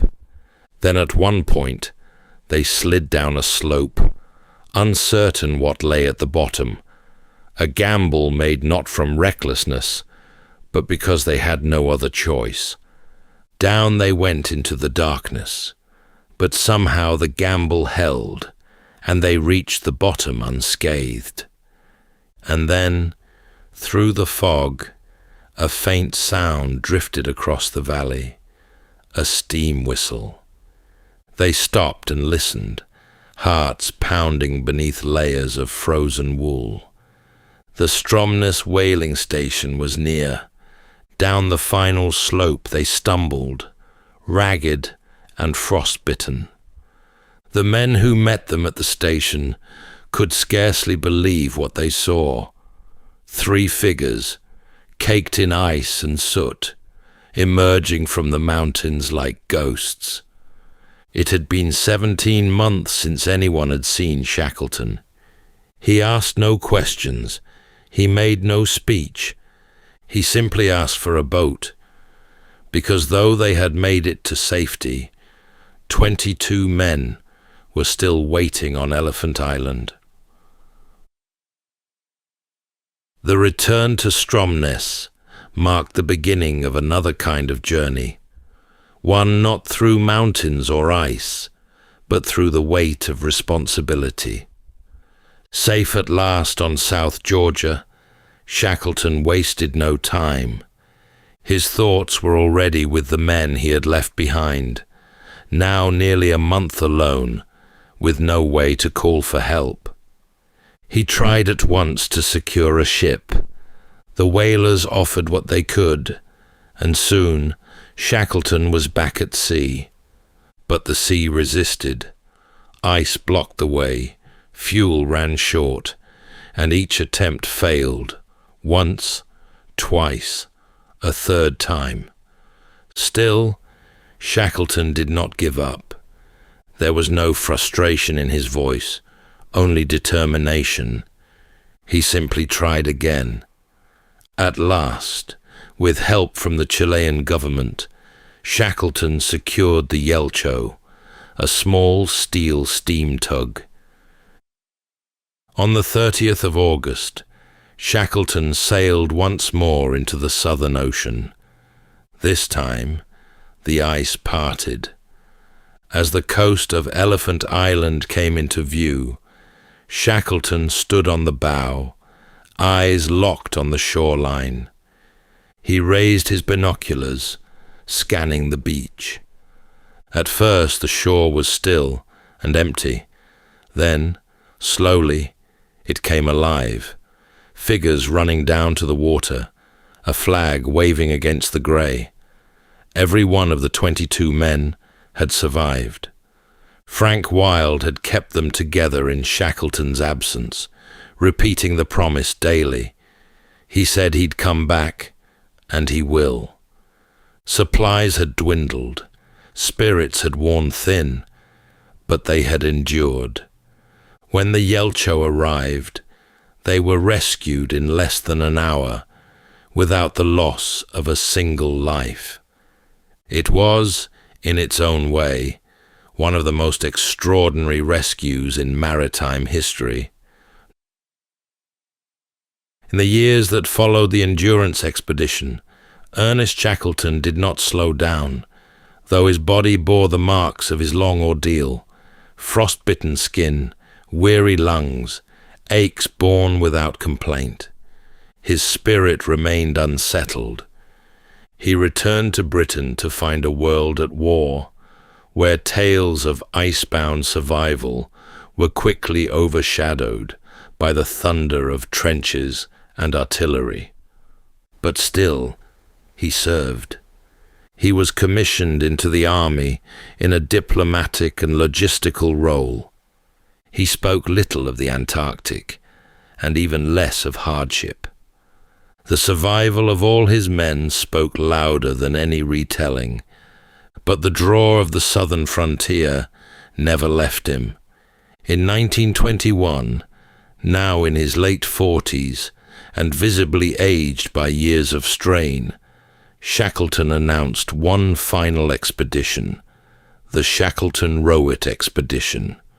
Its goal was loosely defined: scientific exploration, coastal mapping, and perhaps once again, a last communion with the edge of the world. Before reaching Antarctica, the quest put in at Rio de Janeiro, pausing for repairs. It was a time of gentle reflection, dinners with officers, quiet conversations, long walks along the coast. For Shackleton, Rio marked a pause between effort and departure, a moment to breathe and to consider all he had endured. Then, once more, he turned south. In early January 1922, the Quest, his final ship, arrived at South Georgia Island, the very place that had bookended his journey 6 years before. On the night of the 4th of January, he spoke softly with the ship's doctor about the future of the expedition. But in the early hours of the next morning, Ernest Shackleton passed away in his cabin. He was 47 years old. At the request of his wife, Emily, he was laid to rest there on South Georgia, beneath a simple granite headstone facing the sea, a fitting end for a man who belonged to the silence and the storms alike. He was not a man of monuments or great speeches. His greatness lay elsewhere.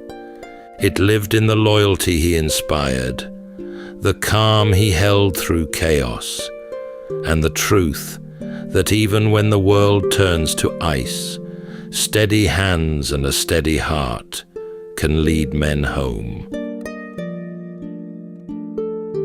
That's all for tonight's journey through history. If this was your first time listening, let us know where it is you're tuning in from. And if you like what you hear, please consider subscribing or rating us on your preferred podcast app. And for those listening on Spotify Premium, did you know that in select regions, you can now skip ad breaks entirely by switching from audio to video? In fact, watching us on Spotify Premium Video is the best way to help us create more stories, just for you. You can also get early access to our newest episodes by joining us on Patreon. And whether you're fast asleep or still drifting there, thank you so much for listening, and rest well.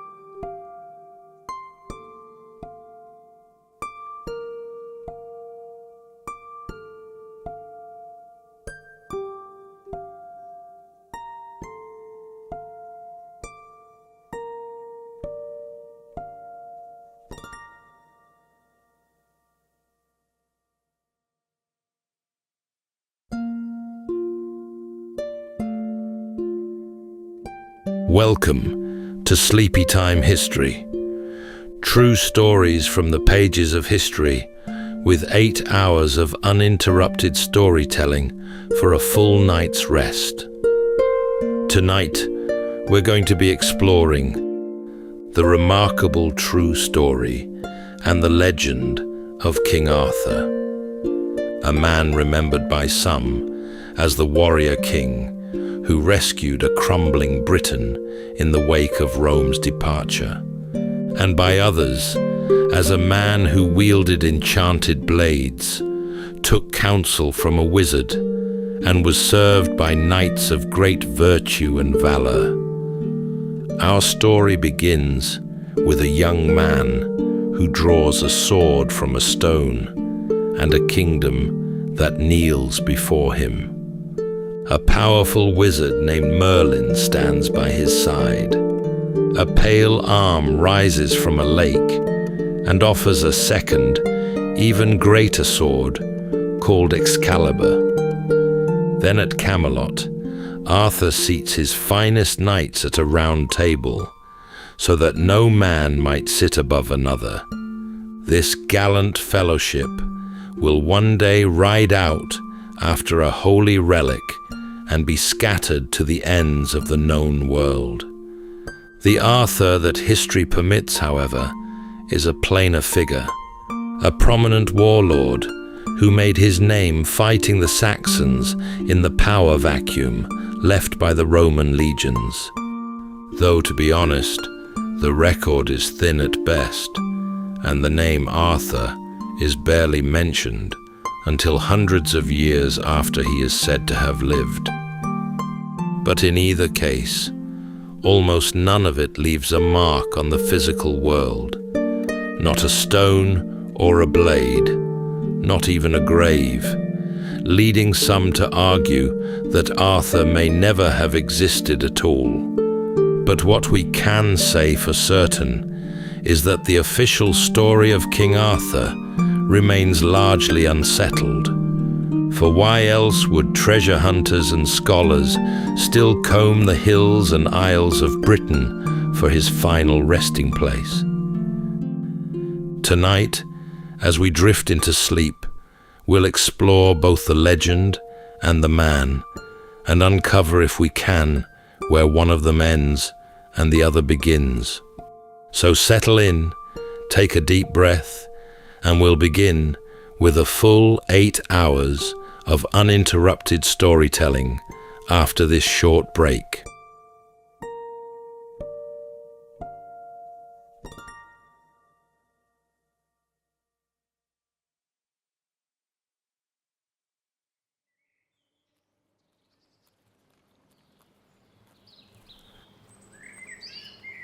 For nearly 400 years, Britain had belonged to Rome.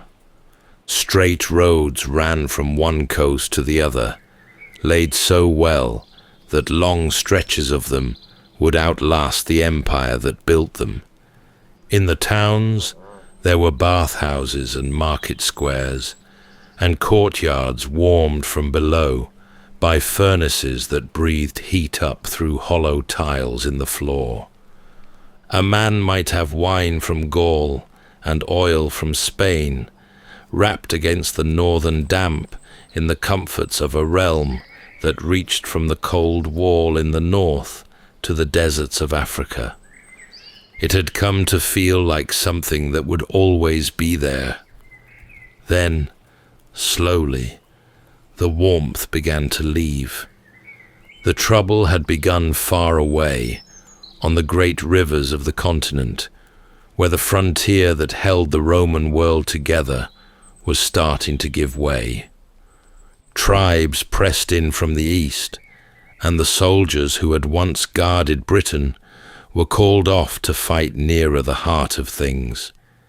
Each departure took a few more spears from the island and left a longer stretch of shoreline, watching an empty sea. By the opening years of the 5th century, the troops who remained were few, and the coin that paid them had all but stopped coming. Around the year 410, with the city of Rome itself ringed by a Gothic army, an answer came back to the Britons who had written to the emperor begging for aid. The emperor in distant Rome, it was said, sent word to the cities of Britain that from that day forward they must see to their own defense. And so the lamps of empire went dark across Britain. The tax collectors stopped their rounds. The workshops that had stamped out fine red pottery fell still. Coins wore smooth in people's hands and were never replaced, until buying and selling slid back toward the old barter of a chicken for a sack of grain. The grand villas, with their painted walls and their heated floors, were kept up for a while by families who remembered better days, and then, as the roofs began to fail, left to the rain.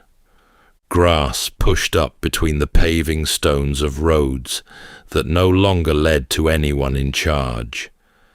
And then, out on the grey water to the east, there were sails. They belonged to the peoples the Britons came to call the Saxons, seafarers from the northern coasts of the continent, out of lands that would one day be called Germany and Denmark, drawn across the water toward a rich island that had lost its shield. At first, they came in small numbers, some as raiders, and some invited in as hired swords, paid in land for their fighting. But more followed, and then more again, and the newcomers began to want the country for their own. Years into that long unraveling, a letter went out from the Britons to a powerful Roman general, and a monk set down its words long afterward. "The barbarians drive us to the sea," it read. "The sea drives us back to the barbarians." And between those two deaths, it said, there was no way out at all. No help came. This general had wars enough of his own. This was the world into which the man remembered as Arthur would have been born. A land caught in the half-light between one age and the next, its old order fading and its new masters not yet arrived, waiting on someone who might hold the darkness back for just a little longer. After the Saxons came, and the long wars that followed them, the memory of one man outlived almost everything else. Harpers carried it in the halls of Wales, and monks set down scraps of it in the margins of their books, and though the parchment was little and the years were many, the name would not quite fade. It was written down simply, Arthur. The oldest account of any weight was a list of battles, copied out by a Welsh monk long after the age it described. It did not name him a king. It called him the leader of battles, a war captain who fought at the side of the kings of the Britons rather than above them, and it counted 12 fights in which he brought them victory. In the first, the writer said he bore the image of the Holy Mother upon his shoulders through the whole of a long day, and the enemy was put to flight. At the last and the greatest, on a hill the Britons called Baden, the book claimed that 960 men fell before a single charge of his, and that no other hand but his laid them low. That was a great many to fall to one sword in a single morning, and no doubt the tally had swelled with each retelling. Stranger was the book that ought to have named him, and did not. The same monk who had set down that despairing letter, writing nearer to those years than anyone else whose words survived, told of that same long struggle against the Saxons, and of the British victory at Baden that had held the invaders back for a lifetime. He gave the triumph pride of place and praised it warmly, and yet, for reasons he never explained, he set down not one word of the man later said to have won it. The greatest victory of the age was remembered, and its champion was left off the page. Where the sober records thinned, the older stories poured in, and there he was anything but faint. In the deep well of Welsh tale, long before there was ever a shining Camelot, he was a giant among heroes. In one such tale, half sunk in shadow, he sailed his ship into the other world to carry off a wondrous cauldron. 3 shiploads of men went with him into that country beyond the edge of the world. Barely a handful came home again, and the old song that remembered the voyage never did say plainly what became of the men who did not return. In the earlier decades of the 12th century, in or about the town of Oxford, a cleric named Geoffrey sat down to write a history of the kings of Britain and change the story forever. He was a man of Welsh or Breton blood, learned and ambitious, and his book reached all the way back to a prince of fallen Troy, who he said had founded the island in the mists of long ago. Near the year 1136, he finished it. At its very heart, given the place of honour, stood Arthur. Here at last was nearly the whole shape that later ages would know.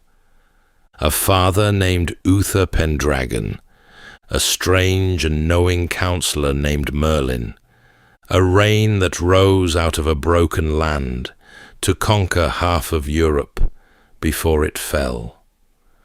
Much of it had never been told before, and the cleric told it with the calm confidence of a man reading aloud from an ancient record. That, he said, was just what he had done. He had merely put into Latin, he explained, a very old book in the British tongue, lent to him by a learned friend, an archdeacon of that same town. It was a fine and reassuring source to name. No one else ever set eyes on the book. It was never found, nor copied, nor mentioned by any other hand, and in time a good many came to suspect there had been no such book at all, only Geoffrey himself, gathering up the old scraps of legend and stitching a great deal of his own invention between them. Whatever the truth of it, the book took hold as few books ever have. It went out across Europe like fire through dry grass.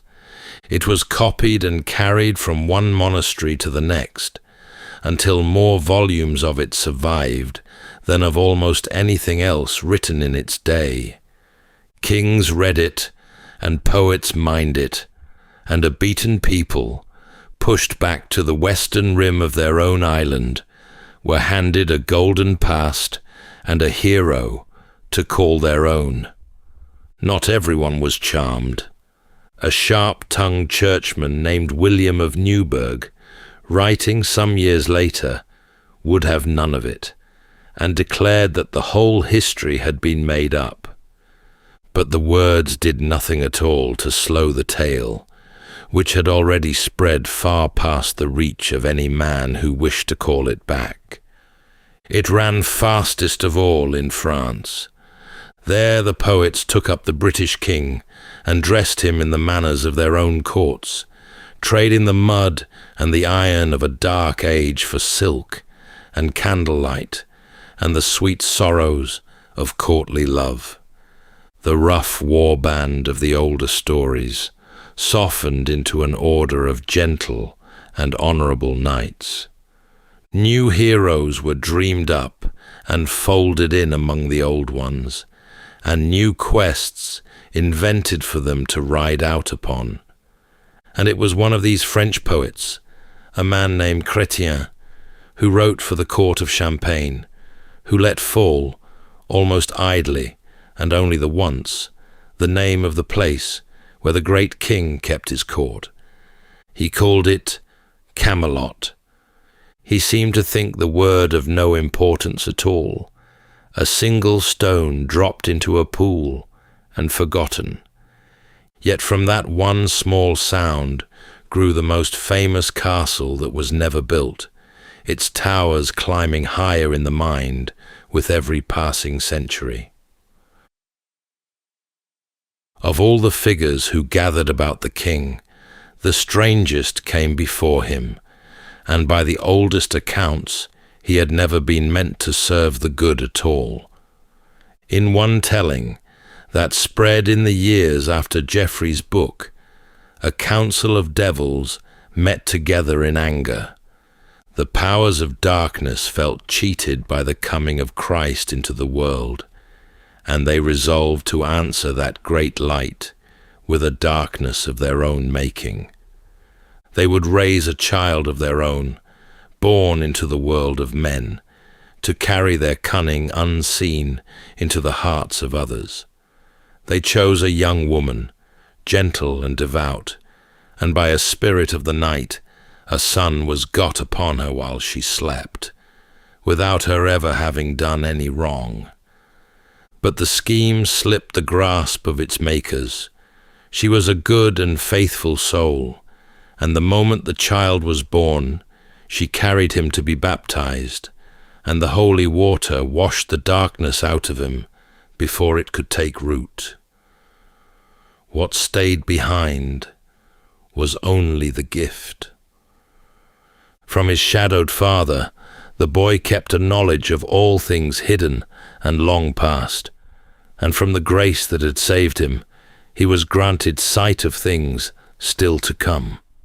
He grew wondrously quick and strange, speaking with the sense of a grown man, while yet a small child, and seeing what no one around him could see. His name was Merlin.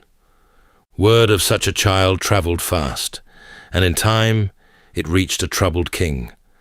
This king had been labouring to raise a mighty tower upon a mountainside, and the work would not hold. Each day the masons built the walls up strong and high, and each night the stones slid down again into rubble, as though the ground beneath refused to bear them. His wise men gave him a dark remedy. The foundations must be watered, they told him, with the blood of a boy who had no father. So his riders went out searching through the land, and at length they came upon the fatherless child and carried him to the king. The boy was not frightened in the least.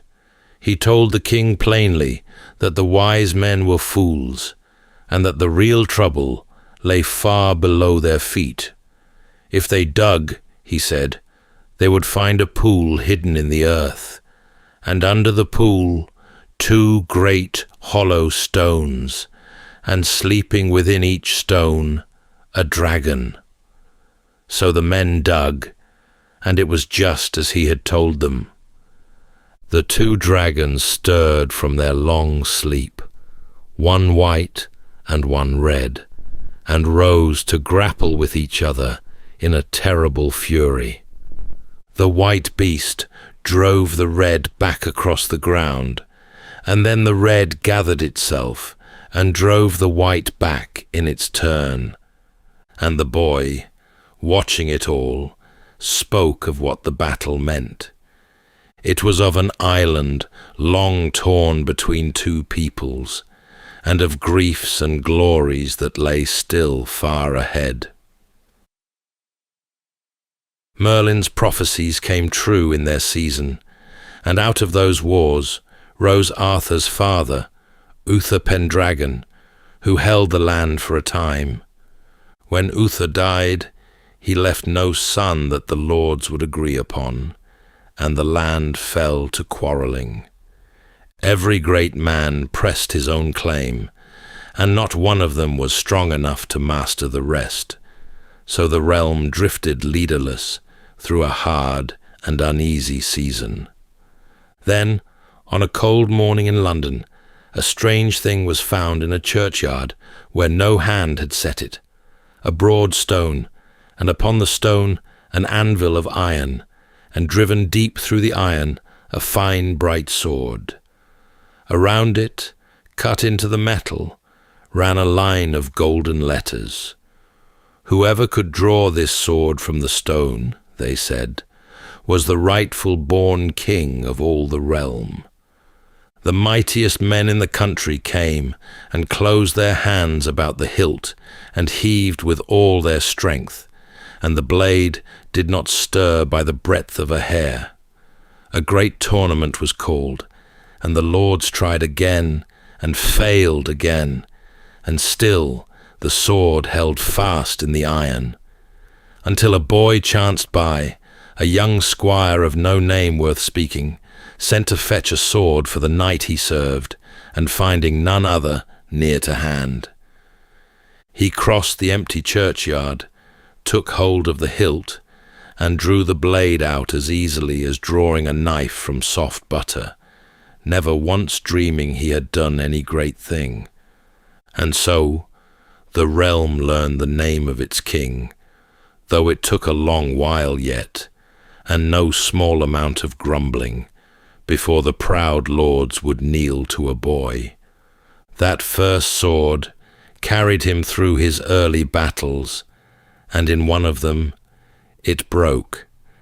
In a hard single combat against another king, the blade that had crowned him met too fierce a stroke and shattered in his hand, and he stood there in sudden peril, with only a useless hilt to hold. His life was saved that day by other means, but a king could not go about without a sword, and so his old counsellor led him off in search of another, and here the tale turned strange and lovely. They came to the shore of a wide and glassy lake, held among the hills, and out in the middle of the still water the young king saw an arm. It was robed in gleaming white, and it rose straight up from beneath the surface, and in its hand it held a sword, upright and shining.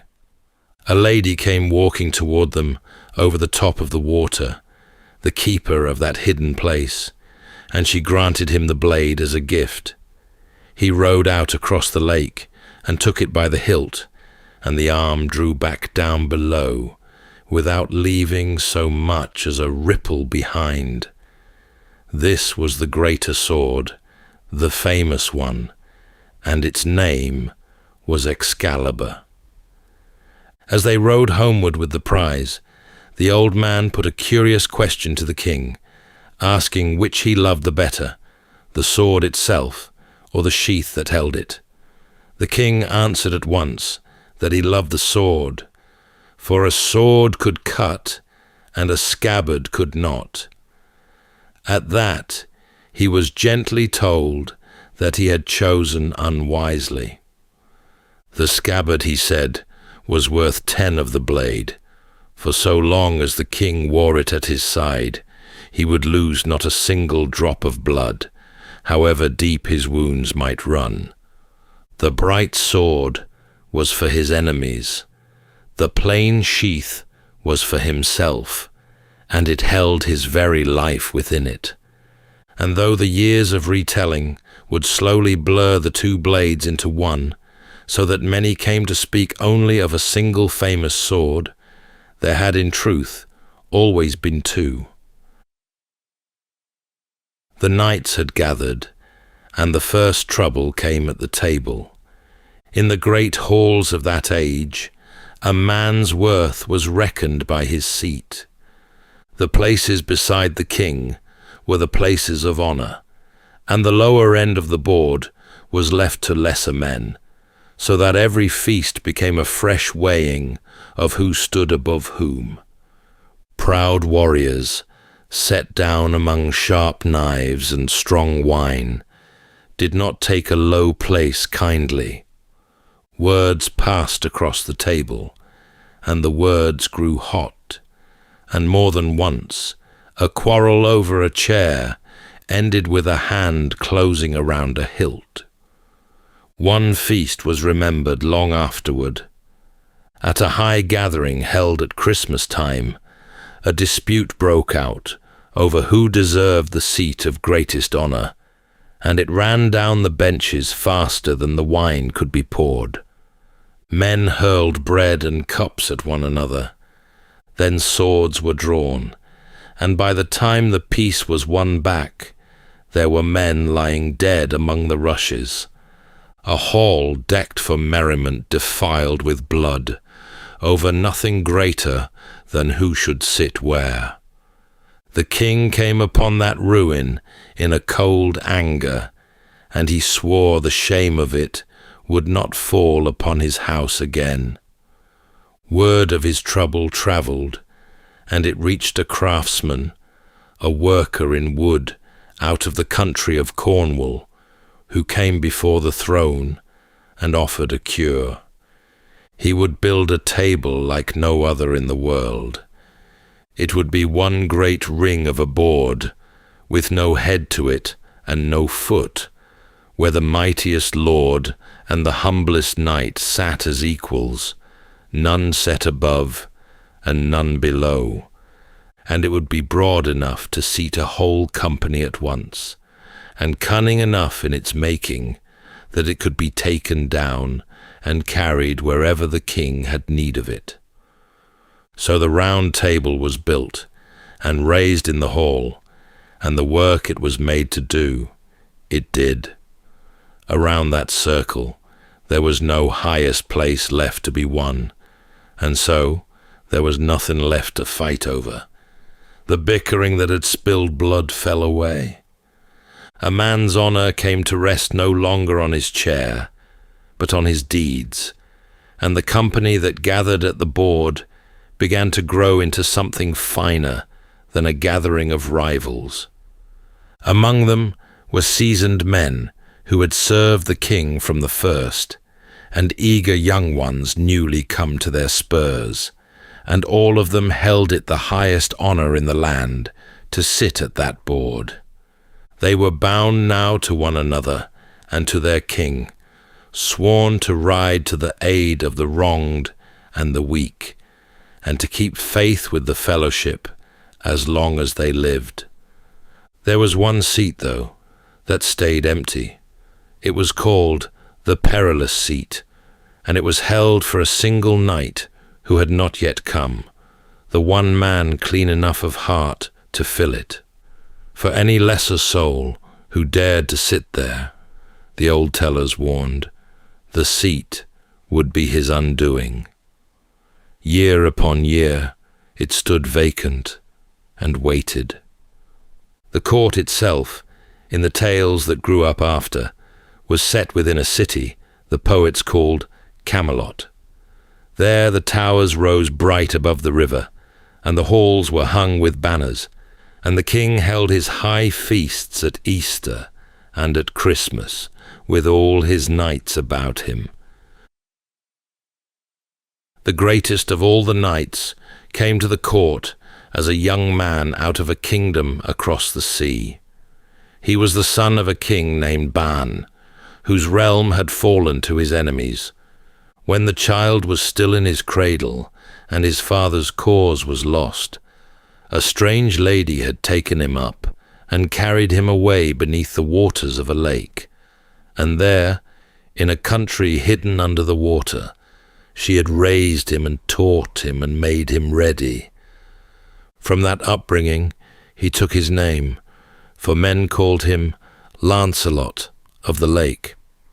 When he was grown, she brought him to the court of the king to be made a knight, and from the first it was plain that here was something the hall had not seen before.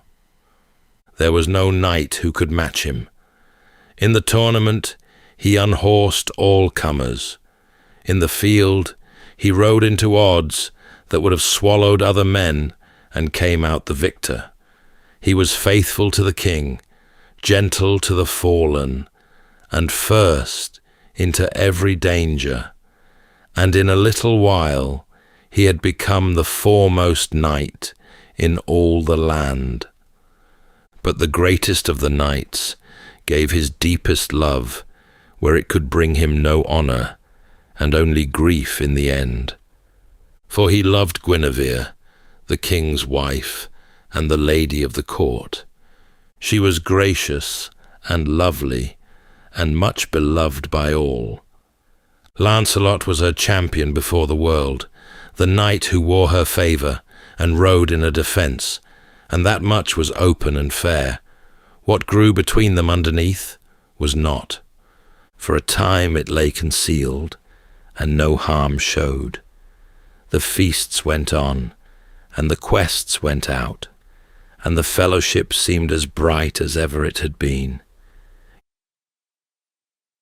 One day, into the midst of a high feast at Camelot, a wonder came.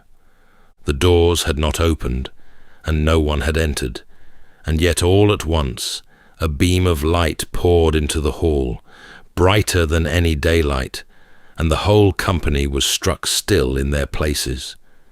Into that light came a vessel, covered over with white silk, so that none could see the thing itself, and it passed through the air the length of the hall, while a sweetness filled the room, such as no man there had ever breathed.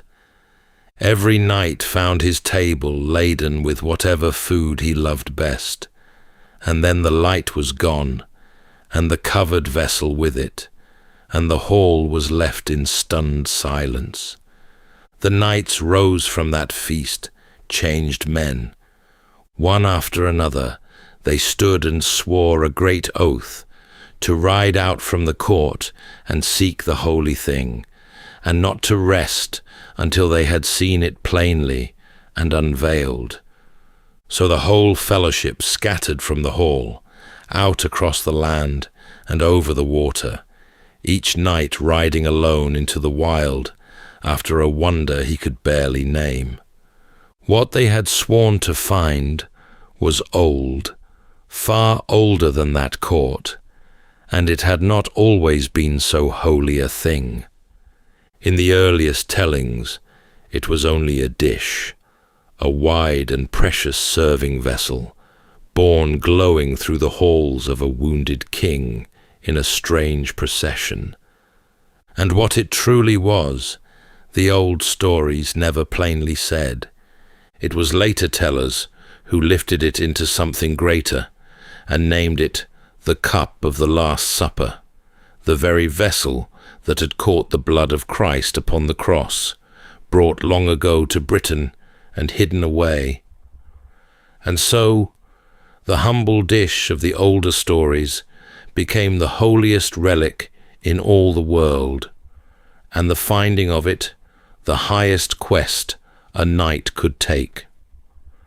It was a quest that broke most of those who rode upon it. The knights who had unhorsed every foe and ridden through every danger found that here their strength and their courage counted for little. The Grail did not yield to the boldest lance or the strongest arm. It showed itself only to the pure, and there were few enough of those, and one by one the great men of the fellowship failed of it, and turned for home no nearer than when they had set out. There was one, though, for whom the quest had been waiting. He came late to the court, a young knight without stain, and when he entered the hall, he went straight to that one seat that had stood empty all the years, the perilous seat that was death to any unworthy man. He sat and lived, and the seat received him as its own, and every knight there understood that the one they had waited for had come at last. His name was Galahad, and he was the son of Lancelot, born of another woman, the pure fruit of the greatest and most flawed of knights. Where the father had been the finest sword in the world, and had failed of the Grail through the flaw in his heart, the son was clean of any such flaw, and it was the son who would succeed. Galahad rode the long road of the quest, and two other worthy knights came at the last to ride beside him. In the end, they came into a far country and a holy place, and there the covered vessel was unveiled before them, and they looked upon the mystery no other eyes had been granted. What the young knight saw in that hour was more than a living man was made to hold. His one prayer was that he might pass from the world at the very height of it, and the prayer was answered, and he was taken up in a great light. Of the three, one alone came home again, to carry back the tale of what had been found. At the far edge of the world, in the tales, there lay a blessed island where 9 sisters dwelt, wise women skilled in the old arts of healing. The chief of them was gentle and learned beyond the rest, mistress of herbs and of remedies, able to mend wounds that lay beyond any ordinary cure. It was into her keeping, the oldest stories promised, that a wounded king would one day be given. In the beginning, Morgan was a healer and a friend to the house of the king. But later, Hans would not let her stay so. Generation by generation, they hardened her, until the gentle mistress of the healing isle had become the great and subtle foe of the court, working in secret against the king, who was her own kin. And it was her hand that loosened the first thread of his undoing. She had come to covet the king's marvelous sword, the scabbard still more, for she alone knew the secret it carried. By cunning, she stole them both away. The sword was recovered in time, but the scabbard she flung into the depths of a still lake, where it sank beyond all finding, and it was never seen again. The king had his blade back, and did not know how much he had lost, for the guard upon his life was gone into the water, and would not be there in the hour he needed it most. While that loss lay hidden, a greater ruin was gathering. The love that Lancelot and the Queen had carried in secret for so long came at last into the light, and when it did, the fair court broke upon it. Old friends were forced to take sides, and the fellowship that had held together through every danger turned its swords upon itself. The king was drawn into war against the man who had been the finest of all his knights, and while he was away across the sea at that bitter work, treachery rose behind him at home. There was a young man named Mordred, born of an early wrong the king had long tried to forget, near to him in blood and dark in heart. To this man the king had left the care of the realm, and the man betrayed him. He seized the crown for himself, put out word that the king was dead, and moved to take the queen as well. When word of it reached the king, he broke off his war and turned his army home to save his kingdom from the false king. The two hosts met at the last upon a grey field, and there the long tale came to its close. It was a hard and grievous fight, and by the end of that day, the flower of the fellowship lay fallen across the ground, and the bright age that had begun in wonder guttered out in the murk of battle. The king came face to face with Mordred amid the ruin, and struck him down, and took in that same moment a deep and mortal wound. Long ago, the sheath that would have kept his blood within him was gone. So now he bled. Yet he did not die upon the field. As the last light failed, a barge came drifting to the water's edge, and in it sat several women robed in black, with their hoods drawn low, and the sound of their weeping carried across the water. Among them was his sister Morgan, who had been his enemy for so long, and who now received her wounded brother with tears, the healer come again at the end. They laid him gently in the barge to bear him away over the water, to the vale of the Blessed Isle, that his grievous wound might be healed. And the barge drew out from the shore, and slipped into the mist upon the lake, and was gone from sight. The king was carried off across the water, and there the tale might have ended. But the world was not finished with him, and in the long centuries that followed, the living went on doing a great deal with the memory of a man who may never have lived at all.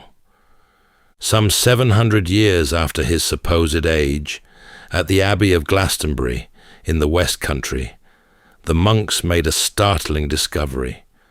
A great fire had lately swept through the abbey and left it in ruins, and the brothers were poor, and the pilgrims who once brought their coin had grown few.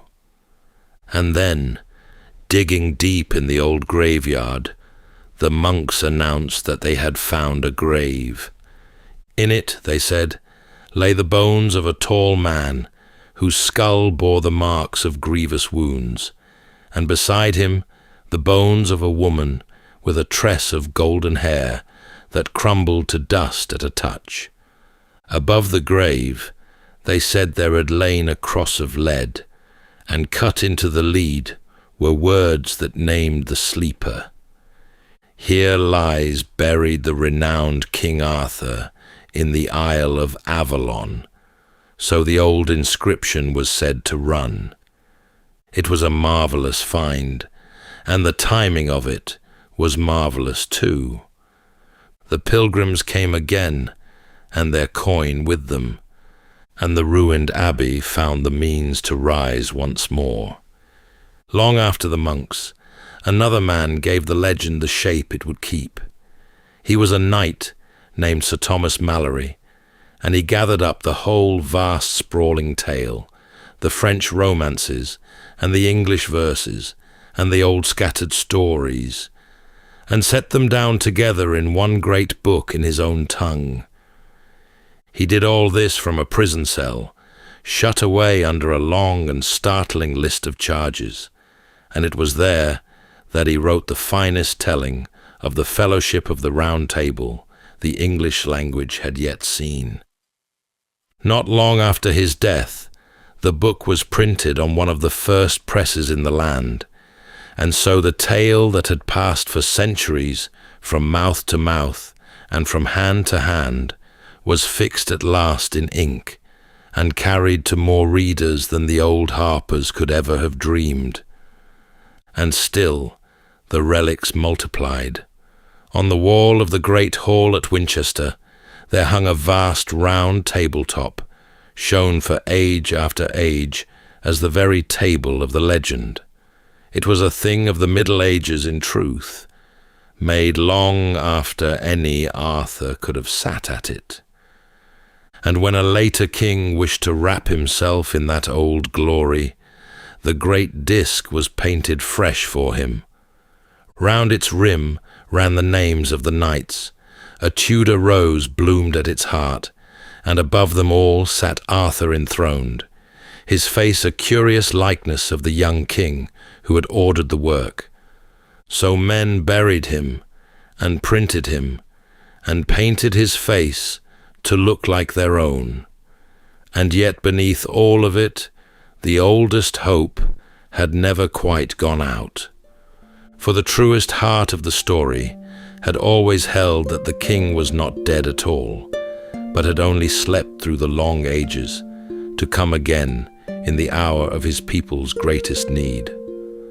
Malory himself set the hope down plainly, that some men said the king yet lived and would return, and the words the old tellers set over him were these: "Here lies Arthur, the once and future king." And so the story left its king sleeping on that far shore, waiting on the hour he was promised to wake.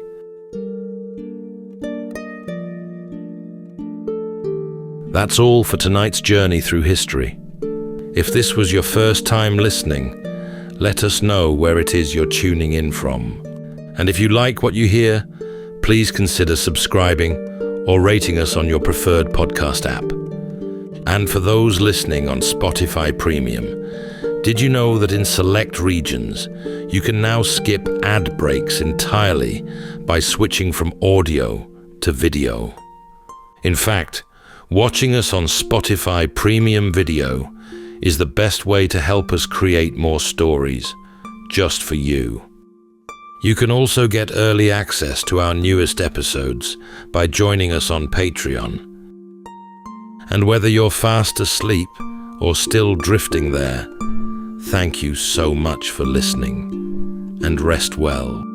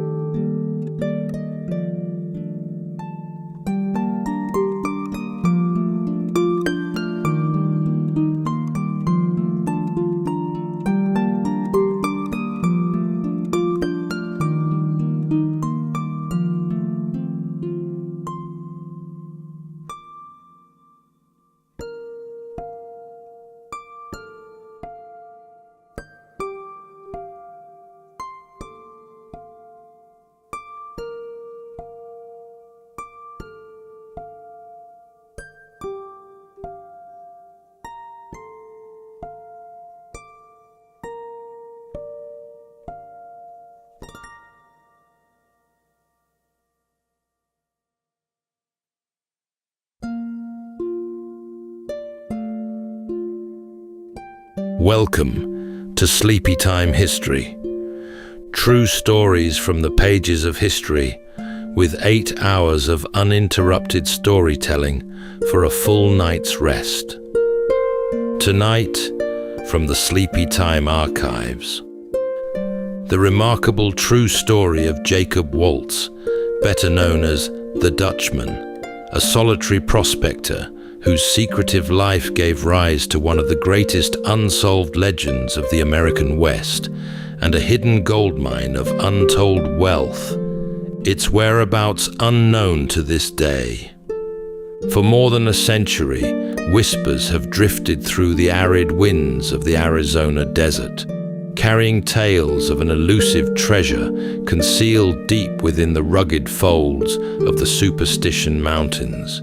Rumors spoke of gold so pure and plentiful that even seasoned miners found themselves astonished by its brilliance. At the center of these stories stood Jacob Waltz, a quiet, enigmatic figure who lived on the outskirts of town. Few knew where he had come from or why he kept to himself. Each winter, Waltz would disappear into the mountains, only to return weeks later, his saddlebags heavy with gold. Waltz never revealed his path. He left no map, and those who attempted to follow him often disappeared without a trace. He guarded his secret closely, speaking of it to no one, until the very end. As his life drew to a close, Waltz entrusted some of his secrets to a young man named Dick Holmes. This ignited a legacy of treasure seekers who dedicated their lives, or even sacrificed them, to the endless pursuit of a wondrous fortune. This story isn't just about what lies hidden in the mountains. It's about the enduring mystery of America's most famous lost mine. A legend that has survived gunfighters, treasure hunters, and scholars alike, echoing still through the desolate canyons of the Superstition Mountains. Tonight, as we drift into sleep, we'll journey gently into the fading light and lengthening shadows, following the footsteps of the Dutchman into the long desert night. So settle in, take a deep breath, and we'll begin with a full 8 hours of uninterrupted storytelling after this short break.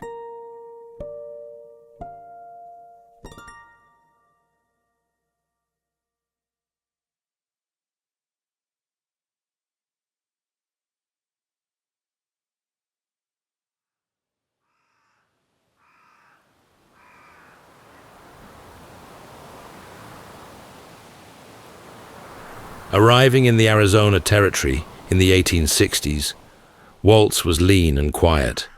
He was alone. He spoke little, but his accent betrayed him. Not Dutch as many believed, but German.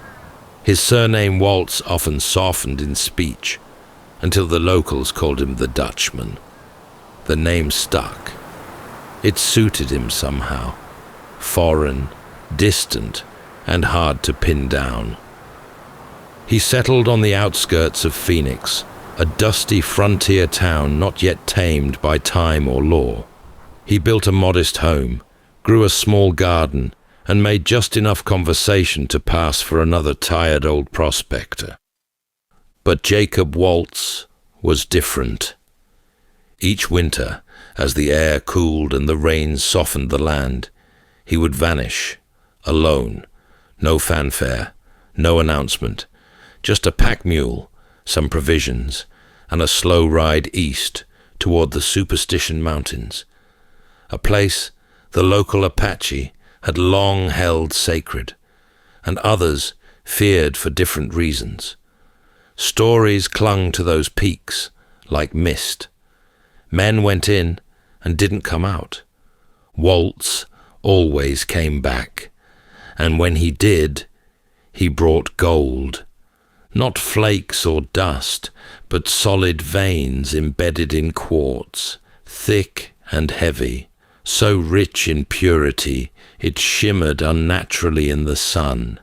Those who saw it said it was nearly 1/3 gold by weight, an impossibly rich yield, unlike anything found in the region ever before.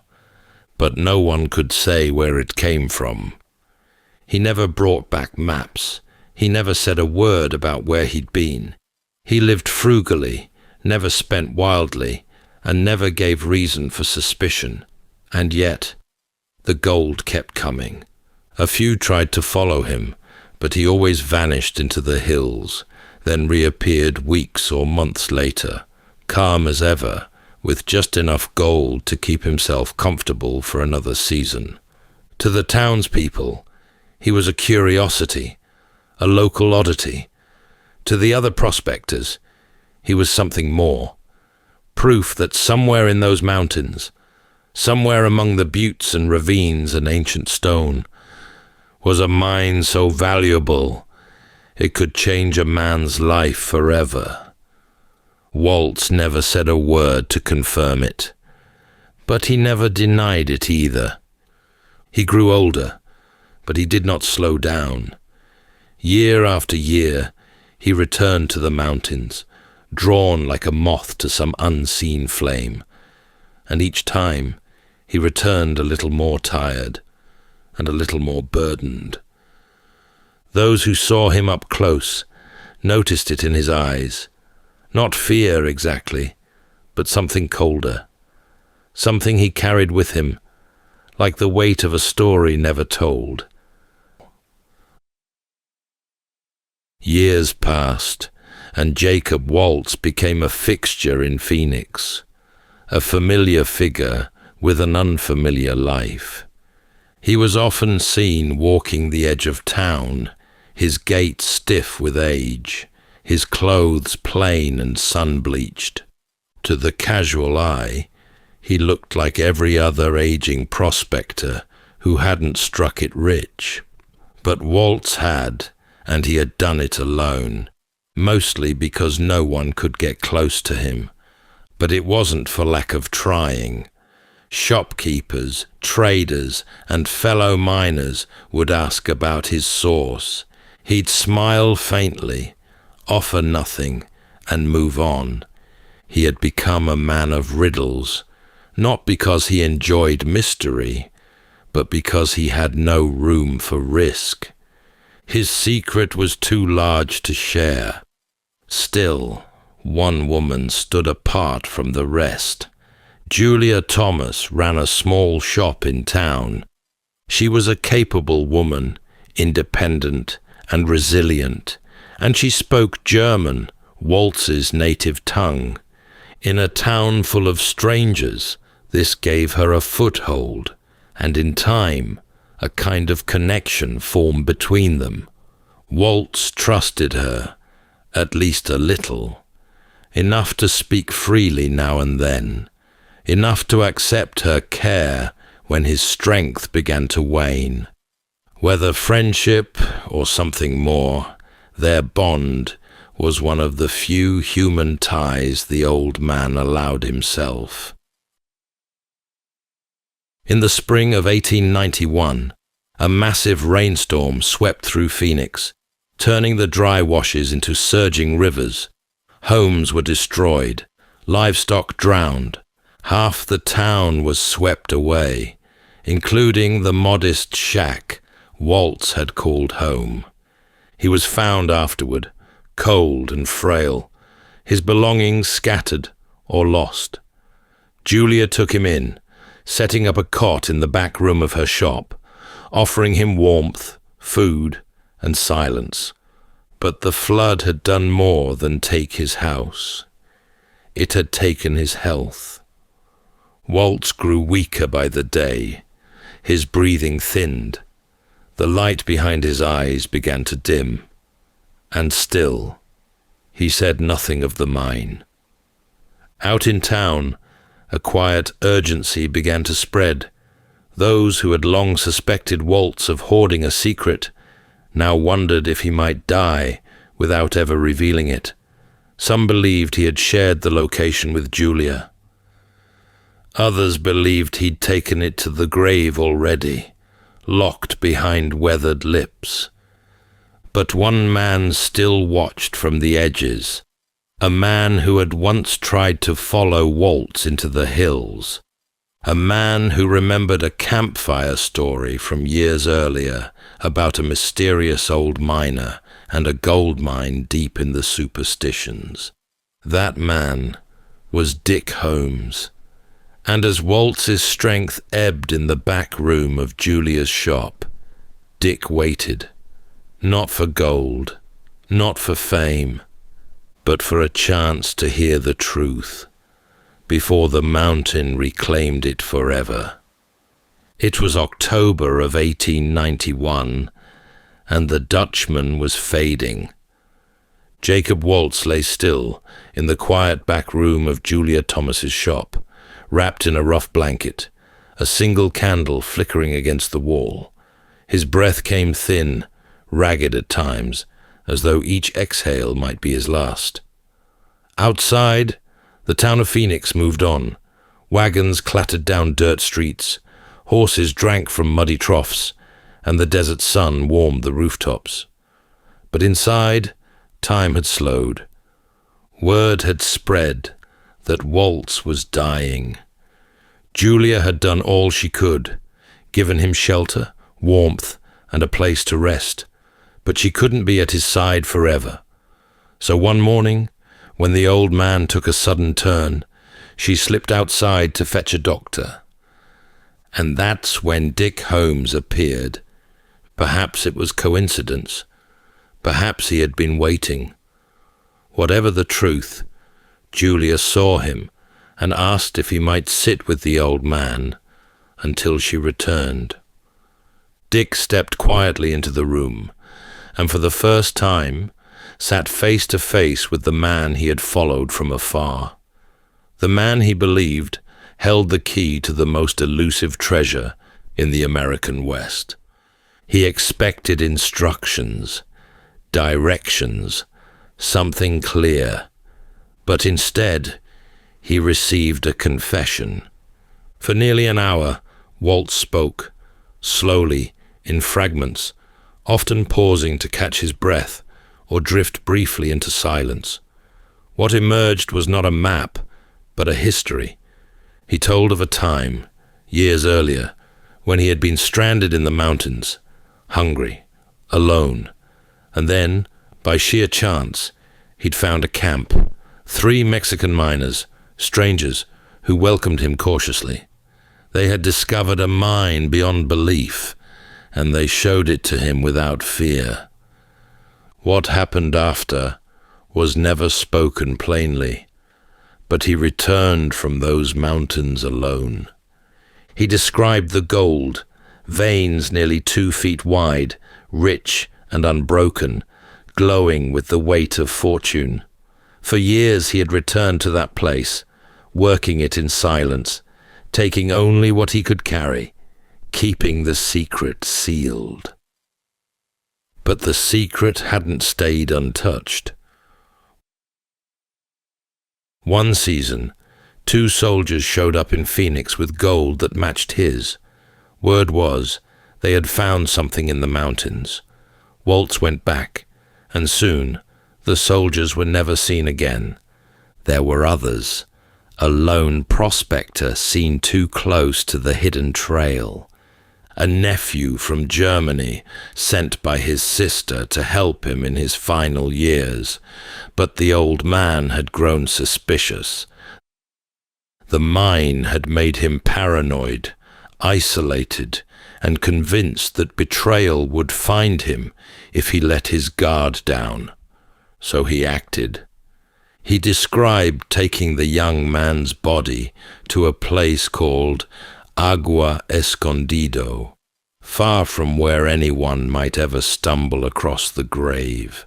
And then, with something like resolve, or perhaps surrender, Waltz gestured weakly toward a wooden chest at the foot of the bed. Inside, he said, was the last of his gold, enough to prove that the mine had never been a myth, and enough to honor a final request. If Dick were to take the gold, he must promise to send money to Waltz's sister in Germany, not for profit, for peace. The gold had taken many lives. Maybe it could still do some good. Dick agreed, and then at last came the directions. A canyon running north to south, a rock shaped like a man's face, and a house built of stone. From the entrance to the mine, Waltz said, one could see the tip of Weaver's needle, but from the trail, the mine itself would remain hidden. He was fading fast, and just before Dick could ask the simplest of questions, such as whether the water in the canyon ran north or south, the old man slipped away. Jacob Waltz, the Dutchman, was gone. He left behind no map, only riddles, and a chest of gold, sitting heavy in the corner of the room, glinting with the last light of a secret that had now passed to another. For Dick Holmes, the search had only begun. He had spent over a decade tracing the Dutchman's clues, combing the superstition range, canyon by canyon, wash by wash. He had seen the desert under moonlight and thundercloud, walked it under stars and punishing sun. But now his knees had stiffened, his body grown heavy, and the rides he once took with ease had become long and painful. The search had taken something from him, but it had also given him something, a kind of purpose that stretched beyond gold, a connection to the land, to the mystery, to the long thread of fate that had begun the moment he first heard that story by a campfire as a boy. Now it was time to hand it over.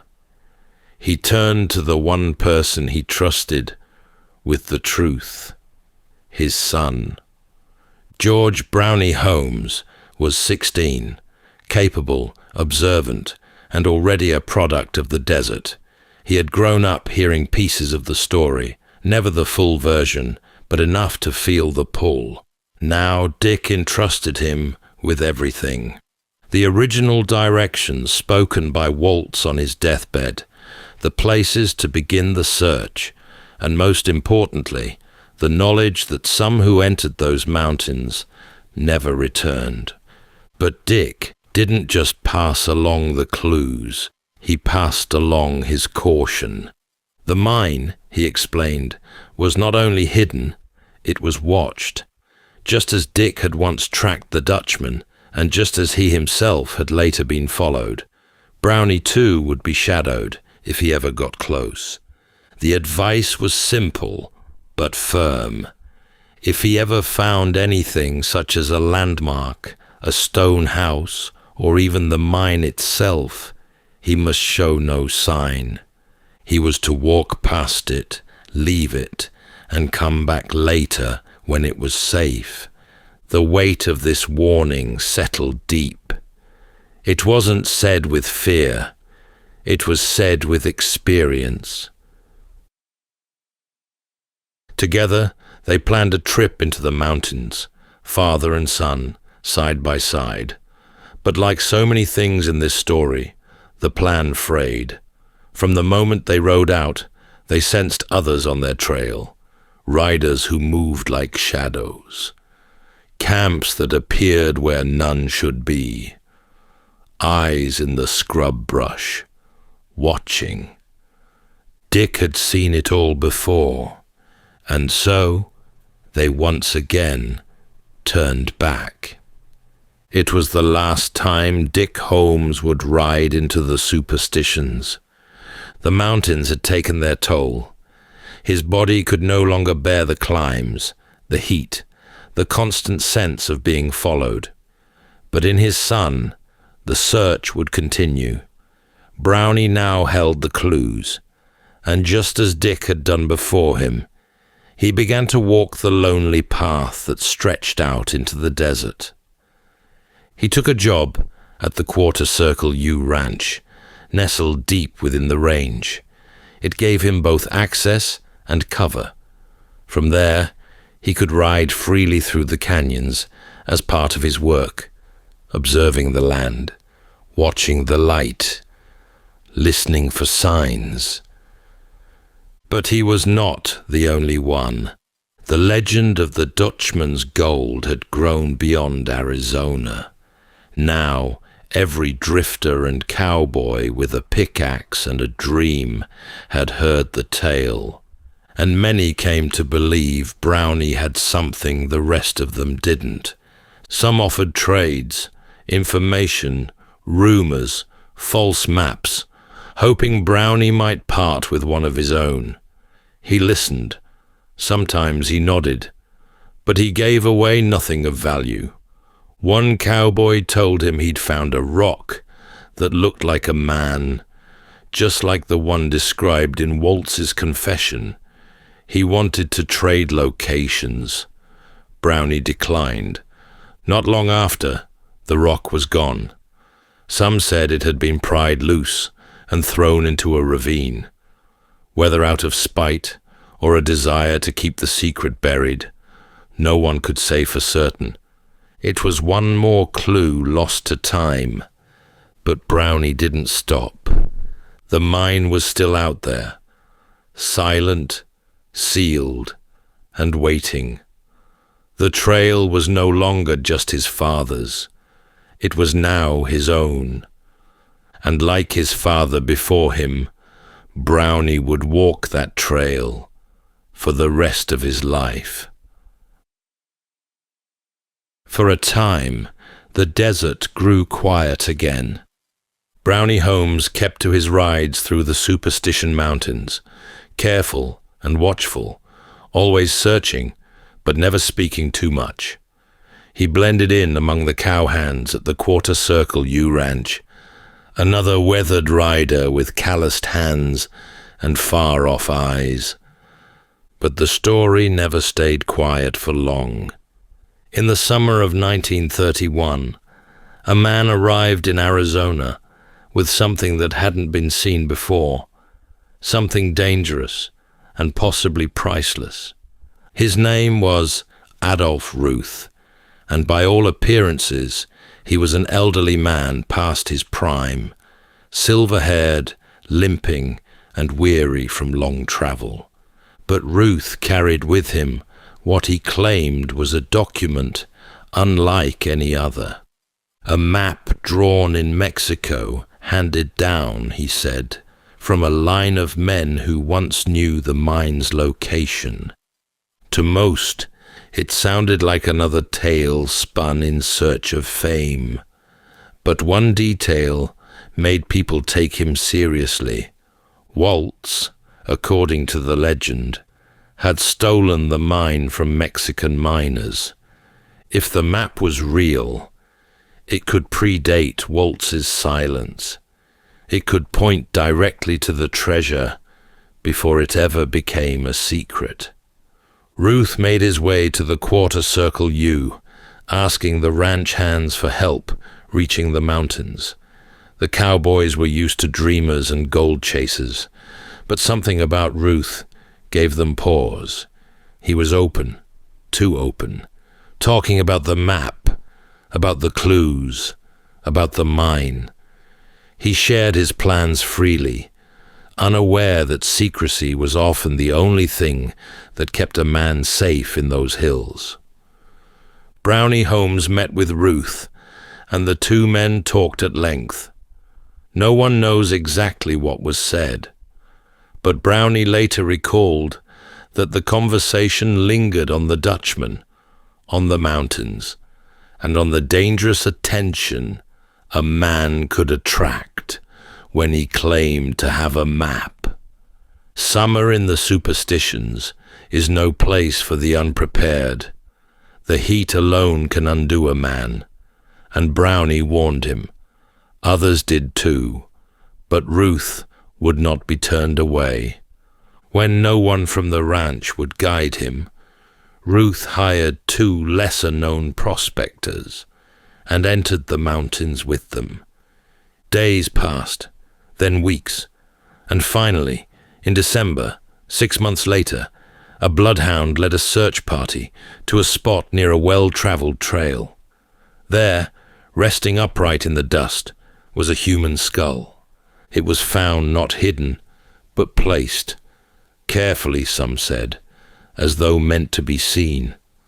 The rest of the remains were discovered nearly a mile away, scattered and sun-bleached, as if someone had moved them.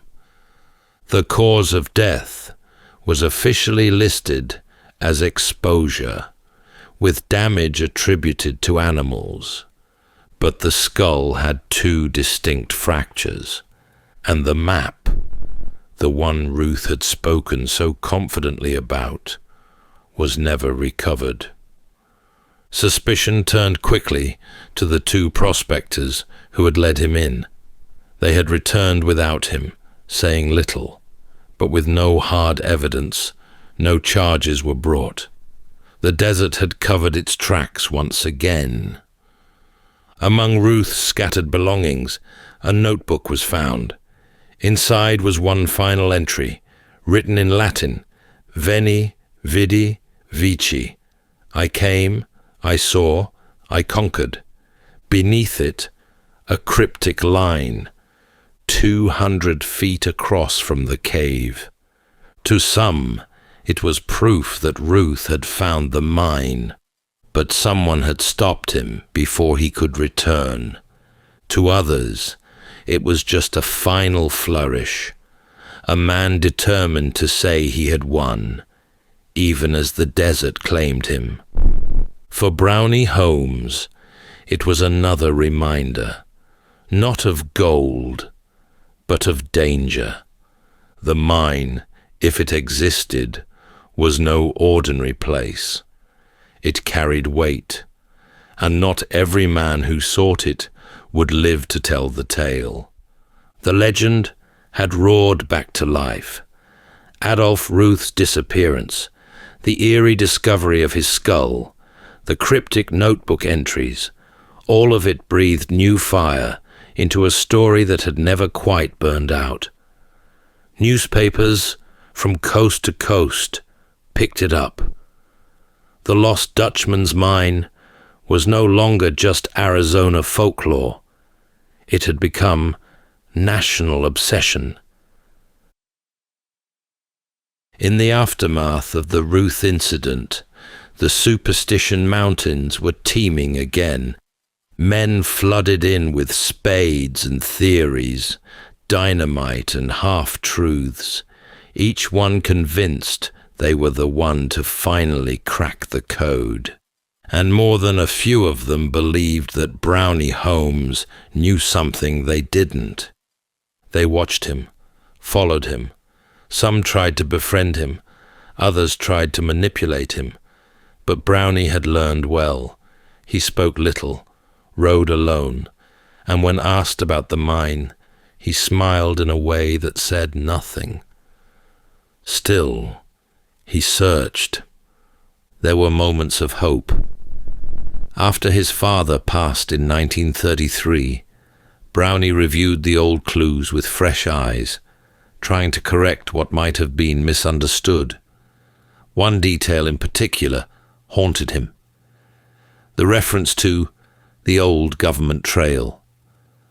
Waltz had mentioned it near the end, but Dick had never been sure which one he meant. There were multiple trails used by the military during the Apache Wars, each winding through the region in its own direction. Dick may have followed the wrong one, so Brownie struck out anew, following a different trail, and one day, something unexpected happened.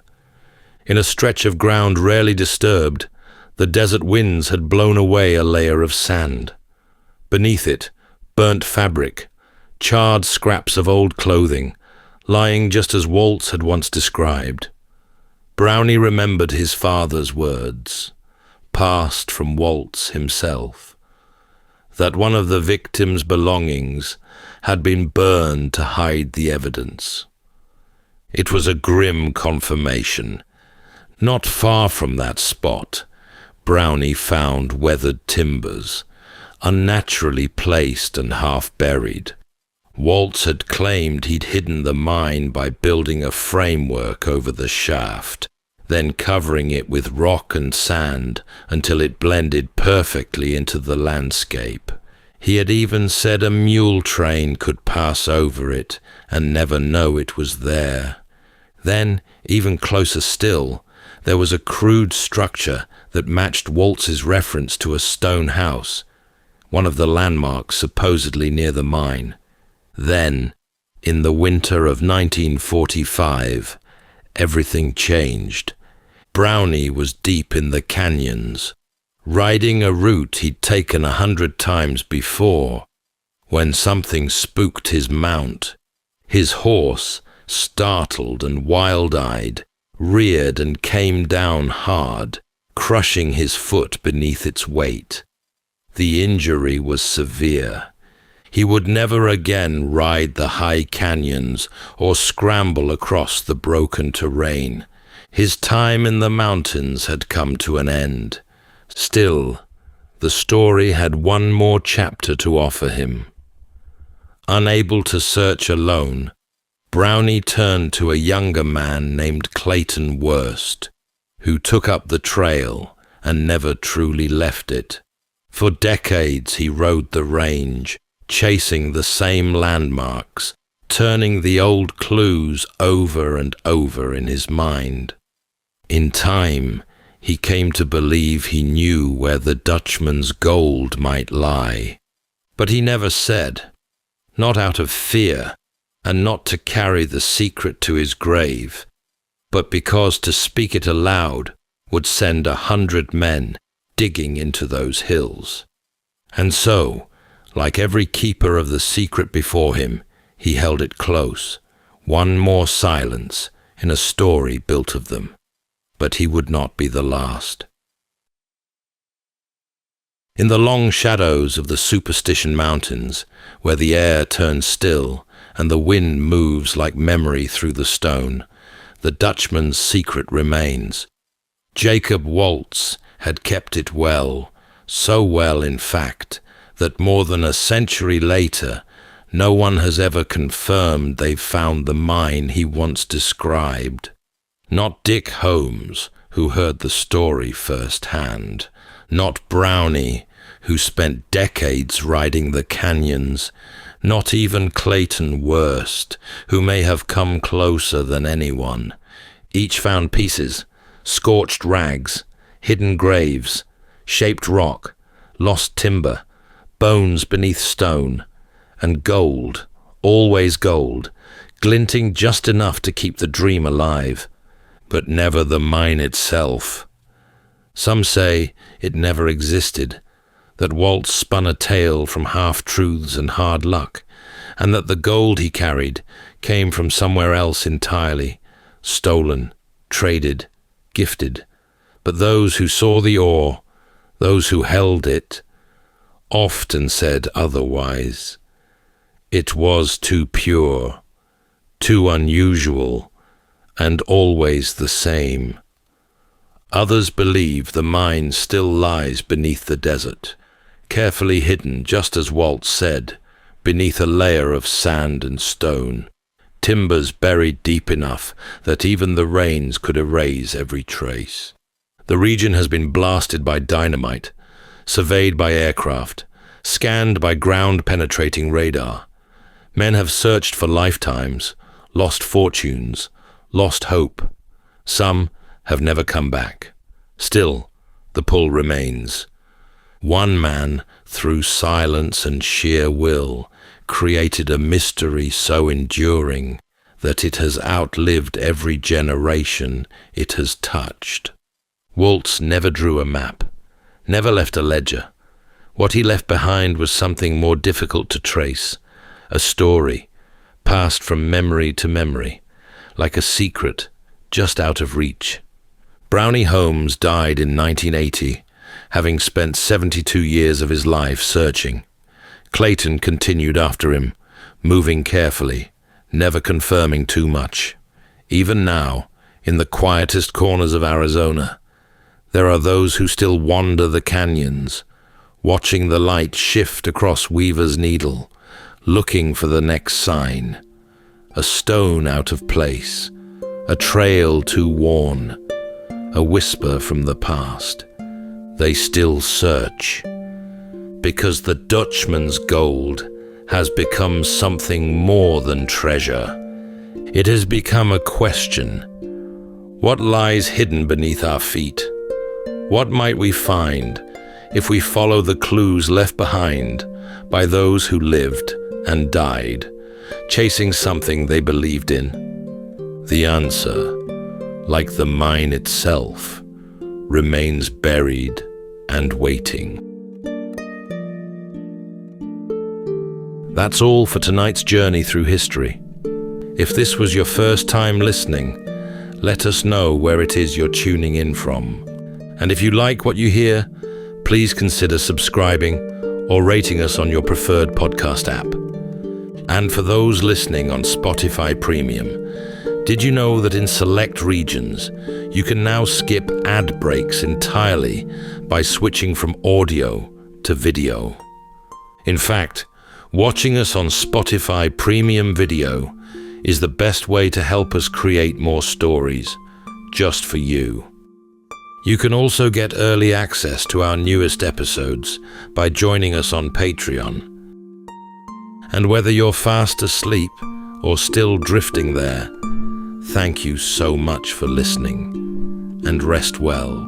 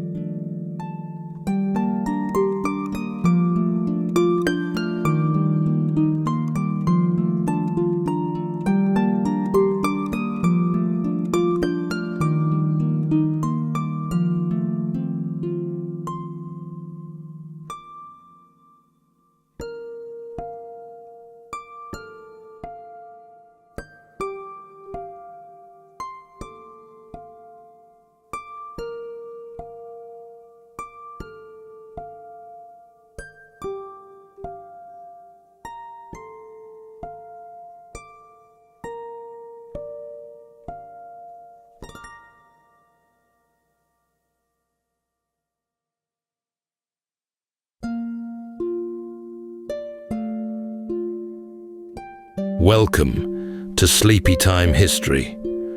True stories from the pages of history, with 8 hours of uninterrupted storytelling for a full night's rest.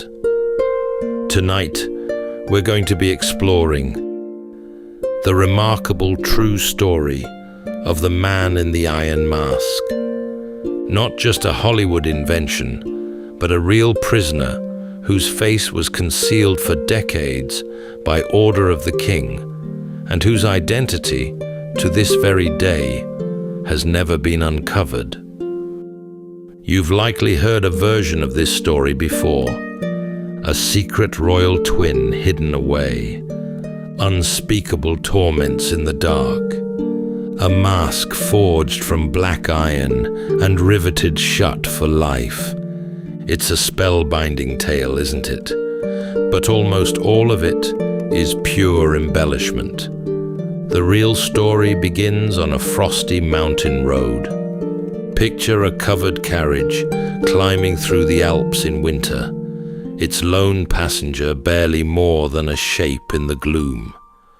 For years, he was moved from one lonely and weather-beaten citadel to the next, guarded and always concealed, until he arrived one brisk autumn evening within the old walls of 17th century Paris. And there, as in every prison before, the same man kept his door. The same jailer held his keys for more than 30 years, never once passing them to another, as though the crown dared trust no one else. And it's little wonder, considering his orders, which were chilling in their plainness. The prisoner was to speak to no one of anything but his daily needs. If he were to breathe a word of who he was, or why he was there, he was to be immediately put to death. But what sort of revelation could be so damaging to the crown as to have a man shut away for decades? And in that case, why not simply be rid of him? Or was there something about the identity of this prisoner that stayed the executioner's blade? Tonight, as we drift into sleep, we'll step softly into the candlelit age of kings and into a royal cover-up that has endured for hundreds of years. So settle in, take a deep breath, and we'll begin with a full 8 hours of uninterrupted storytelling after this short break.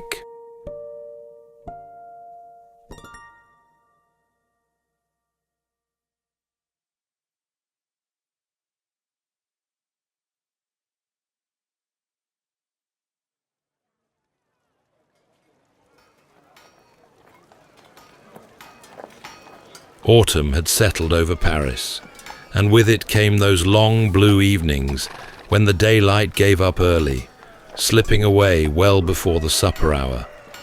On one such evening, late in the September of 1698, a covered carriage came rolling slowly through the darkening streets, its lamps throwing a thin glow over the wet cobbles. The horses were weary, the journey behind them long, and ahead, black against the last grey light, stood the great round towers of the Bastille. The carriage slowed at the gates, and the gates drew open to receive it, and swung closed again behind it, heavy and final. In the courtyard, torches guttered in the damp air. A handful of men waited there in the gloom, told to expect it and ask nothing. For within the carriage sat a single passenger, and over his face he wore a covering, so that none of the men who handed him down and led him across the cold stones ever saw the features beneath. High in the fortress, by candlelight, an officer sat with a register open before him. His name was Etienne du Junca, a careful and unhurried man whose task was to record the comings and goings of the prison. He dipped his pen and wrote down what the evening had brought. A new governor had arrived to take command, he noted, and the governor had brought a prisoner with him, carried from a far-off island fortress in the warm south of France. Of the prisoner, Dujunka added only a single strange line. He keeps the prisoner always masked. His name is not spoken. A masked man, then, with no name anyone would utter. That was very nearly all the evening gave up, and very nearly all the years to come would give up too. Whatever time had since blurred away, this much was solid and true. There had been a man. He had breathed and eaten and slept behind those walls, tended with watchful care, hidden from the world as though his face were a danger to it. He had not come from nowhere. For long years before that night, he had been moved from one lonely stronghold to another, always under guard, his face always concealed. He had ridden through mountain country and along the edges of the sea, a still shape behind drawn curtains, and a presence more felt than seen. By the time the Bastille closed around him, these grey walls would be the last he would ever know. Now and then they let him out to hear Mass, and he would cross the courtyard with his face covered and climb to the little chapel, watched at every step. Those who saw him pass remembered the figure and the dark mask, and nothing more. It was that hidden face, caught only in glimpses, that would one day make him famous the world over. Later, tellers would clap cold iron over those features and bolt it fast in the imagination, though the truth was a far softer thing. As for what he had done, or knew, or why such trouble had been taken to keep him at once alive and unseen, the candle-lit register held no answer. Dujunka set down that the man had arrived, and years afterward he would set down that he had died, and between those two faint lines there stretched a whole life lived behind a mask. Into the gloom of an old Paris fortress, on a wet autumn evening, there had come a man with no name at all. Long after the masked man was buried, a story grew up over him, far grander than anything the prison ledgers could tell. In that story, he was a twin, the secret double of Louis XIV himself, the great Sun King who ruled France from the gold and glass of Versailles. As the story was always told, a king was once father to twin sons, two boys born on the same day, alike in every feature. But in a kingdom with one throne, there can be but one king. So the second child was carried from the palace in secret and hidden away from the world. To be certain his face could never give him away, it was sealed behind a mask of iron. For if the two were ever seen together, matched feature for feature, who could truly tell them apart? It was a beautiful and a terrible idea, and once it had taken root, it would not be dug out again. The grandest of these tellers worked more than a century after the prisoner died. Alexandre Dumas, who had already given the world his Three Musketeers and all their swordplay and daring, reached for the masked man and made of him the lost brother of the king. Dumas wrote to thrill, and thrill his readers he did, and the tale took such a hold that it all but swallowed the plainer truth beneath it. For a long time afterward, when people pictured the masked man, It was Dumas's brother who rose into their minds. Yet Dumas had not been the first to dream along these lines. Long before him, there had been Voltaire, among the sharpest minds France ever produced, who had himself once been shut up within the Bastille. A man who had passed slow weeks behind such walls grew curious about their secrets, and Voltaire grew very curious indeed. He let it be understood that the masked prisoner might have been an elder brother of the king, born outside the proper order of things. Out of his hints, the prisoner began to climb out of the dusty ledgers and into legend. It was Voltaire, too, who first dressed the mask in iron. He spoke of a thing of metal, fitted with a hinge at the chin and a small spring within, so cleverly made that the prisoner could take his meals without once lifting it from his face. It made for a wonderfully grim picture, the sort engravers carved with relish, and that lingered long after the book was closed. And like a great deal else in the legend, it had very probably never existed at all. The papers that survived from the prison itself told of something far gentler.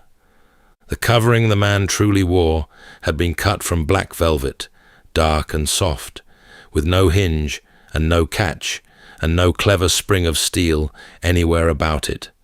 Somewhere in the long passage from cold fact to fireside tale, the cloth had turned slowly to metal, and softness, oddly, only deepened the strangeness.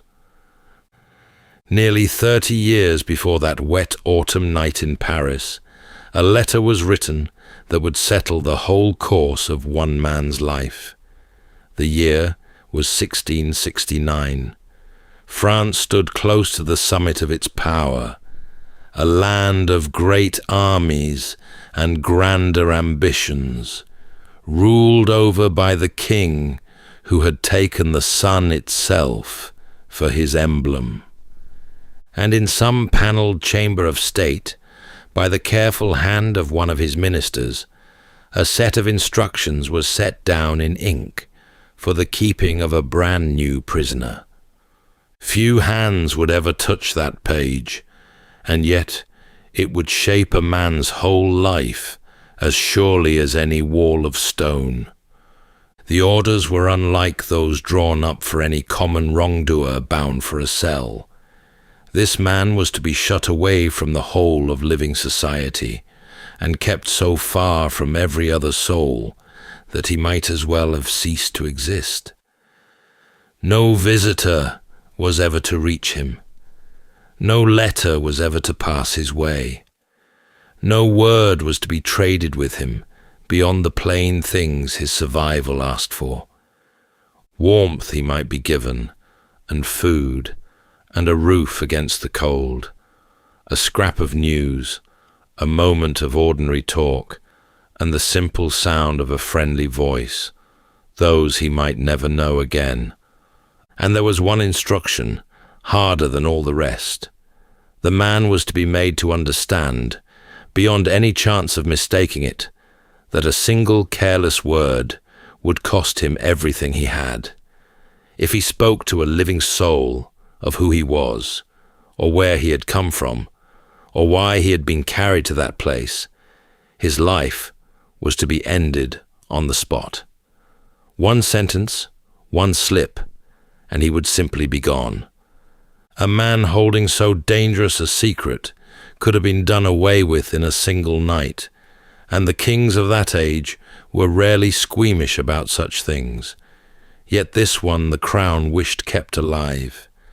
Something about him, some thread that tied his fate to the king's own, had made his death a thing to be avoided, perhaps even a thing that could not be risked at all.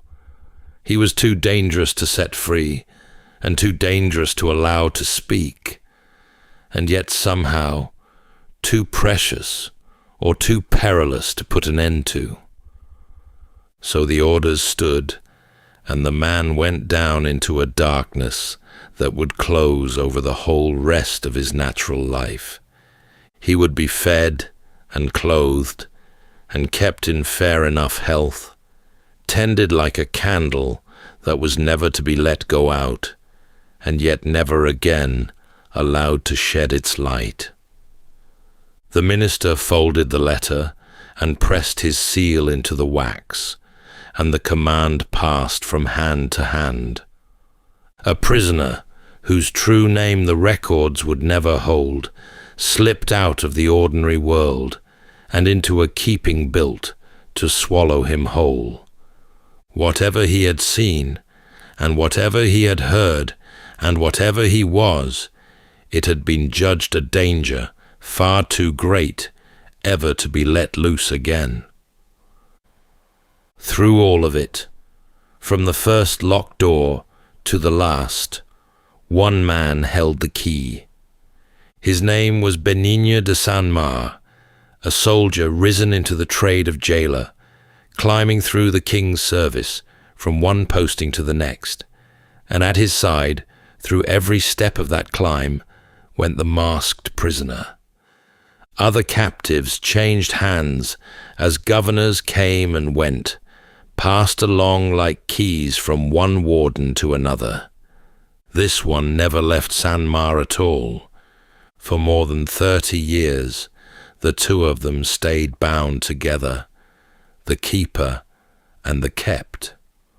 The long road began in the foothills of the Alps, at a grim fortress called Pignerol, a place of thick walls and cold mountain air that France then held at the edge of Italy.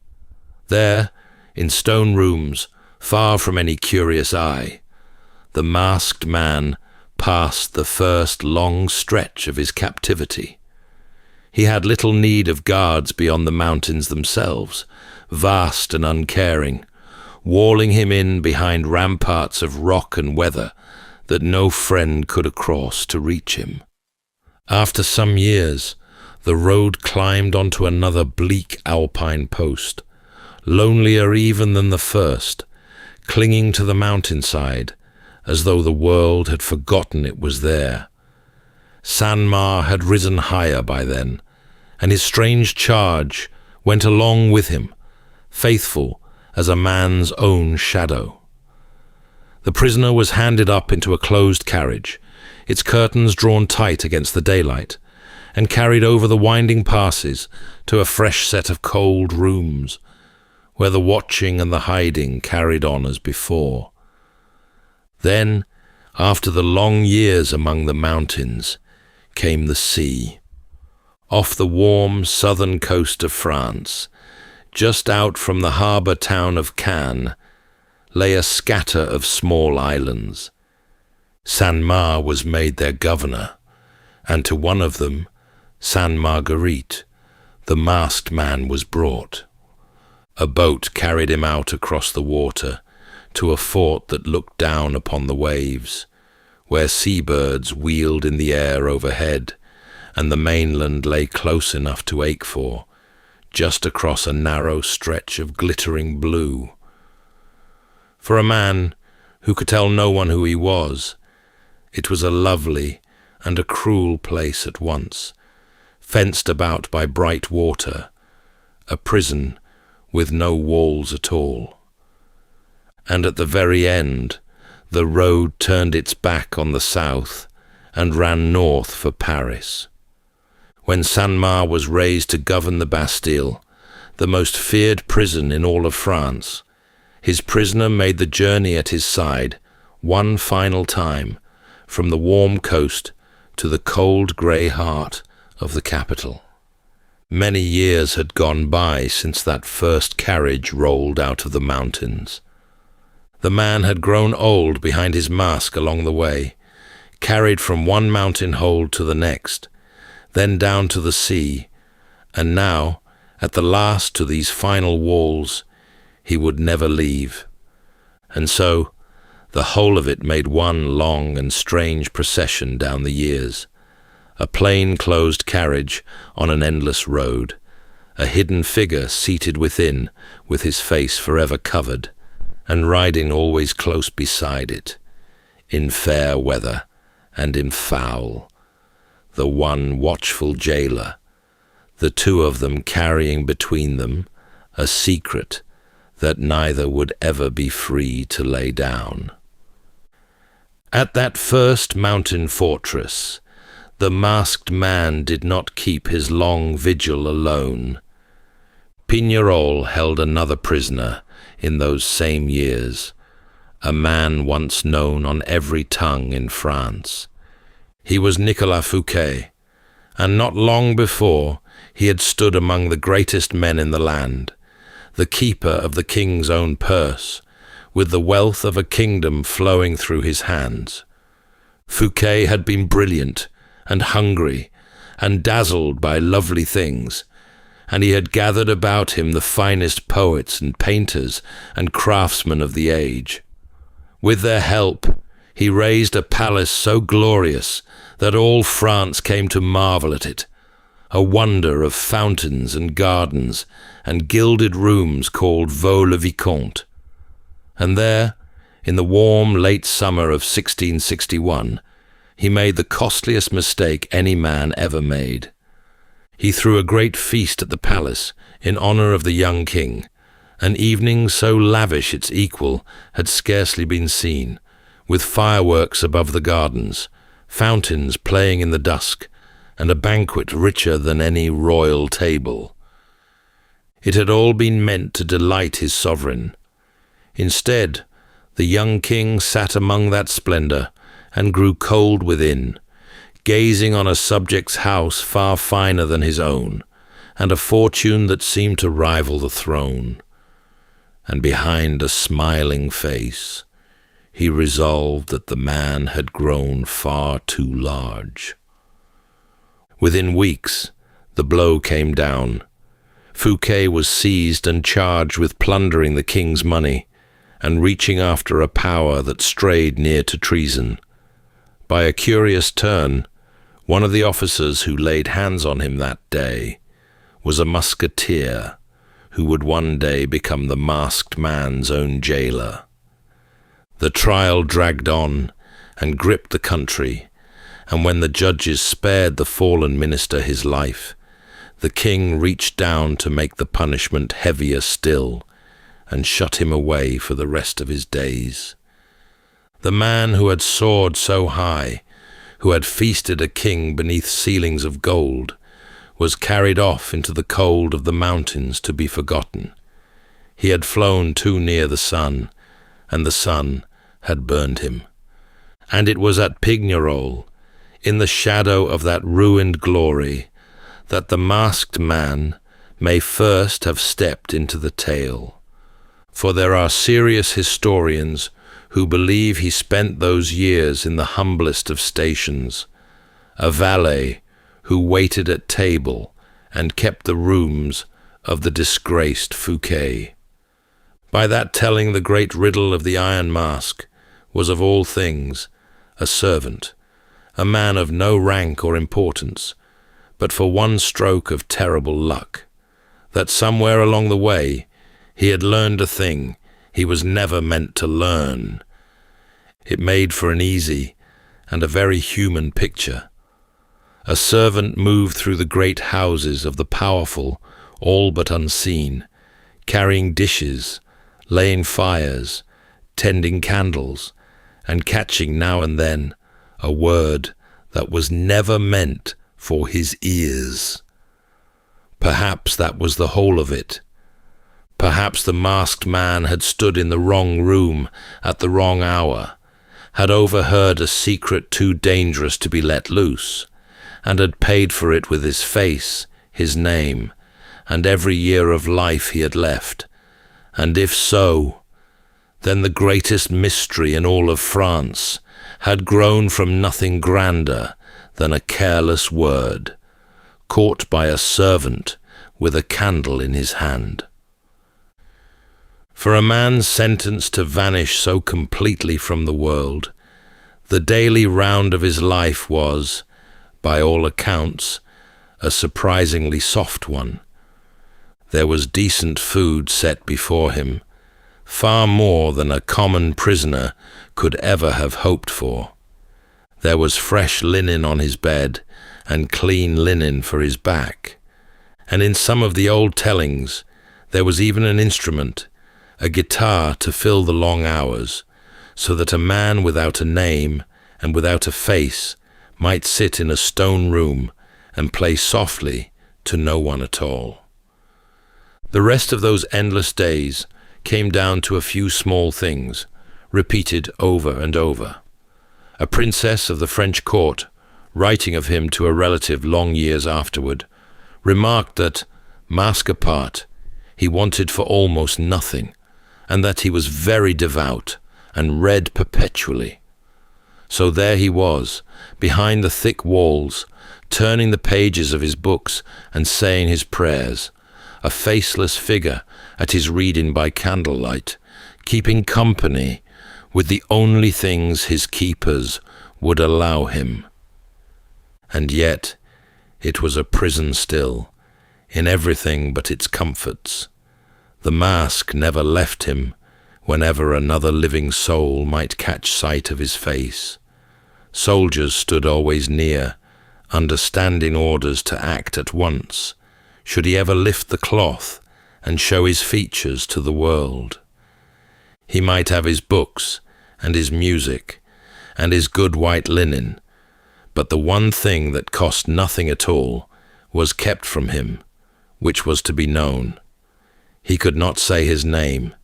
He could not tell a single person who he was, or how he had come to be there, or what he had been before the door closed upon him. So the years went by in a gentle, dreadful sameness. The meals arrived and were carried away again.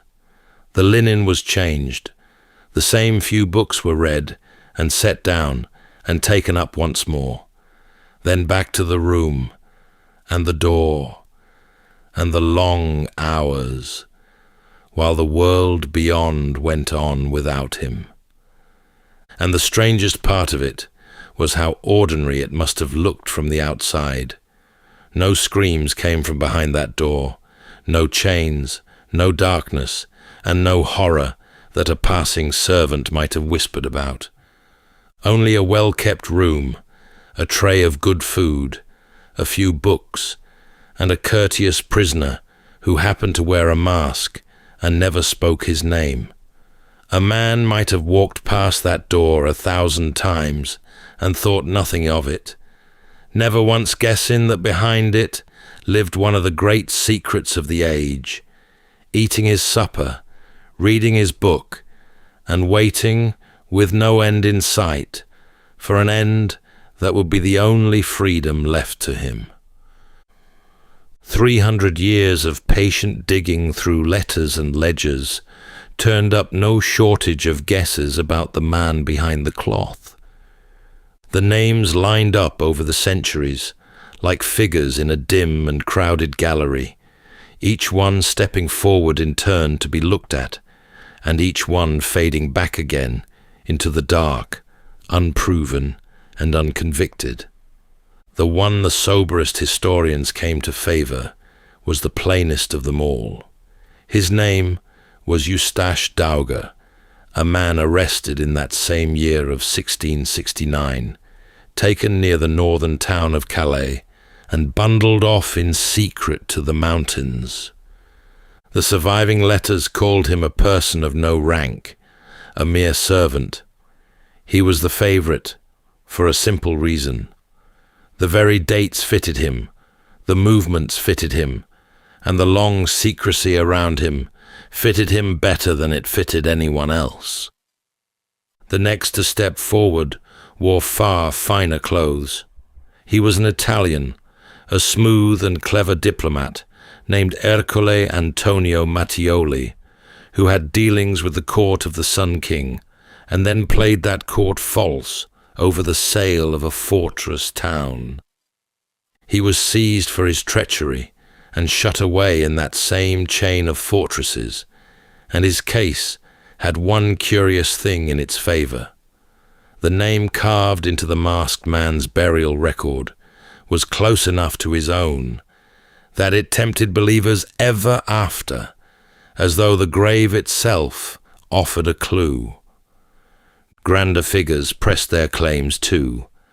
Some pointed to a wayward son of the king himself, a young man born outside any marriage, the Count of Vermandois, whispered to have struck the heir to the throne in a fit of temper, and to have been hidden away forever for so unforgivable a blow. Others reached further still, across the sea to England, and put forward, with a perfectly straight face, a son of Oliver Cromwell, the grim soldier who had cut down one king and ruled in his place. Why such a man should end his days masked in a French fortress, no one ever quite managed to say. And these were only the front rank of the gallery. Behind them stood others, dukes and generals, and unlucky men of every kind, each fitted to the mask by some clever argument, and then undone again by some stubborn fact. For every candidate there was a date that did not quite line up, a letter that said the wrong thing, and a death recorded in the wrong year. One by one they were brought forward into the light, turned this way and that, and set back among the shadows, still wanting their final proof. Some of the guesses were wild, and some were careful, and a few came close to convincing, yet not one of them ever closed the case for good. But the records themselves had been made to defeat exactly this kind of question. The man had been hidden so well, his name kept so far from every page, that the very thing the centuries most wished to know was the one thing his keepers had taken the greatest pains to destroy. And so the figures went on standing in their dim gallery, the servant and the diplomat, and the king's wild son and all the rest, each with a fair claim and none with a certain one, still waiting for an answer that might never come to call any of them by name. Where the hard facts ran dry, the old stories rushed in to fill the gap, and one of them earned a place by the fire above all the others. It was told for generations along that southern coast, and it began on the island of Sainte Marguerite, in the days when the masked man was kept in the lonely fortress that stood above the sea. The story went like this. One day, so the tale ran, the prisoner could bear his hidden life no longer. He found something to scratch with, and he took a plate, a dish of metal from his own table, and into its surface he carved a message. No one in the telling ever agreed on what the message said, only that it was a cry for help, a few desperate words from a man the world had forgotten. And when it was finished, he carried it to the narrow window of his cell and flung it out, down the rocks and toward the water, in the faint hope that some passing soul might find it and carry word of him back to the living world. And someone did find it, a fisherman mending his nets or hauling his catch along the shore below, came upon the plate where it had fallen and turned it over in his rough hands. There were the scratched marks, the secret message, and the one thread by which a buried man had tried to pull himself back into the light. The fisherman carried it, in some versions, straight to the governor of the fort, an honest man returning a strange and curious thing he had found. And here the story turned on the smallest and gentlest of hinges. The fisherman could not read. Not a letter of it meant anything to him. The marks the prisoner had laboured over, the words that could have undone a king's great secret, in a single afternoon were to that weathered man no more than scratches on a dish. The governor, so the story went, asked him fearfully whether he had read what was written there, and the fisherman answered, in all innocence, that he did not know his letters and had not understood a thing. And so his life was spared, for in the telling, a man who had read those words could never have been allowed to live. The pewter became silver as the years passed and the story travelled, the way a tale always grew finer in the retelling. The window grew higher, the sea grew wilder, and the message grew more tragic, and the unlettered fisherman became a small hero of the legend, the one who held the whole secret in his hands for one short hour and never knew it. Almost certainly, none of it ever happened to the masked man at all. The bones of the story seemed to belong to another prisoner on that same island, a preacher locked away for his faith, who really did write upon his shirt and upon a pewter plate and cast them from his window. The end came for the masked man on the 19th of November, in the year 1703, within the walls of the Bastille that had become his last home. He had been a little unwell after returning from Mass the day before, nothing that anyone thought serious, and then, late in the evening, he simply slipped away, without any great struggle or any long decline. After decades of being guarded as the most dangerous secret in France, he died as gently as any old man in his own bed.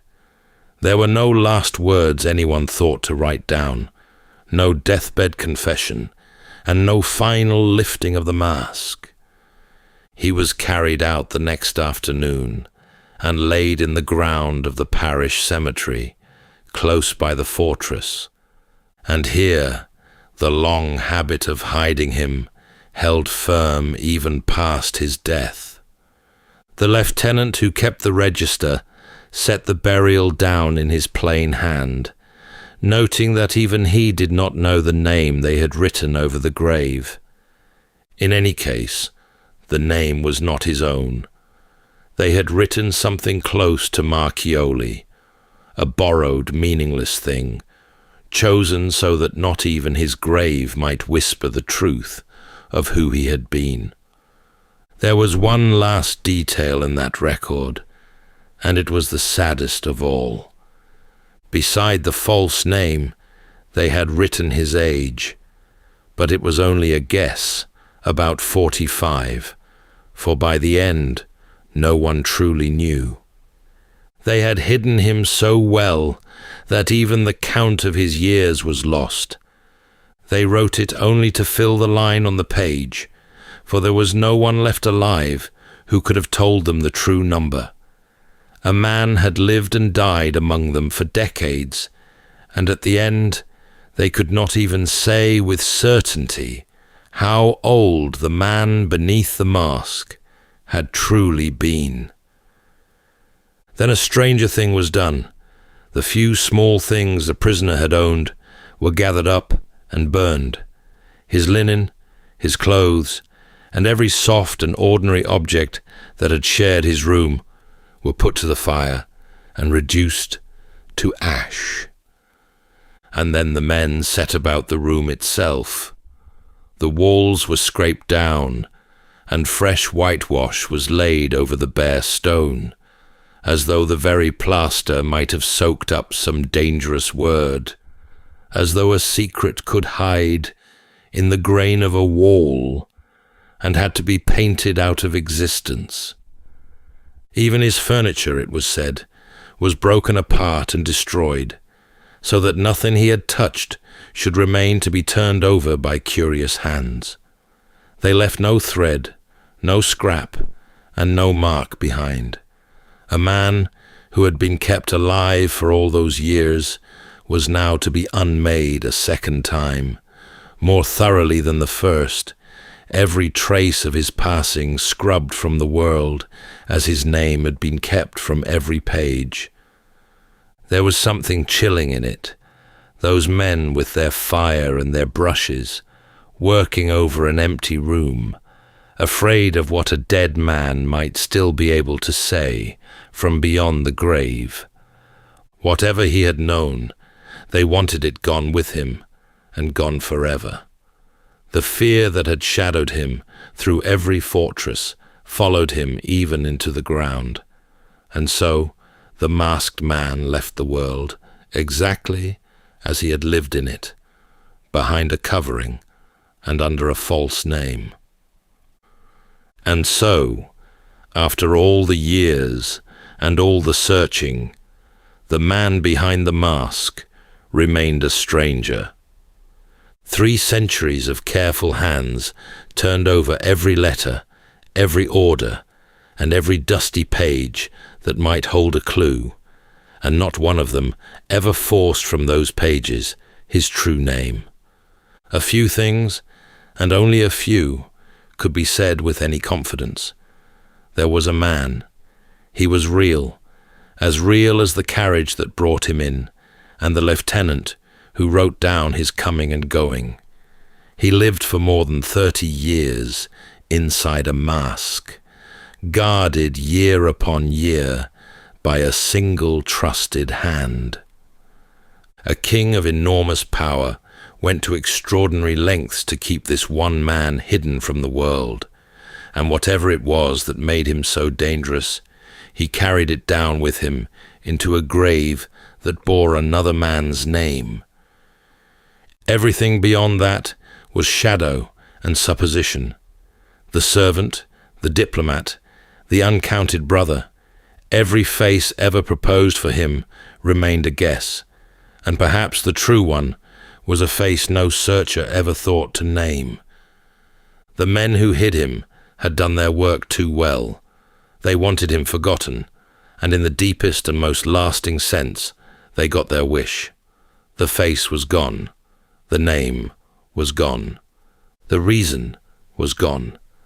All that survived was the bare fact of him, a masked shape moving through the candlelight of a vanished age, and the question that trailed behind him ever after, refusing to lie down and be forgotten.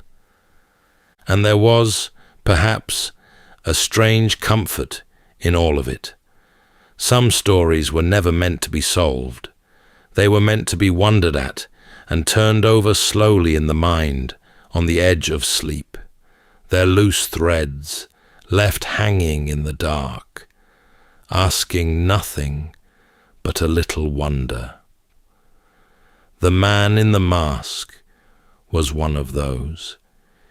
He had kept his secret against a king, against the centuries, and against every clever soul who ever tried to wrest it from him, and he kept it still. So let him rest in his borrowed grave, his face still hidden, and his secret still his own. Whoever he was, whatever he knew, he carried it past every wall and every lock and every patient question, all the way to the very end and a little way beyond it.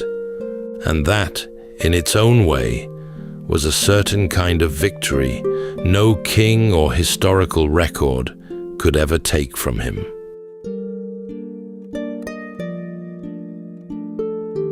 That's all for tonight's journey through history. If this was your first time listening, let us know where it is you're tuning in from. And if you like what you hear, please consider subscribing or rating us on your preferred podcast app. And for those listening on Spotify Premium, did you know that in select regions, you can now skip ad breaks entirely by switching from audio to video? In fact, watching us on Spotify Premium Video is the best way to help us create more stories, just for you. You can also get early access to our newest episodes by joining us on Patreon. And whether you're fast asleep or still drifting there, Thank you so much for listening, and rest well.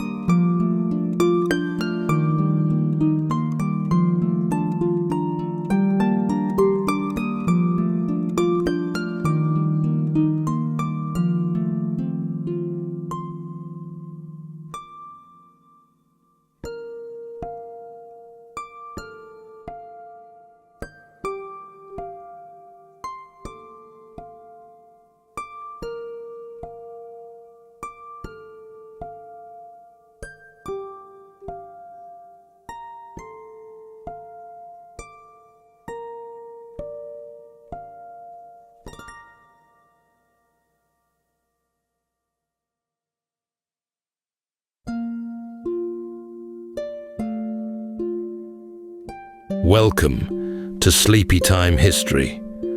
True stories from the pages of history, with 8 hours of uninterrupted storytelling for a full night's rest. Tonight, we're going to be exploring the remarkable true story of the origins of the Holy Grail, perhaps the most sought-after treasure in history, and, if it ever truly existed at all, the holiest relic in all of Christendom. Picture a candlelit stone-walled chamber in 12th century France. It was here that a poet named Chrétien de Troyes once committed a single word to parchment, Graal, or in English, Grail, and as if by accident, lit a fire in the human psyche that smoulders to this very day.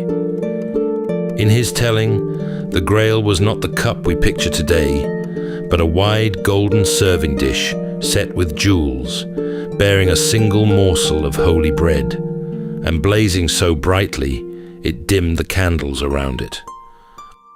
Over the next century, other writers would recast it entirely as the chalice of the Last Supper, as the vessel that caught the blood of Christ, or even as a great stone fallen from the heavens. And in the old legends, the Knights of the Round Table rode out from Camelot on a romantic quest to recover it. But the Grail refused to remain a story bound in ink and leather. For 800 years it tempted kings, lured crusaders, and left adventurers spellbound. Then, in the 1930s, a young man named Otto Rahn was certain he knew the location of the Grail. But once his writings found a dangerous admirer in the murderous Heinrich Himmler, Otto led expeditions from the Pyrenees to the black sand shores of Iceland, a tale that would echo decades on in the Grail-hunting Nazis of the Indiana Jones films. Tonight, as we drift into sleep, we'll follow the dual nature of the Holy Grail. For it is at once both an impossible quest for a relic lost to the sands of time, and a sacred object that some believe endures to this very day. So settle in, take a deep breath, and we'll begin with a full 8 hours of uninterrupted storytelling after this short break.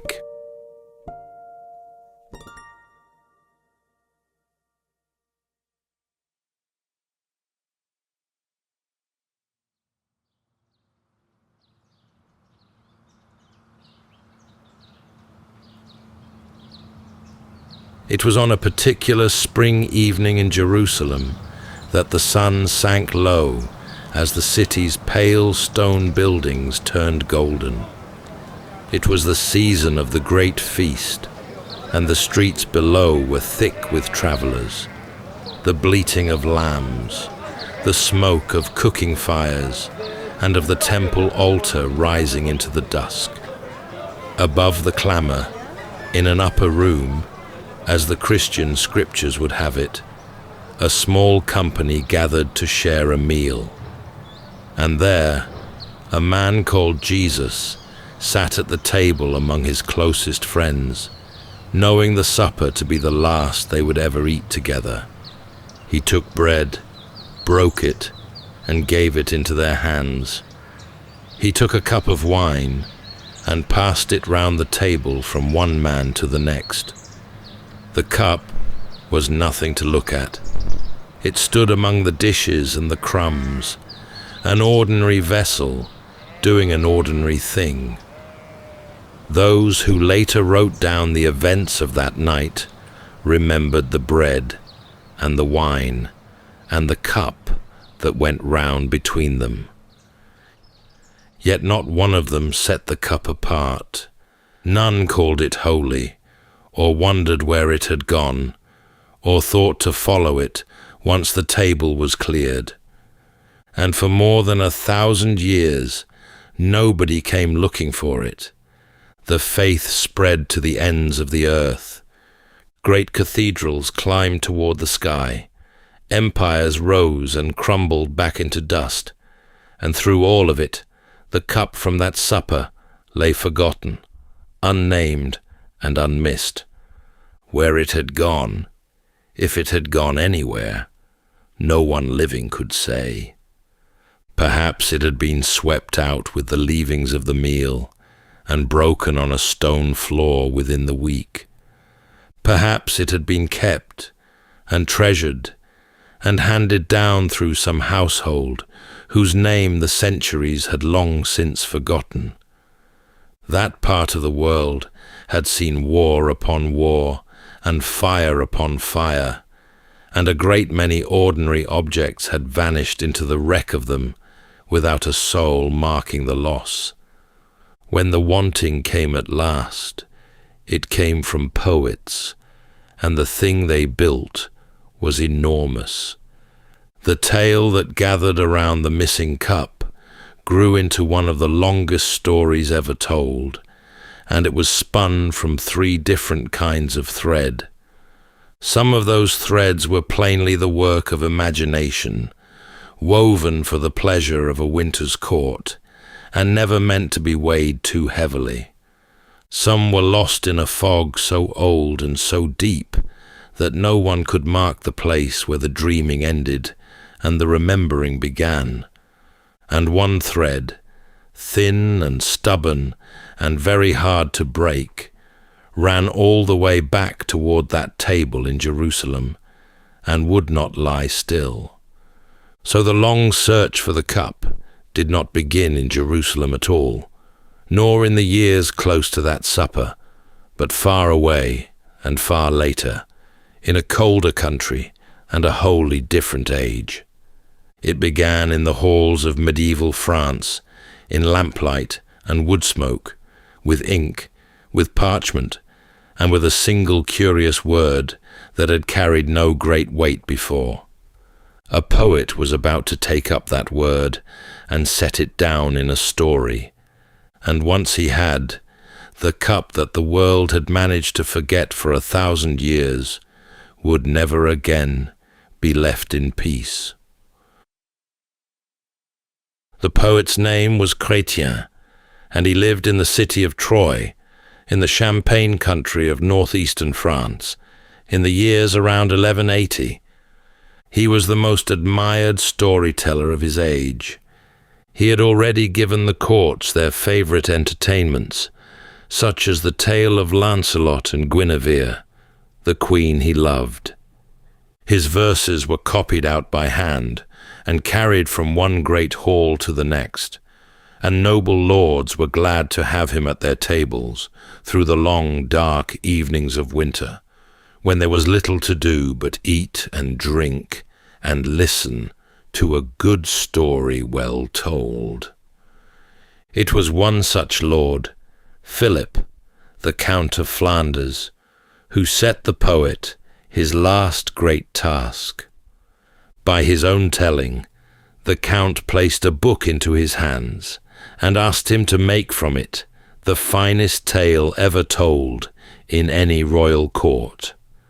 Whether such a book had ever truly existed, none could say, then or since.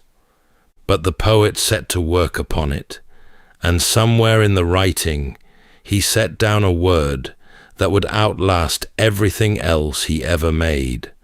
The word was Graal.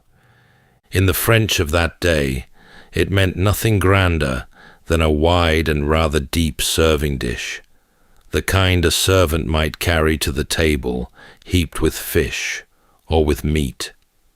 Beneath his pen, little by little, it began to mean a great deal more. The hero of the new tale was a boy named Percival, raised deep in a forest by his mother. She had already lost her husband and her elder sons to the hard trade of knighthood, and she hoped against hope to keep this last child clear of it. She brought him up, knowing nothing of weapons, nothing of courts, and nothing of the wide world beyond the trees. But a day came when the boy saw armored knights riding through the wood, glittering in the green light like creatures fallen out of heaven, and from that hour his course was set. He left his mother weeping at the gate. He rode out into a world he barely understood, and made his clumsy, well-meaning way toward the life of a knight. He was rough and innocent, and often a little foolish, and the world did not always use him kindly. In time, his wandering carried him toward a strange castle beside a broad river, and into the very heart of the mystery the whole long tale had been moving to meet. What befell him there, the poet set down in full, but somewhere in the telling that followed, Chrétien laid down his pen and never took it up again. The poet died, whether by illness, by accident, or by some plainer misfortune, the records do not tell. He left behind a marvel and a riddle in equal measure, a tale that broke off in the dark, with its deepest questions still unanswered. The castle stood beside a broad river, in country the young knight did not know. Its lord came out to meet him, a man of gentle manner and visible pain, for he had been wounded long before through both his thighs, and could no longer stand, nor ride, nor do much at all, but lie propped upon cushions before a great fire. He welcomed his guest warmly all the same. He made him a gift of a fine sword, and bid him sit close at hand. The hall was warm, the food was good, and the evening was easy. And then, as the meal began, a procession came through the hall. First walked a young man, holding a white lance upright in his hand. As the knight watched, a single drop of blood welled at the lance's tip and ran slowly down the shaft, over the bearer's fingers. Behind him came two more youths, each carrying a branched candlestick, bright with burning candles. And after them walked a maiden, and in both her hands she bore the grail. It was a dish of pure gold, set about with precious stones of every kind, the richest a man might ever hope to look upon, and it gave off a radiance so great that the candles paled before it, the way the stars grow faint when the sun comes up. The procession crossed the hall in front of the fire, passed through a doorway into an inner chamber, and was gone. A little later, it came again, and then once again, once more, between the courses of the long meal. Each time it went by, the young knight burned to ask what the glowing vessel was, and whom it was being carried away to serve. But on the road to knighthood, he had been taught that a well-mannered man does not pester his hosts with a stream of questions, and so he held his tongue. He let the wonder pass before him in the firelight, and said nothing at all. When morning came, the castle was empty. He found his horse saddled and waiting, the gates standing open, and not a soul anywhere to see him off. Only later, deep in the forest, did a grieving maiden tell him the true size of what he had done. Had he only asked about the lance and the grail, the wounded lord would have been healed in that same hour, his body made whole, and his withered lands brought back to green life. The long sorrow of that house had hung upon a single question, and the question had gone unasked. A small scrap of good manners, a moment of curiosity held politely in check, and a whole kingdom had been left to wither. The cure had been carried through the room before his eyes, and he had let it walk out the door. The golden dish in the maiden's hands was the seed from which the whole vast legend would grow, but the bleeding lance that went before it carried a memory older and graver than any tale of knights. Long ago, on a hill outside the walls of Jerusalem, a Roman soldier had stood beneath a cross to make certain the man upon it was truly dead, and had driven his spear up into the side of the body. By the old account, blood and water at once flowed out. The soldier was given no name in Scripture, but in the stories told long afterward, men came to call him Longinus. And so, in the deeper telling, the lance that had wept its single slow drop of blood in the firelit hall became the very spear that pierced the side of Christ. Two wonders had crossed that floor together, the golden dish and the bleeding lance, and from that evening onward, the tale of the one would always travel close beside the tale of the other. Within a few years of the first poet's death, another took up the unfinished marvel and gave it the one thing it had always lacked, a past. His name was Robert, of the village of Boron, and he carried the story back, before Arthur and his knights, before the castles and the courts, all the way to the foot of the cross. And there he found the man who would bind the whole legend fast to the story of Christ. That man was Joseph of Arimathea. He was a wealthy and well-respected figure, a secret follower who had kept his faith hidden out of fear of the authorities. After the crucifixion, it was Joseph who went before Pilate and asked to be given the body. It was Joseph who took it down with his own hands, wrapped it in clean linen, and laid it in a fresh tomb cut from the rock, a tomb he had made ready for himself. So much had been told and retold since the earliest days of the faith. In Robert's telling, Joseph did one thing more. As the body was lowered, he took up the cup from the Last Supper, the very vessel Christ had passed among his friends, and with it he gathered the blood that fell from the wounds. And so an ordinary cup became a thing beyond all price, a vessel that had held both the wine of the supper and the blood of the man himself. It brought hard times down upon its keeper. Joseph was seized by those who wished the young faith stamped out and shut away in a cell without food or water and left in the dark to die. but he did not die. The cup stayed with him and sustained him through the long years of his imprisonment, nourishing him as no bread or water ever could, keeping him whole in body and in mind, while the seasons turned unseen beyond the walls.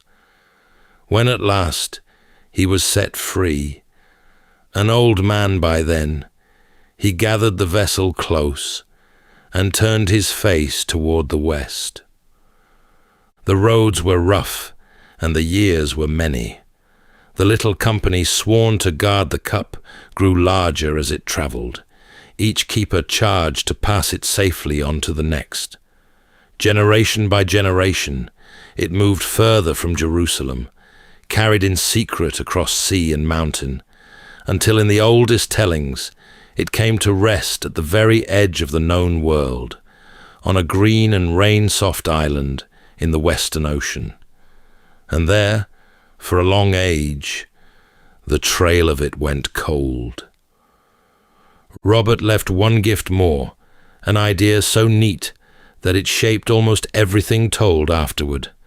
He spoke of 3 tables set across the long sweep of time, each one made in the likeness of the one before. The first was the table of the Last Supper, where Christ had sat among the 12.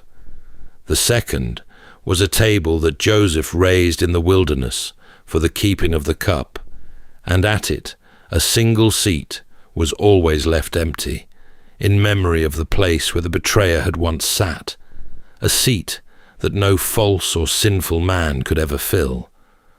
The third, ages further on, was the round table of King Arthur, fashioned in the image of the other 2, with an empty place of its own. So the cup that a French poet had dreamed up in an unfinished tale was given a beginning, a purpose, and a long line of faithful keepers reaching from a hill outside Jerusalem all the way to the green courts of Britain. And on that island, the empty chair at Arthur's table stood waiting, year upon year, for the one who had not yet come. At much the same time, far away in the German lands, another man seized on the very same tale and told it in a way that would have startled every poet in France. His name was Wolfram of Bavaria, and he was a fighting man, quite as much as a maker of verse.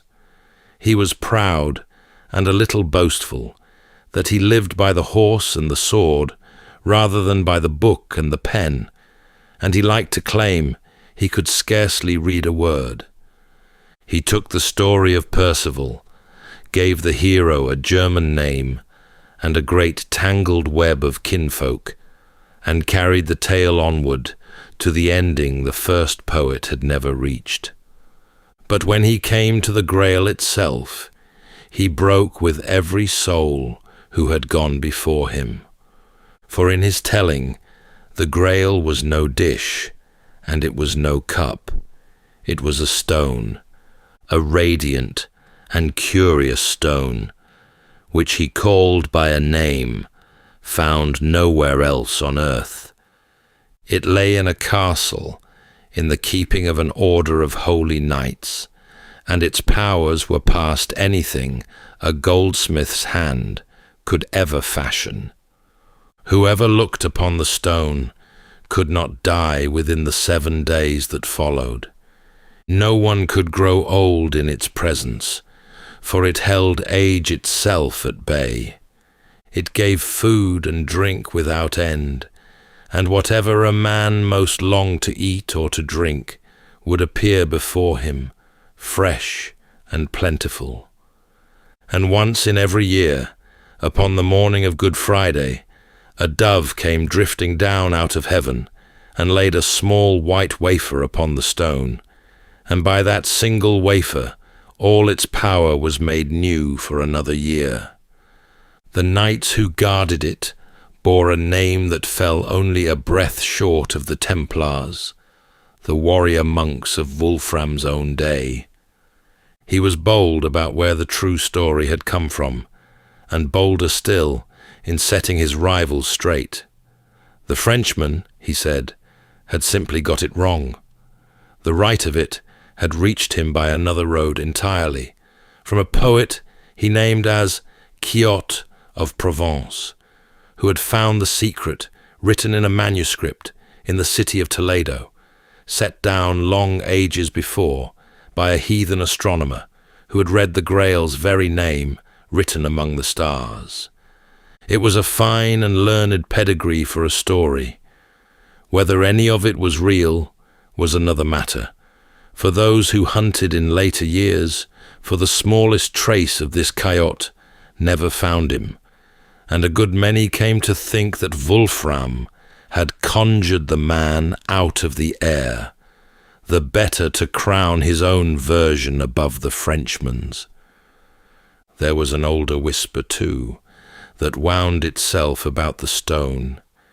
It told that the Grail had begun its life as a jewel, a single great emerald, struck loose from the crown of Lucifer in the very moment he was cast down out of heaven, falling away into the dark as the rebel angel fell. By now, the wondrous thing had been glimpsed in 2 countries, and had shown 3 different faces to the men who dreamed of it. No 2 of them had described the same object, and not one of them had ever laid a hand upon it, for no living soul had yet found the Grail at all. Not long after the German poet had sung of his stone, the tale was gathered up once more in France, this time in plain prose, and on a grander scale than any telling before it. In that new version, years had passed at Camelot, and one seat at the round table still stood empty. It was a perilous chair, and more than one bold man had tried to claim it and come to grief, for the place would suffer no one save the knight it had been made for.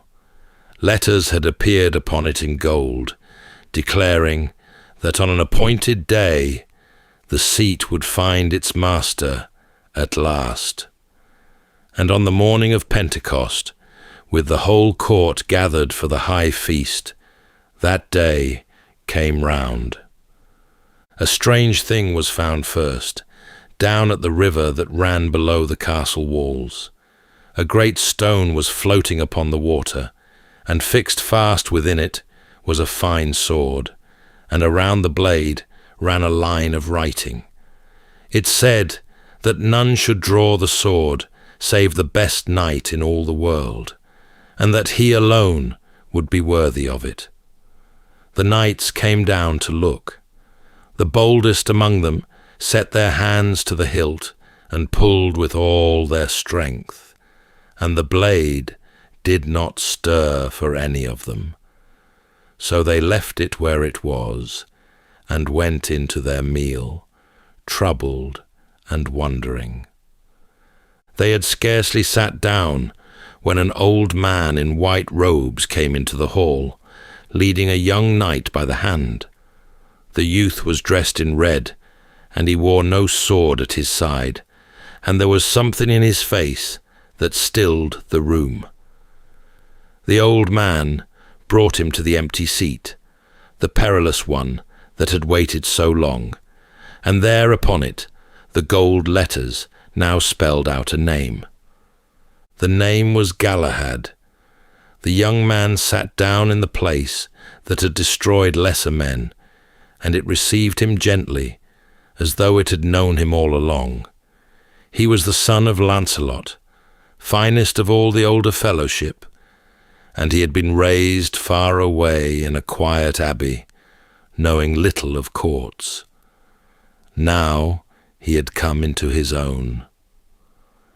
They led him down to the river, and he laid his hand upon the sword in the floating stone, and it came away as easily as if it had been waiting in his grip from the first.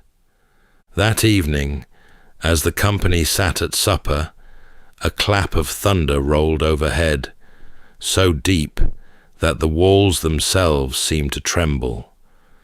Then a beam of light came down, brighter than any noonday, and every face in the hall was lit with a radiance that made each man fairer than he had ever looked before. Into that light came the holy thing itself, covered over with white silk, and borne along by no hand that anyone could see. It moved through the hall of its own accord. A sweetness filled the air, the scent of every good thing at once. The covered vessel passed among them, and was gone, and not one man had glimpsed it bare. They sat in the fading brightness, dazzled and astonished, and for a while none of them could find a word to say. One of the knights rose first.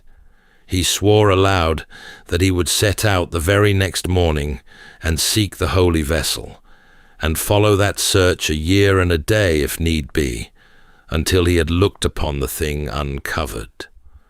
One after another the knights stood and swore the same, until the whole fellowship had bound itself to the quest. And the king, hearing them, was filled with sorrow. Arthur knew his knights, and he knew the wide world beyond his walls, and he understood what such a vow would cost. The fellowship that had taken so many years to gather, the finest company ever seated at one table, would ride out at dawn and be scattered to the four winds, and many of them would never find their way home. He looked down the long table at the faces he loved, and grieved for them as though they were already lost, even while they feasted before him in the light. In the grey of the next morning, they armed themselves and mounted up.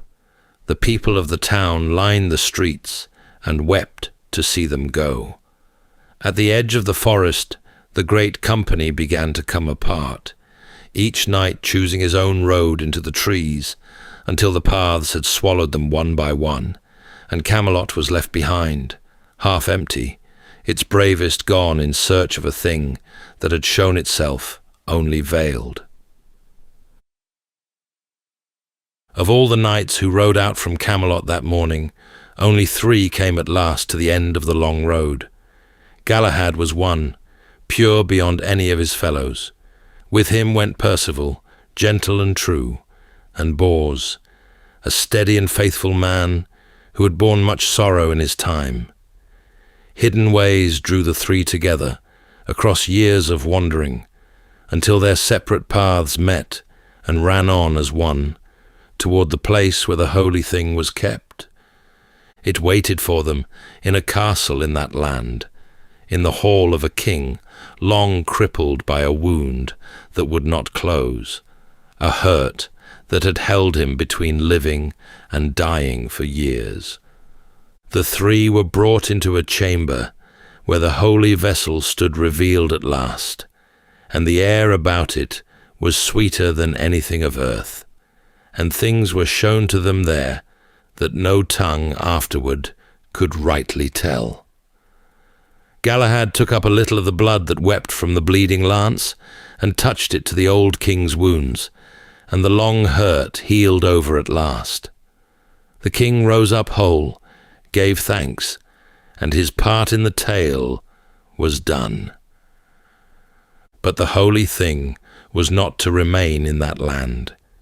The 3 were charged to carry it away across the sea, to a far city in the east called Sarras, out at the very edge of the maps.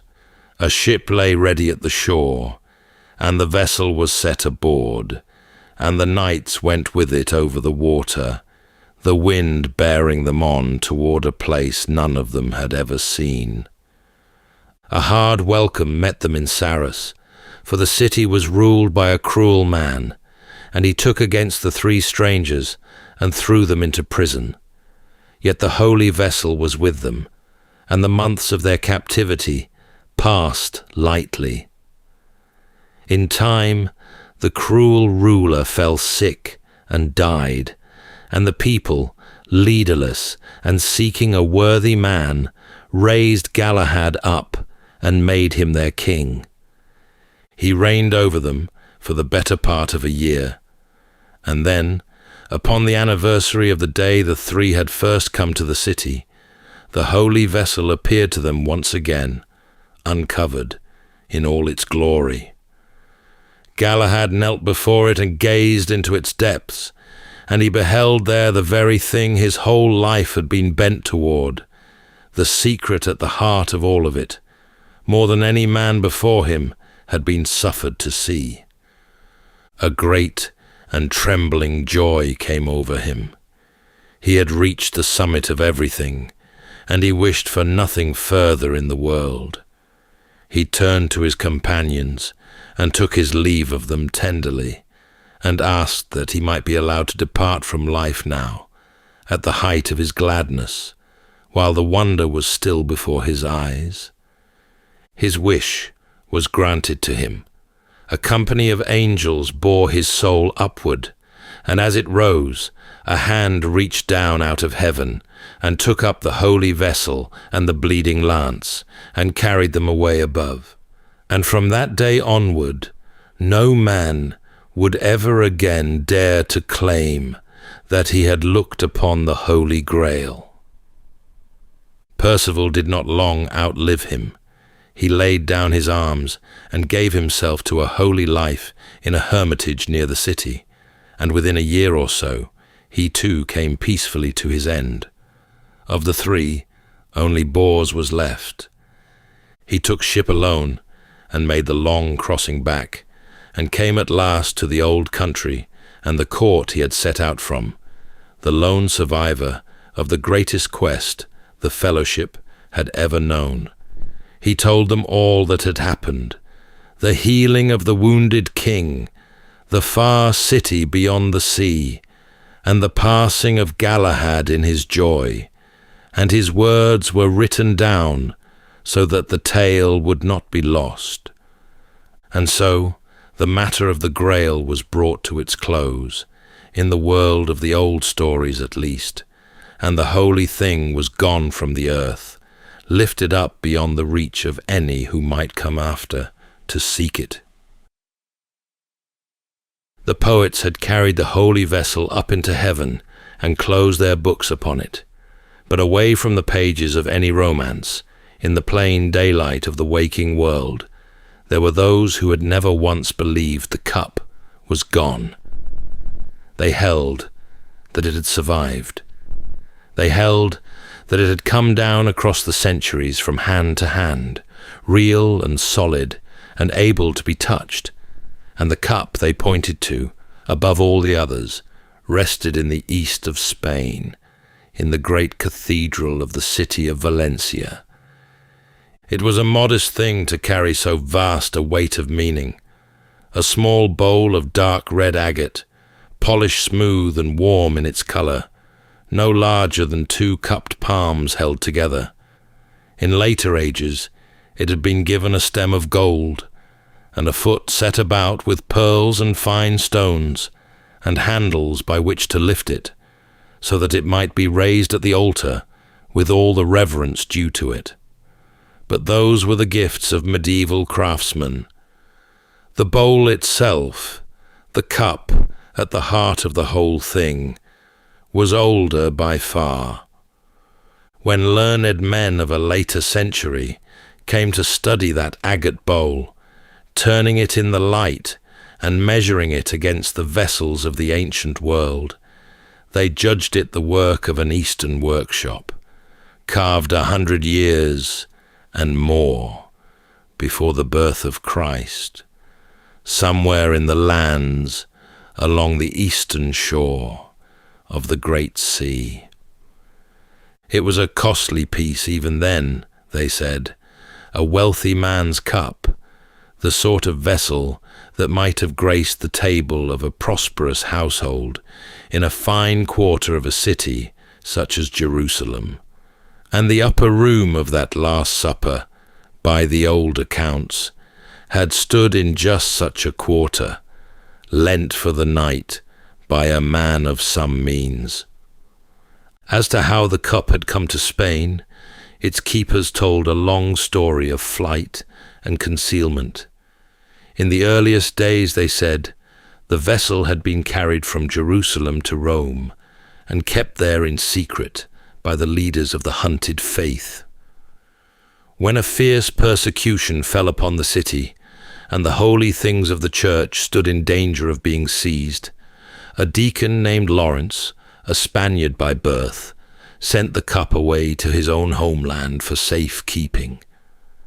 There it passed into the care of the faithful in the north of Spain. For hundreds of years more, it was hidden and guarded.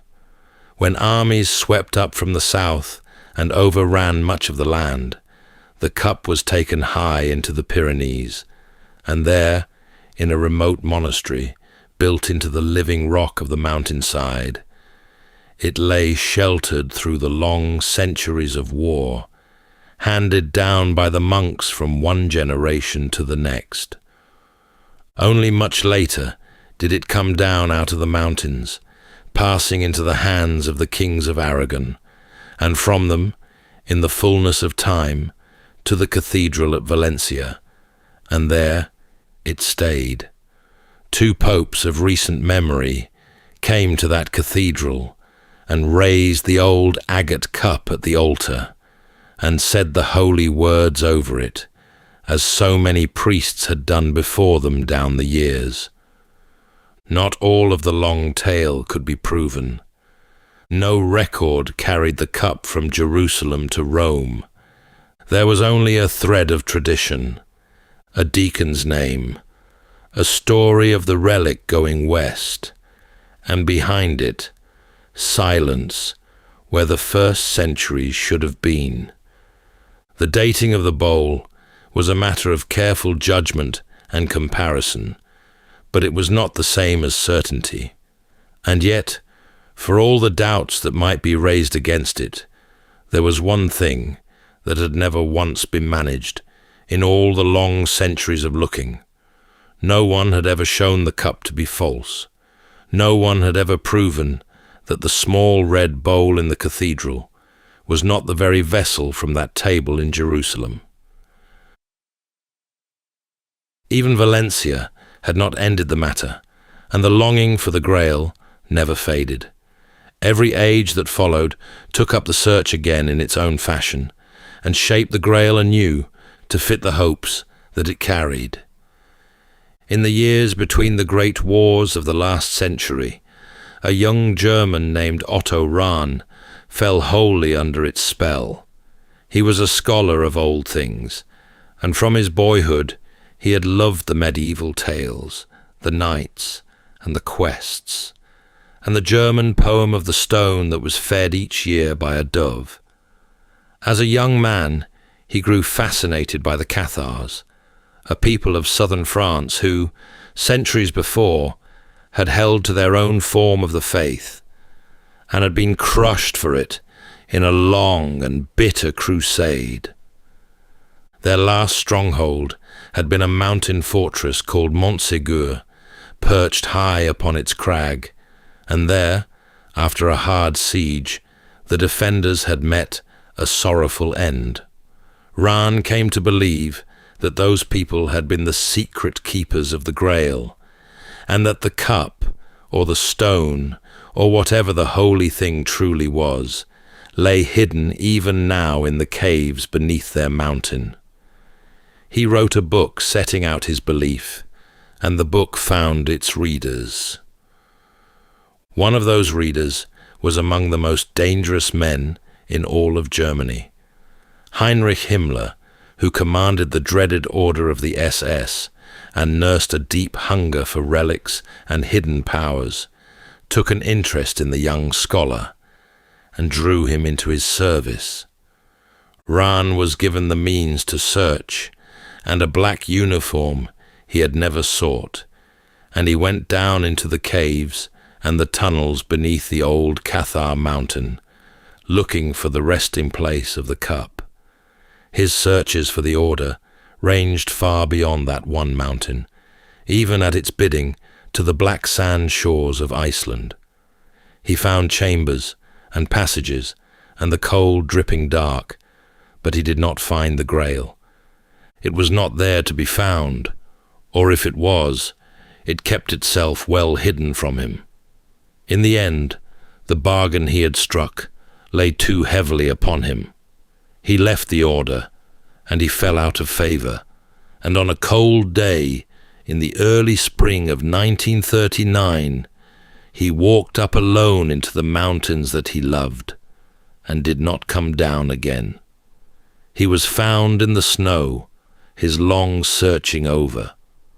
Long afterward, his strange story rose up once more in another shape entirely, in the great adventure pictures of a later age, where treasure-seeking heroes raced the soldiers of that same dark order to lay hold of holy things, and the Grail itself was sought across the screen. The scholar who had crawled the caves of Montségur would come to be claimed by many as a real-life forerunner of an adventurer in a wide-brimmed hat. So the Grail went on, much as it always had. It had been a wide serving dish, glowing in a fire-lit hall, and a golden chalice brimming with holy blood, and a stone fallen from the sky and fed by a dove. It had been a treasure sought through mountain caves.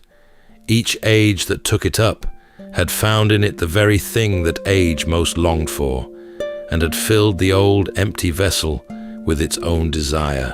And through all of it, in eastern Spain, a small cup of dark red agate sat behind glass, neither proven nor dismissed.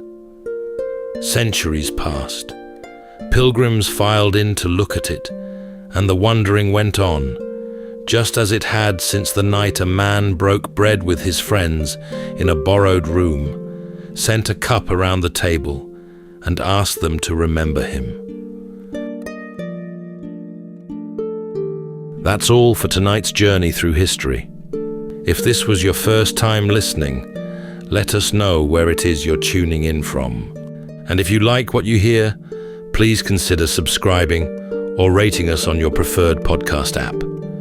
And for those listening on Spotify Premium, did you know that in select regions, you can now skip ad breaks entirely by switching from audio to video? In fact, watching us on Spotify Premium Video is the best way to help us create more stories, just for you. You can also get early access to our newest episodes by joining us on Patreon. And whether you're fast asleep or still drifting there, thank you so much for listening, and rest well.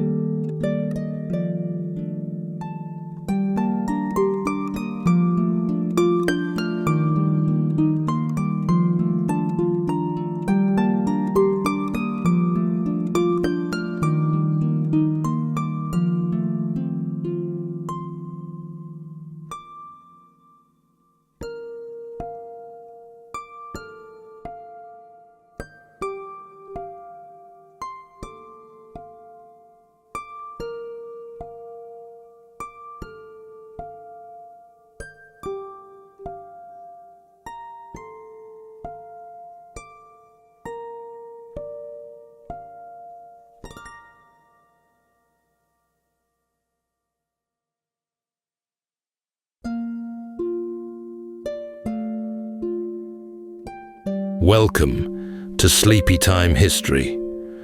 True stories from the pages of history, with 8 hours of uninterrupted storytelling for a full night's rest.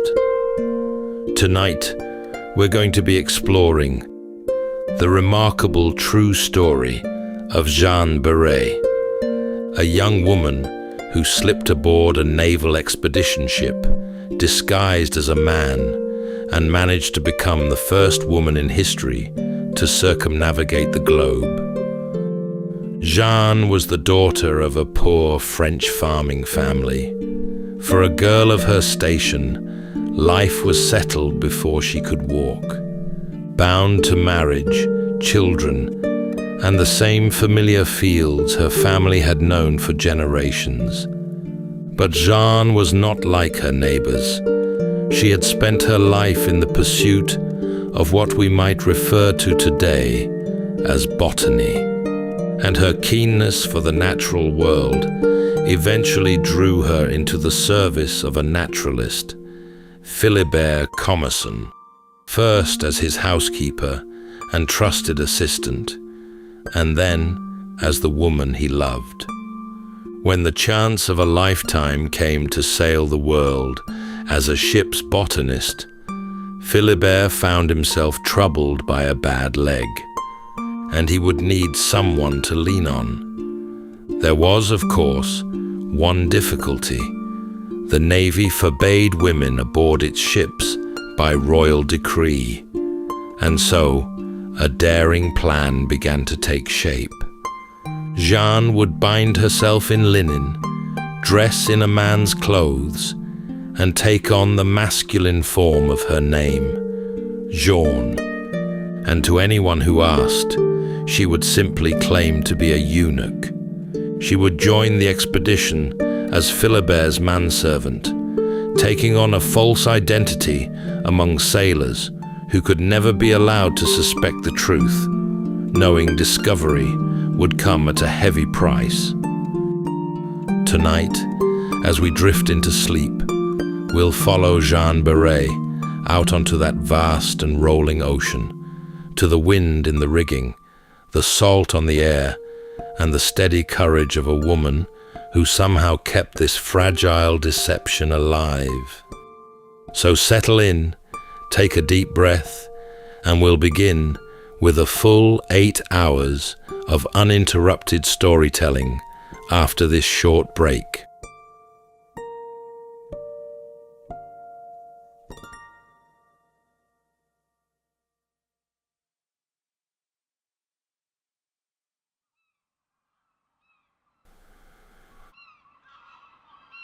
Far out on the open ocean, where the water ran grey and restless to every horizon, a store ship named the Étoile rolled steadily beneath a wide spread of canvas. She was one of 2 vessels in a French expedition, the first the nation had ever sent to attempt the whole circle of the globe, and her decks were crowded with sailors, soldiers, officers, and all the stores that so long a voyage demanded. Her hold was packed from end to end with salt pork and ship's biscuit, with water casks and powder, and with coils of rope and folded spare sail. Among the company moved a young assistant called Jeanne, servant to the naturalist aboard. Jeanne was slight of frame and plain in manner, willing at every task, and often the first to take up the heavy work that the others were glad to leave alone. He kept to himself in the off hours, made no trouble, asked for nothing, and carried his share, and a good deal besides. When there were specimen cases to be hauled up from the boats, or presses to be brought ashore, Jeanne was there with a shoulder under the load. The crew thought well enough of the lad, in the careless way that hard men think of a willing boy who stays out from underfoot. Not one of them knew, as the ship bore them on over the swell, that Jeanne was a woman. Unbeknownst to them, her name was Jeanne. Through every hour that followed, she moved and spoke, and held herself as a man among men.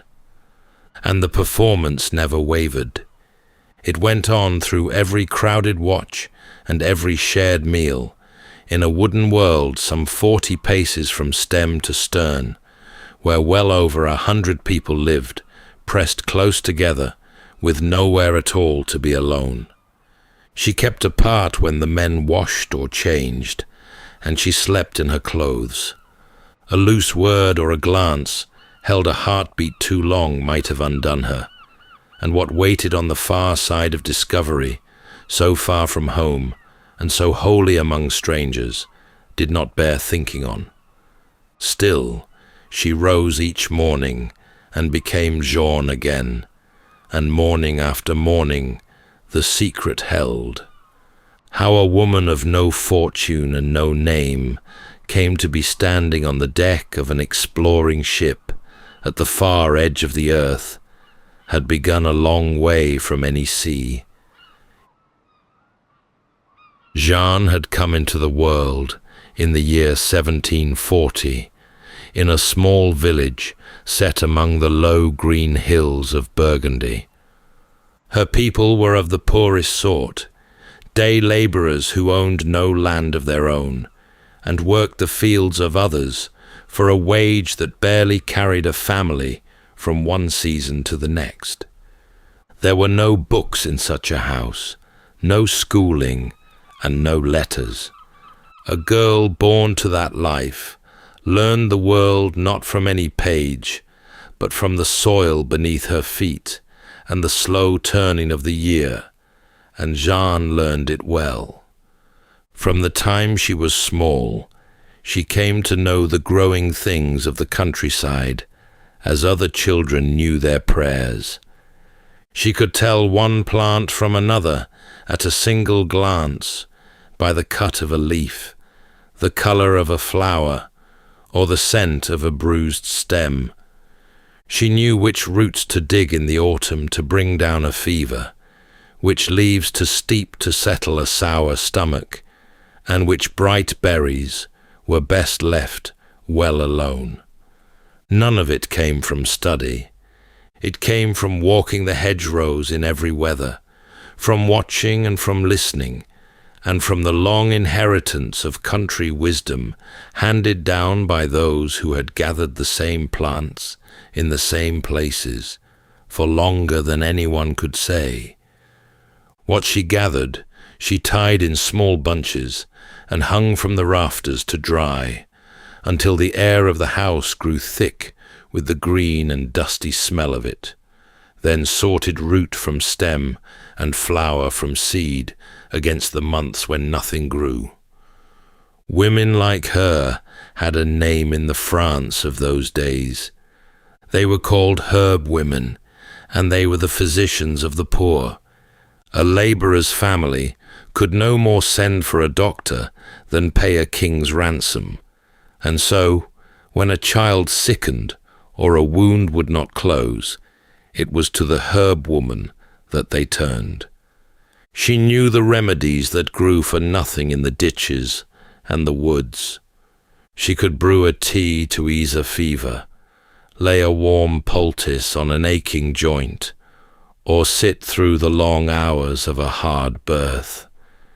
It was humble work and needful work, and a woman who was good at it held a place of her own in the life of her village. Jeanne grew into just such a woman. She carried in her memory a whole living library that no fire could burn and no thief could carry off, the names and the natures and the uses of hundreds of plants. To any passing eye, she was only a poor country girl, of no fortune and no standing. What she held in her head, though, was not so easily come by, and its great virtue was that it could be carried anywhere on earth. The age she had been born into was a restless and hungry one, eager to name and to number every living thing upon the earth. Across Europe, the learned men of the day were sending collectors out to gather whatever grew in distant places and bring it home to be studied. Such men had need of exactly the eye and the steady hands, and the patient knowledge that a herb woman had spent her whole life acquiring. And so a gift that might have served Jeanne only in her own corner of Burgundy was a thing the wider world had lately begun to prize very highly. The man whose path crossed hers was a naturalist named Philibert Commerson. He was a physician by training and a botanist by the deeper pull of his heart, one of those tireless men of the age who could lose whole days to the study of a single flower. He had made a name for himself among the learned societies of Europe, and he wrote back and forth with the great Linnaeus of Sweden, the very man then setting the whole of nature into order. His mind was quick and his ambition wide. His body served him a good deal less kindly, for he was often unwell, and a troublesome leg gave him great pain and made hard travelling a misery. Jeanne came into his household in the years after his young wife had died, taken on to keep his home and his affairs in order. A man so given over to plants could hardly fail to notice that the woman tending his fire knew more of the living world than most of the scholars he wrote to. His knowledge had come from books and from journeys. Hers had come from the living plants themselves, and the two fitted together as neatly as a key turning in a lock. Before long, she was far more than a housekeeper to him.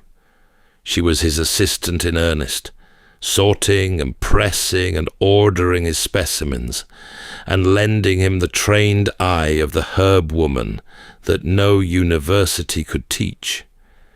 In time, what lay between them deepened into something tender, and they became companions in life as well as in work. Commerson even set her name down in his will and made provision for her future. But there was sorrow folded into those years as well. Jeanne gave birth to a son.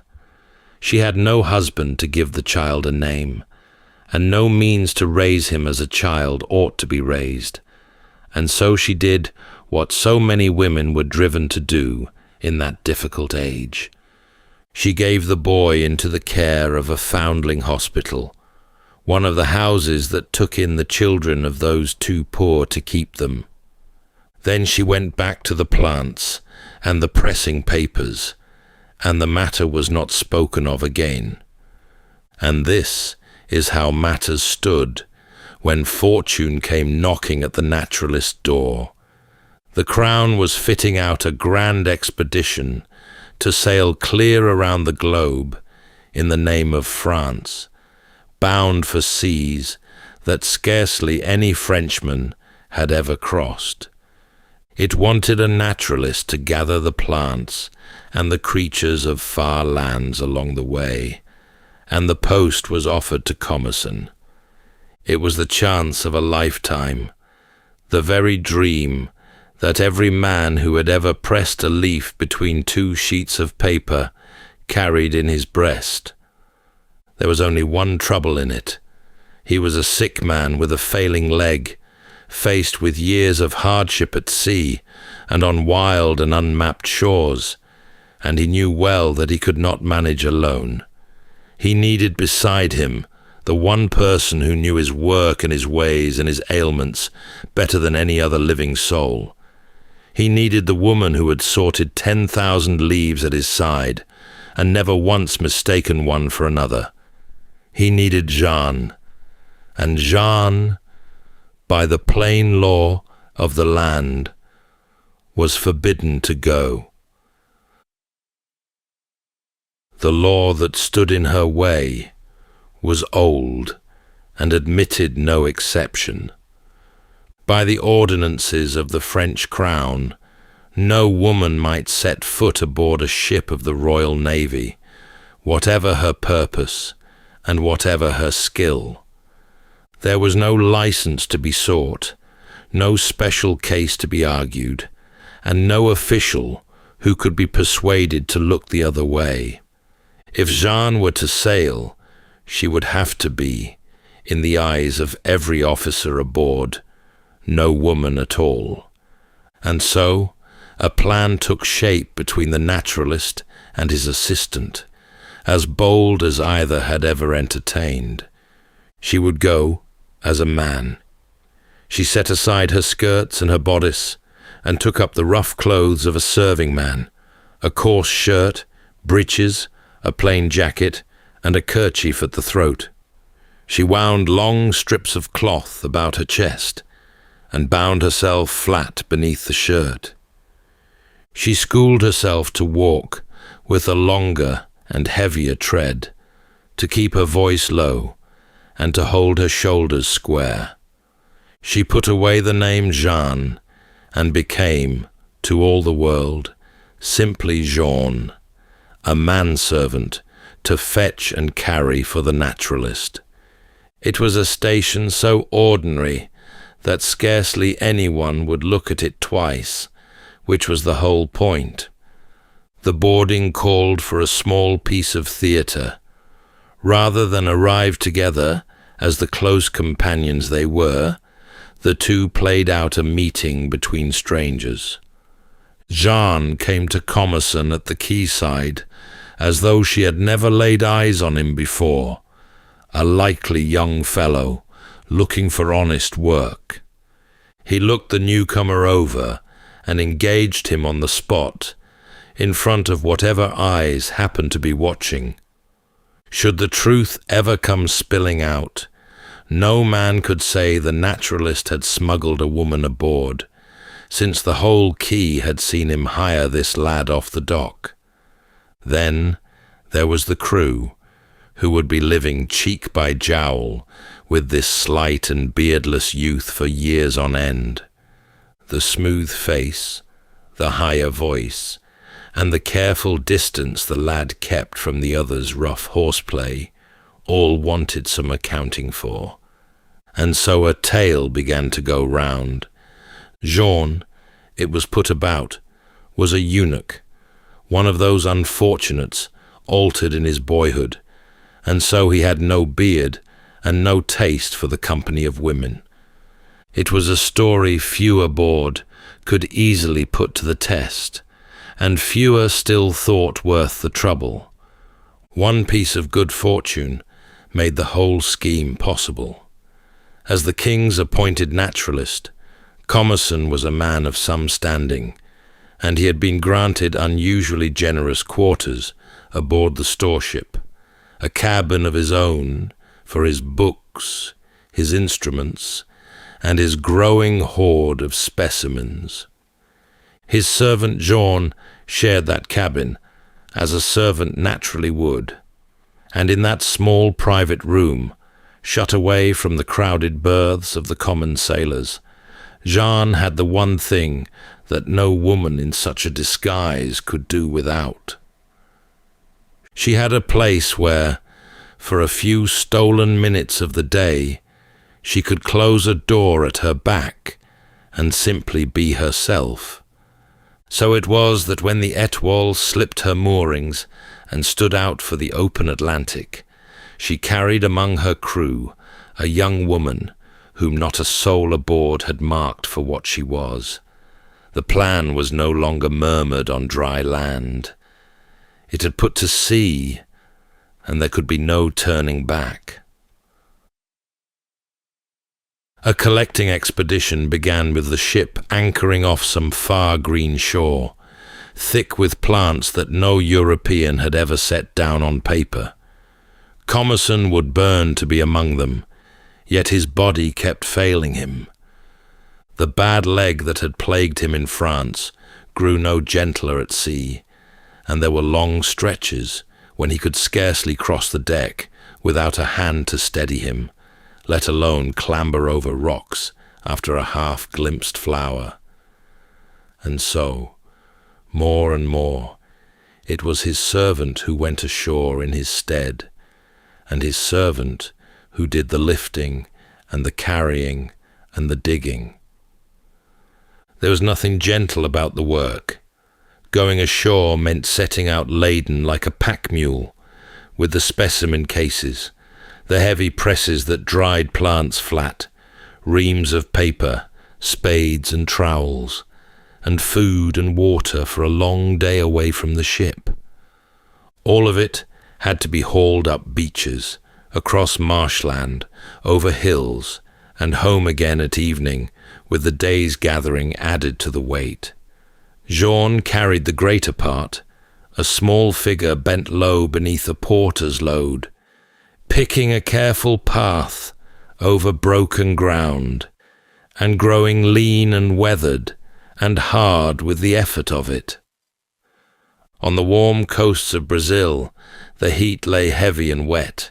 The air swarmed with biting insects, and a day ashore left a body soaked through and stung raw. Back aboard came the evening's work of sorting and pressing by the swing of a lantern before the next shore began it again. The sternest of the labour came at the very bottom of the world, in the long and dangerous passage of the Strait of Magellan. There the ships crept for weeks between the wild shore of Patagonia and the bleak islands beyond, through a country of grey stone and dark water, and a wind that never seemed to rest. The cold cut to the bone. Rain and sleet drove in off a freezing sea, and the great snow peaks stood white and aloof above it all. It was a stern and lonely grandeur, beautiful in one light and merciless in the next, as far from the warm hedgerows of Burgundy as a soul could be carried. Into that hard country, Jean went ashore with the cases and the presses, time and again, to gather the small green treasures that clung among the rocks. She was a woman of no great size, doing a labouring man's work, through cold and hunger, and the ceaseless gnawing care of the secret. For even at the close of a brutal day, she could never let the disguise fall for a moment. Yet she did not buckle. She carried loads that would have tested a strong man, and kept her feet over ground that could turn an ankle in a heartbeat, and whatever weariness settled into her bones at nightfall, she kept it to herself. She laboured for the man she loved, who could no longer labour for himself, and for the work itself, for the thrill of the search and the wonder of turning up something new and nameless in the wild. Every case carried up from the shore, and every plant pressed flat between its papers, was one more piece of a treasure the two were building together, leaf by leaf, across the whole curved face of the earth. And that treasure, gathered at such a cost, was growing into something richer, by far, than either of them had yet guessed. Through all the years of the voyage, the work that Jean and the naturalist did together kept on filling the hold of the ship. Wherever the expedition touched land, there were plants to be found that no naturalist in Europe had ever named, and the two of them gathered them by the thousands. Few collectors of the age had ever brought home so vast a store of the world's growing things. There were grasses and ferns from cold southern islands, and broad glossy leaves from the steaming forests near the line. There were tough little plants, prized from between cold southern stones, and tender green things from the tropics that wilted almost the moment they were cut. There were flowers of shapes and colours that the old books of Europe had no words for, and seeds and fruits gathered up to be carried home and coaxed into life in the gardens of Paris. Each one was a small discovery in itself, and behind a great many of them were the patient hands of Jean. Among everything the expedition carried away from the warm shores of the New World, one plant above the rest would go on to fame. It was a climbing vine that flung itself over walls and trees in a riot of colour. Its true flowers small and modest, framed by bracts of brilliant pink and purple that blazed in the sun. The naturalist set it carefully among his treasures, and in time it would be carried to gardens across the whole of Europe and far beyond, a favourite wherever the climate was kind. The world came to know it as the bougainvillea, so named for the commander of the voyage, the first European hands to gather it from the tangle, lift it free, and lay it among the drying papers, very likely belonged to a woman whose name history had yet to recognize. The naturalist was not blind to all that his assistant had given to the work, and so he did the one thing that lay within a botanist's power to do. When he came upon a plant that wanted a name, a curious new thing he had found along the way, he gave it hers. He called the genus Beritia, and set it down in his notes, so that in the language of his science, her name would stand among the plants she had spent herself to gather. For the better part of 2 years, the disguise had held, through cold seas and warm, through every crowded watch and every shore.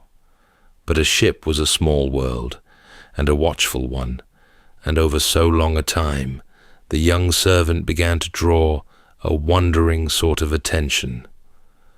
Among the crew, a question started to pass, half in jest at first, and then less so, about young Jean, who did a man's work, and yet seemed somehow not quite as the rest of them were. Then the ships came at last to Tahiti, that green and gentle island in the warm Pacific, and there, by the account the commander himself later gave, the truth came undone.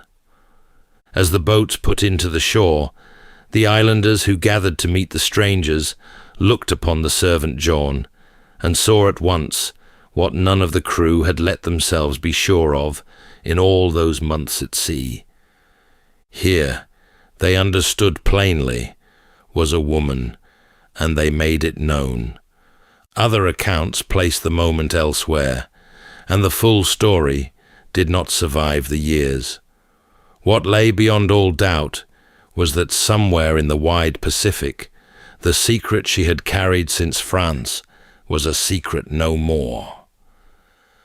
Word of it reached the commander, Louis-Antoine de Bougainville, a man of rank and good sense, who now found a woman aboard one of his ships, in plain breach of the king's own law. He did not rage, and he made no cruel spectacle of her. He sent for her, and he heard her out, and he weighed what manner of woman it was who had done such a thing. What he found was no foolish stowaway. Here was the faithful and tireless assistant who had carried the naturalist's work across half the world, and his judgment of her was the kinder for it. He gave orders that she was to be left in peace and treated with respect, and so, in the main, she was. Still, the months that followed could not have been easy ones. The thing that had set her apart in secret now set her apart in the open, the one woman known among hundreds of men, with the long sea road home still before her. She bore it as she had borne everything else. The whispering that had dogged her had given way to plain knowledge, and she neither hid from it now, nor made any show, but went on much as before. There was still the naturalist's work to be done, the pressing and the labelling and the care of the great collection, and she asked no special quarter for herself in any of it. So the expedition turned at last toward the long crossing of the Indian Ocean, and Jeanne, who was Jeanne no longer, sailed on with it, the work unchanged in her hands, and her place among the company strangely altered around her. They soon came to a French outpost on what we now call the island of Mauritius. Set in the faraway Indian Ocean, the island is a green and humid place of sugar and spice, where ships passed often between Europe and the Indies. It lay a long way from anywhere. When the expedition put in there, the naturalist found among the colonists an old friend and fellow lover of plants, a man who pressed him to stay and make the island itself his study, for its forests were thick with growing things no European had yet described. It was a tempting offer to a man who lived for such things, and a sensible one for a body as worn as his had become. The years at sea had used Commerson hard, and so the decision was taken. He would leave the expedition here and remain on the island, and Jeanne would remain with him, the two of them setting up to gather and study the plants of the Île-de-France and the islands near it, while the ships sailed on toward home without them. For a while they kept at the work they knew, ranging out after specimens as they had on every shore from Brazil to the Pacific. But the island that was meant to mend the naturalist did nothing of the kind. His health, already frail, went on failing him, and the bad leg and the long wear of the voyage and the heavy damp heat of the place all told upon him. In the early months of 1773, he died there, far from France, with Jeanne at his side. She was left in a hard place indeed.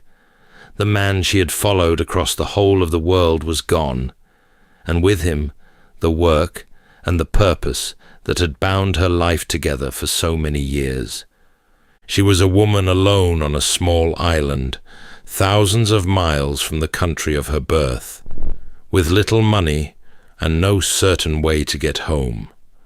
The great collection she had helped to gather was bound for Paris without her.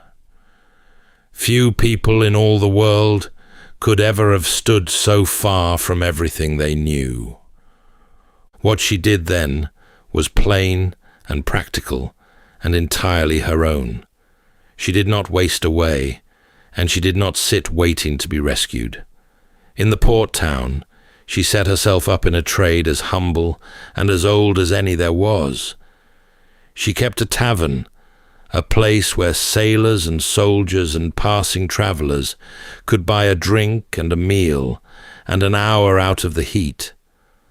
There would have been the talk of men fresh off long voyages, the clink of cups, the smell of cooking and pipe smoke, and the endless tide of strangers carrying news of the wider world and of the sea lanes home. The woman who had crossed oceans in disguise, who had carried a naturalist's treasures over half the earth, now stood behind a counter at the rim of the French Empire, pouring out measures, keeping her own accounts, and making an honest living. It was a far cry from the decks of the Étoile and the wild shores of Magellan, but it kept her fed and housed, and it gave her time. Slowly, the rawness of her loss must have dulled, as such things did, and as the months turned on that distant island, with its harbour full of comings and goings, the one thing she most needed began, at long last, to come within her reach. A way back to France, and a way to close the great circle she had begun so many years before, were no longer quite beyond her. In the port town, among the soldiers passing through, she met a Frenchman, a soldier passing through, and the two of them married. He was bound, in his turn, back to France, and with a husband at her side, and a passage to be had. The road home that had seemed shut to her opened up once more. A ship carried her west across the Indian Ocean, around the great cape at the foot of Africa, and north at last into home waters. When she stepped ashore on French soil, in or around the year 1775, something had been done that no woman in all the records of the world had done before her. She had gone out by way of one ocean and come home by way of another, the whole globe encircled, every line of longitude crossed. Nearly a decade had passed since a young servant had boarded the Étoile in disguise. The woman who came home had seen the far side of the earth and made her way back from it. She returned to no waiting crowds. There were no bells and no ceremonies for a labourer's daughter come back from the sea, and yet her story had not been wholly lost in the living of it. The commander of the expedition had published an account of the great voyage, and it was read with delight all across Europe, and in its pages he had not forgotten the woman found out among his crew. He wrote of her with plain admiration.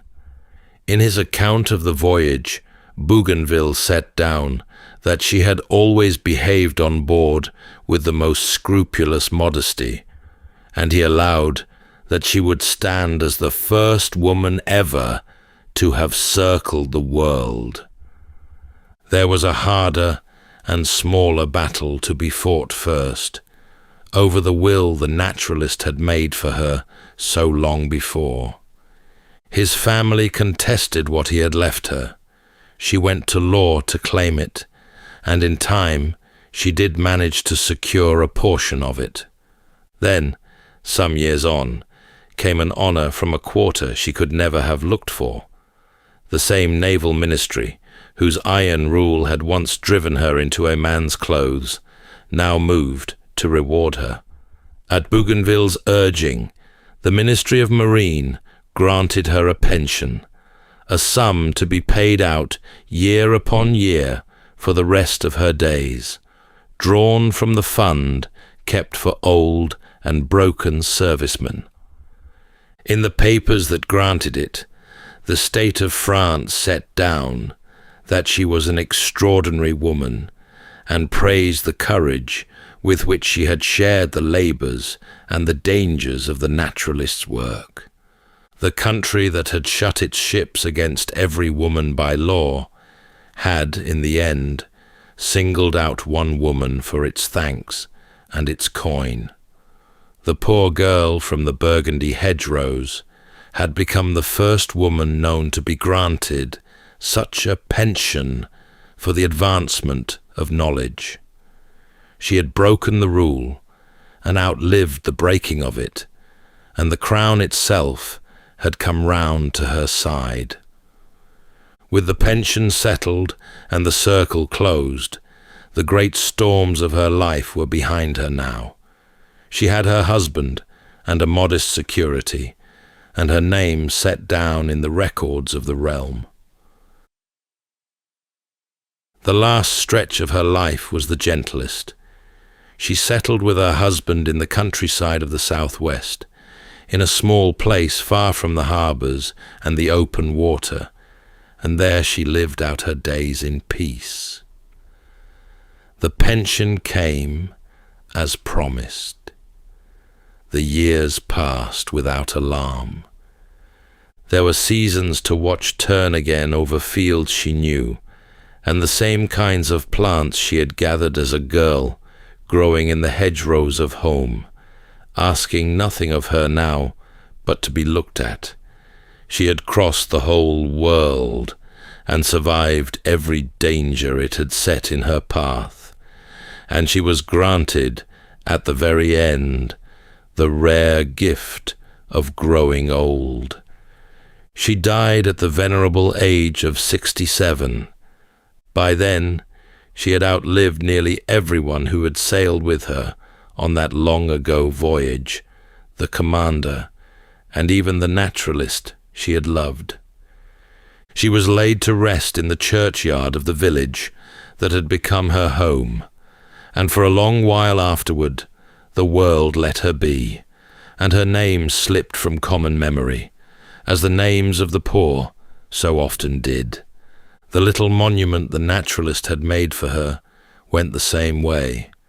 The genus he had named Beretia, set down so carefully in his notes, did not endure in the science he had served.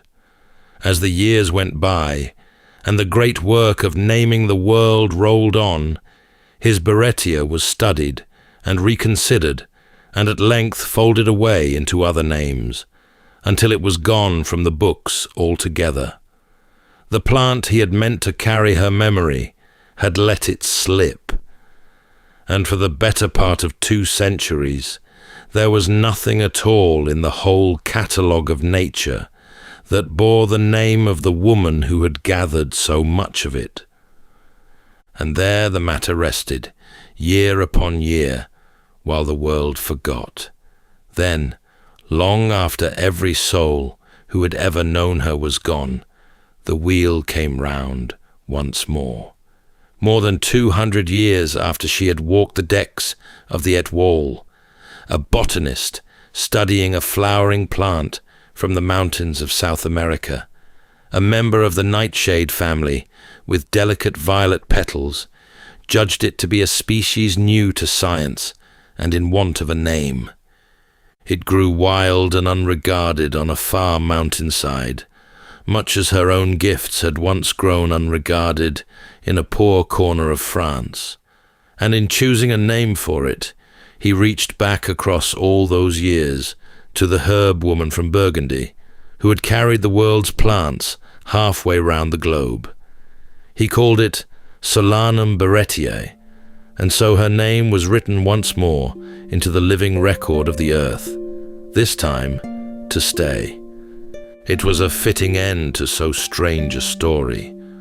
The woman who had once bound herself in linen and sailed the world among plants and pressed flowers was, in the end, remembered by the living things she had loved most. Among all the green and growing world she had spent her life among, a small violet flower had been given her name at last, and that name would not be lost again. That's all for tonight's journey through history. If this was your first time listening, let us know where it is you're tuning in from. And if you like what you hear, please consider subscribing or rating us on your preferred podcast app. And for those listening on Spotify Premium, did you know that in select regions, you can now skip ad breaks entirely by switching from audio to video? In fact, watching us on Spotify Premium Video is the best way to help us create more stories, just for you. You can also get early access to our newest episodes by joining us on Patreon. And whether you're fast asleep or still drifting there, thank you so much for listening, and rest well.